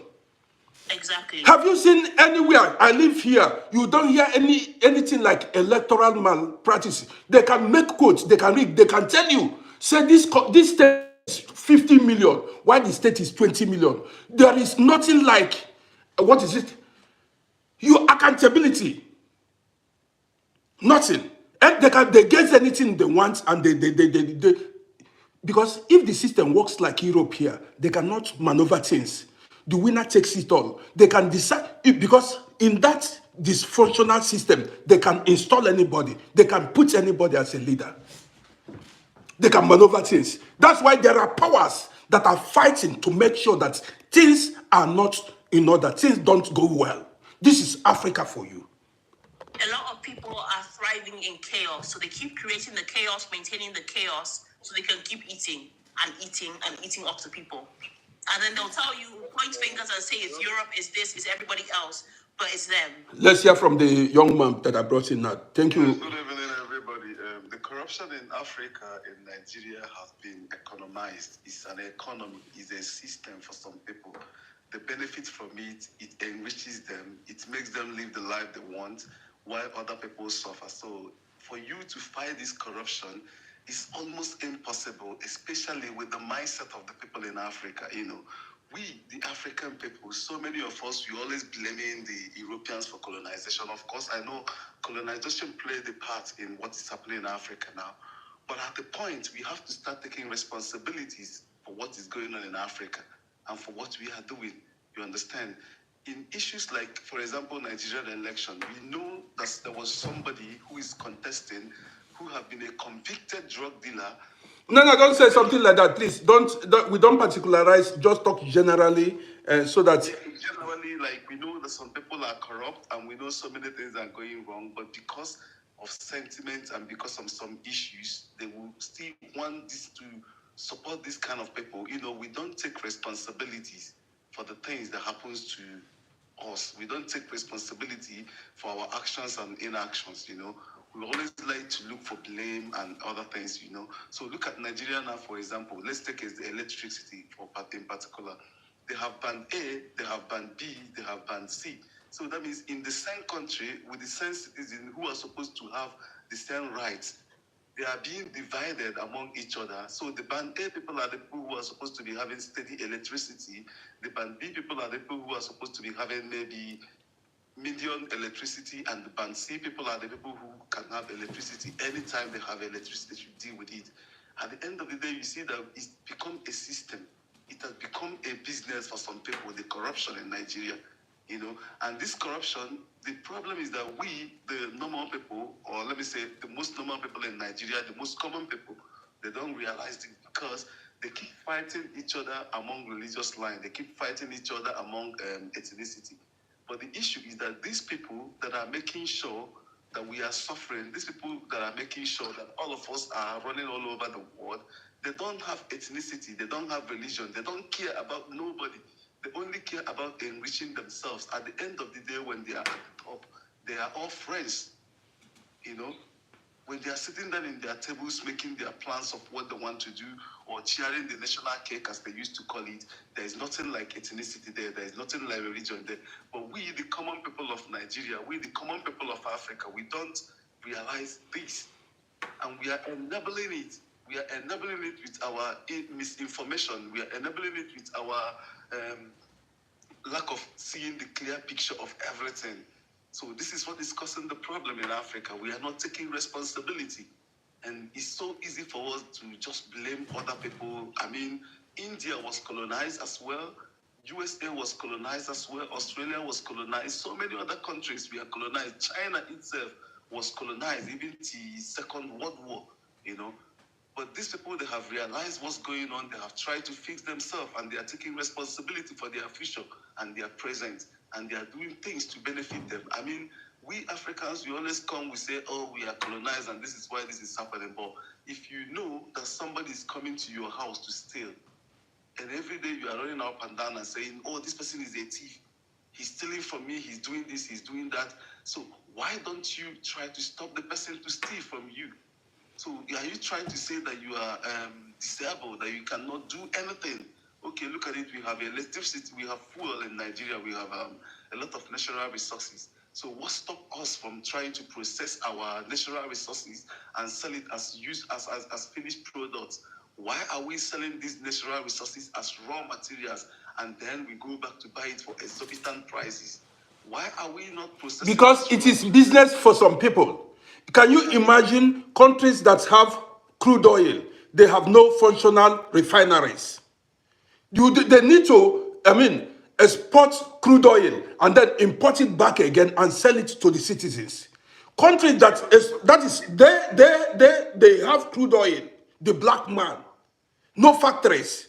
All what they do is consume. What they do is what they know how to do is to oppress. If you talk now, even if you tell them you need a functional refinery, they arrest you. If you speak, there is anything you do, they arrest you. Do you know when they started paying attention to our refineries? After Dangote built his own private refinery, this is when they start to say that they will start repairing the refinery in Port Harcourt. They start repairing the Port Harcourt in Warri. Why didn't they do all these things before? What were they doing all this while? For many years, for centuries, no, for decades, Nigeria have been exporting finished products, petroleum products, while we have the raw material in our country. Why are we importing it from outside? Why do we have to wait till this man finish building his refinery, and all of a sudden now the refinery in Warri is working, the one in Port Harcourt? How many African countries have even researchers? How many? We don't care about research. Okay, let me come. We don't care about it. How many African countries? They tell you that all what they know is they go to school to learn English. They come online and speak English. They tell you cannot. The English is the diction. I think that's what your diction is well. With English, they can give you political post. That's true. See, because of if you can speak English very well, you get political posts in many African countries. That is a qualification for you only because you can speak English. This is Africa for you. Now you look now to tell you the level. Now you go to Africa. We have so many. One white man came out and said, "Listen, if not for white people, for Europeans, Do Africans know what to do with their natural resources? Do they know how to bring it to finished products? They don't. There are they don't know. There are. This is what I'm talking. The government are not doing anything about it. You have abundant mineral resources. You don't know what to do with it. You rely on Europeans, white people, Chinese. Look at how Chinese people are trooping to Africa, taking everything. You understand me? All what they know is how to oppress their city. Even when you want to correct them, tell them you are doing wrong, they come for you. They arrest you, they come for you. That is the black man for you. You are even talking about them, the government arresting you. The government is not even the big problem. The problem is the person who is even suffering more than you will be attacking you for saying the right thing that will benefit him. You are not there. You are not in Nigeria. I don't know where you are, but I believe you are not in Nigeria from your background. And I believe most of the people here are not in Nigeria. You are in a different place where the system is working. But if you go to tell the people in Nigeria what to do, how to make their system work, they will be the one attacking you. Exactly. When the government comes to you, the person who is even suffering more than you will be the one to come and attack you. Not even the government, the common person who you are even trying to educate, trying to make understand that he has to be responsible for his action and inactions. He will be the person who is attacking you. At the end of the day, if our president is sick, he will go abroad to treat himself. If the ministers, the FCT minister, the children graduated from London. You see, the problem is, you see why Europeans don't take this. Europeans don't tolerate it. Europeans will occupy the whole state until, see, if your child is abroad, you can never vie for any political. Do you know Europe? That's true. Until Africans are serious, not just in Europe, in Asia. You know the excuse me. You know the painful part of it. When you form a union, say you are going to protest, you are going to stand against corruption or evil. You see the government go look for the leaders of that union, that protesters, bribe them. They would like to find out who are the brain behind it. They will give them money and the whole thing will not hold. This is the black man with you. If you bribe them, they will give them money, reasonable money. They will call it off. That will be the end of the whole thing. Anytime you see the black man cannot hold. This is why some people, there was a white man, he said the black man cannot rule themselves. He said black people cannot rule themselves. Any small thing, they give them bribe, the case is over. They will not pursue their aim again, their goal again. It's because we care about money, but we don't really know what money is. You know, I was talking to some people some other day, and I told them, as long as you're an African, no matter how much you have, even this money that you have doesn't belong to you. It belongs to Europeans. Why? Because you will buy Mercedes. It's not made in Nigeria. It's not made in anywhere in Africa. The best material, the best of everything that you need, nothing of it is made in Africa. It's all made in foreign countries. So when you make this money, you will still take this money by yourself and give to other people. Because we don't know what the real wealth is. We don't realize what real wealth is. We don't really know what it means to really to be rich. We think that having money, which another person is printed, is what makes you to be rich. But here in Europe, in America, you will see people that will build industries. You will see them, they will build things that will bring benefit, that will bring value to themselves, you understand? So like Nigeria now, we have Nigerian music industry. I remember when I came in newly to Europe, nobody agrees that they're African. Everybody's saying that they're American. We are playing hip-hop. Everybody's, this new generation that started playing Afrobeat. Look at the big stars now. They are all big. What do? There's no really good studio that they can make music. And they don't care about it. There's no good events hall. One of their cars can build a very standard event hall in Lagos, in anywhere that people can be hosting it, but they don't care about it. They prefer to be buying Lamborghinis, to be buying all sort of useless things, See, to be showing on Instagram, to be... Let me come in. You see, the problem of the black man is they don't know how to build a nation. You see, Europeans, you don't see European billionaires or millionaires buy expensive cars. What they do is they build factories, companies to empower their people. This is love. Exactly. The black man will buy the most expensive. How many billionaires, white people that are billionaires, you see drive expensive cars? The black man, what he does is he will he will waste money buying luxurious cars to impress and oppress his fellow black man. And when this expensive car has a fault, he will export it to a different country to repair it. Can you imagine? Do you know? Let me tell you here. I live in Austria. You don't see expensive cars. They It's have been exported. no. They build it here in Germany. I live in Germany. They make Mercedes, but they export it outside. The cars you see in Africa don't need to call countries. You see people, all these politicians, their children and they are living. In Europe here, you see regular cars. Billionaires don't drive expensive cars. It is only the black man will bring money, will be oppressing. They compete among themselves. Who is more foolish than the other? It's true. It's true. That is true. The white man want to build. German here, but you rarely see German people driving Mercedes, like the new ones. No. They're all men that being exported See, to Africa. the Europeans are after to empower the next generation, build for the next generation. They think 50 years ahead. The black man want to oppress his fellow black man, want to dominate. And There was an event that they had in somewhere in Nigeria. I don't want to mention the particular place, but if I explain it now, maybe people will understand. In this event, they were throwing money anyhow. see, please, listen. We don't call names. We don't call anybody name. We don't call anything. If you want to talk, you talk generally. We are not here to spoil anybody. You can talk about Africa generally. That's why I'm saying I'm not going to mention anybody. I'm not going to mention anywhere. There was an event that they host, and this event that they hosted, where they hosted this event, I was like, if somebody had an accident and broke their leg, there is no standard hospital where this person will be treated. No. There is no standard road. There is no standard hospital that you can take to this person now, and you'll be like, okay, this person needs a transplant, and you can make this transplant for the person. But the money that they spend to rent only a tent in this event can build any kind of standard of hospital in any part of the world in that place. Yes. But nobody thought about it. But they prefer to use this money to rent a tent, to host an event where they will spend dollars, hundreds of dollars in bundles.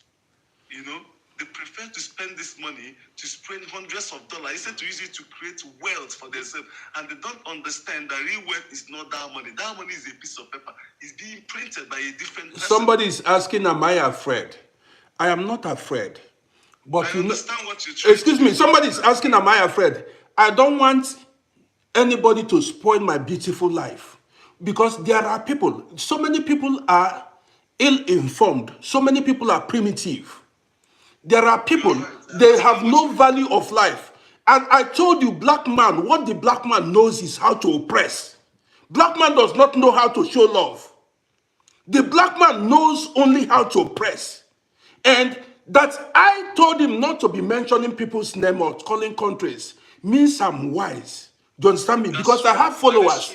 There are people, the black man's mentality is to oppress. They want to show you that they have more money than you. The only thing that they know is violence and intimidation. The only thing that they know is to bully. The only thing that they know is violence. Violence and intimidation. They will use police. In Africa, there is nothing like civil case. They will take police and arrest you. You have no right as a poor man. The poor people are oppressed in Africa. They take police and arrest you. Lawless society. You want to be part of lawless society where your rights are not protected. You don't even have rights. I mean, You don't have rights. Have money, give police money, and they have you arrested. Police will willingly tell you, ask you for money. You don't even have rights even to talk of your right being protected. You don't have rights. Okay, look at what somebody wrote in the comment section. This guy that he mentioned, he has been in prison since before December. And this same person who has been in prison, the same thing he said, another billionaire said it. And he cannot. This is what I'm telling you. Two people will let me come. Two people will commit the same crime. The person that has money and contacts will go free. The poor person will be punished and will be detained. What a society! Is that the kind of society you want to have, where the poor are oppressed? There was issue that happened in Nigeria recently. Some billionaires went to spread money and they gave the money to their police bodyguard to hold for them. Do you know what happened? This police guard was arrested because they were whatever they said they were doing to Naira. This police guard were arrested, but the people who were spraying the money was not even arrested. They were not even called to be questioned. Nothing happened to them. But these police were stripped of their ranks and they were arrested. But the real people who committed the crime, nothing happened to them. You know, but when you try to explain it to some people, they don't understand. This is what I tell you, that a country where everyone is not equal before the law, how do you want to live in such a country where you can be oppressed because you have no contacts, you have no money? What's a country? No. What's a country? Most of this is like, that's why a lot of people are just living in abroad, living a peaceful life. Some have vowed. I have a friend, he said if he dies, let them bury him here. I said, but what do you mean? He said if he dies, they should bury him here. Of course, in abroad, you're never going to be so rich like they used to be in Nigeria. But you don't really need, do you really need to be that rich? Do you really need it? Do you really need it? Because, excuse me, in abroad here, in most countries in Europe, wealth is evenly distributed. Exactly. Yes. You don't see a white man oppress a fellow white man. I don't see it. White people don't oppress their fellow. The really rich one here, the really rich one, they stay hidden because they are scared. If they make the wrong move, the one that they think that they are better than will use them to shine. The real rich one in Europe, they are hiding themselves. You will never know that they are rich. Even, you see, really close to them, you will never know. I once boarded flights. I remember I boarded flights with finance minister of this country. He was just carrying a briefcase. He was just like every other person. No police escort, nothing. I said to myself, how come? See how simple these people made life is. No security, no this thing. If you go to some of the noble streets in Vienna, you see presidents, rulers of this country walking around freely. No security, no movement, not everybody free. It's normal thing. The governor of my state, we had an event. There was an event that we have here. The governor of my state, he came there. He was in the state with us, and after he was going around the street, and people, you wouldn't even know that. You will not even know that he's he's just a normal person. Did you know? I've said it here. Let me tell. One day when my daughter was in primary school, one day the president of this country then came to the school. There was nothing like police, no uniformed police. That is criminal police, but normally you will not know that the president came. He came and addressed the classroom of my daughter. Then my daughter was in primary school. After we shook hands with, I shook hand with the president of this country, Hans Fischer then. The first time I shook hand with a president of Austria, we took photos, I don't know where. Very simple, easygoing human being. I say in Africa, who are you to come close to even a local government chairman? You are talking about local councillor. You wouldn't even. The police and the intimidation, the oppression, the thing. Man, it is Africa, it's the hell we are talking. In Africa, who are you to come close to anybody, a political office holder? To say you shake hand with the president, an ordinary citizen who born you, the black man knows how to oppress. And that's what they call success. For them, success is the oppression. As long as you can oppress other people, you are successful. Yes. As long as you can bully other people, as long as you can intimidate other people. You say you're a big boy. If you cannot do that, you are not successful. If you don't, yes, that's bully people. The big boy is to intimidate, oppress, and bully people. That is. As long as you cannot do that, you are a poor person. Yes. As long as you cannot oppress your fellow citizen, you are not a rich man. You're not a rich man. You understand what riches is. The thing riches is worth. You know, this money that you are holding in hands, if the bank fold today or if something happens, it's gone. But if you build industries, if you build tangible things, if you put production line, it will never. Nobody can come and take it away from you. You know the thing that made me begin to think twice about life. When I came here, I saw how Europeans made life simple. How simple. You see politicians sometimes walking on the streets, window shopping. Politicians, burger master. Even when children are playing tournament, they will come and be eating barbeque. You'll be surprised. They will be shaking hand. Professional footballers, national team players, they come, you play with them, you discuss with them. But the black man, didn't know. You will not see. you will not know. Even national team players, we shake photo. We allow me to talk. National team players, you shake hands, you sit with them, you talk. The black man, anyone that even come to anywhere, the oppression, the big man and the this, man, I don't tire. That is hey. And uncle, let me make a point on that. A lot of these rich Africans, they can easily do what these Europeans are doing and move in silence. But they can even just like go from their house and go to the supermarket and come home. Nobody will know they left the house or anything. But before they step out, they have to call for the convoy. They have to call for the police officers to come with guns and make a big scene because they want to be seen. They want to be worshipped. That's the problem. They want You to are be right. worshipped. See, Even I'm telling you, that's why I told you I didn't go to a lot of church for a while because even pastors, you can't even come and talk to them. Yes. They'll be moving with bodyguards and this and that, as if they're presidents. Like you're just a pastor. they like to And I remember press. when I came to church here, one of the local churches here in the UK. That was a white church. I brought my friend. She's East African from another African country. So I brought her with me, and we sat in the church congregation. It went so smoothly, so quietly, blah blah blah. And then she said, "Ah, it's as if we've been going for a few weeks. It's as if the first lady is not coming. No, this. Turns out." One of the quiet, no makeup, no nothing, wearing just plain jeans and a t-shirt ladies that always comes, greets us, takes our teacups from us after church, offers us coffee. That was the pastor's wife. She nearly fell over. She said, "You're the pastor's wife?" We said, "Yeah." She said, "Yeah." We've been speaking to her, talking to her like she's anybody. Just talking to her. She said, "Why are you guys reacting like that?" We said, "Because in Africa, for pastor's wife, you be like a Beyonce entrance. She has to sit at the front. She has to wear head to toe. You have to worship her like, oh my God, bend down before you shake her hand." This lady was offering us coffee, taking our cups when we finished, giving us tea, biscuits, everything. They'll come to my friend's house, give her groceries, being proper, normal human beings. And I just say, to myself, why do Africans have to overcomplicate? Because they like to press. Let me come. Did you know, even the president, you shake hands, you give him hand. African person wants you to use two hands. Bow down before him. Some want you to kneel down. You need to kneel down for them. And a pastor, some of them, they want to be worshipped as God. Exactly. Yes. In Europe here, even the president, I stretched my hand. We shook hand. They don't understand you using two hands to shake them. Now, that one apart. Now, let's go again. It's funny when you do that, when you choose two hands to greet them. They don't understand you using two hands and bowing down for them.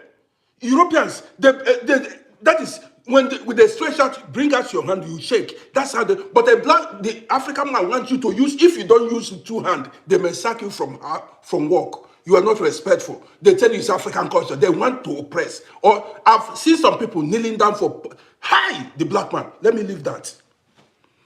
Now, what stops these politicians from, if you want to make a move, if you want to go visit a site, if you want to go, you go with criminal police. That is, gather criminal police like maybe 10, and they will be following you, than obstructing the traffic, making noise. You want to be noticed. You want to be oppressed. You want to be worshipped. In here, you can never see any politician move with convoy. They don't, unless when a president from another country comes.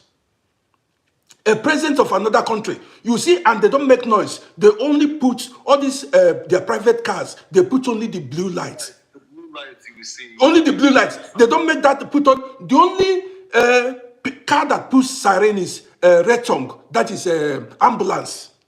Ambulance, when they carry patients, they put on siren. But when a politician, a president are moving, they don't make noise.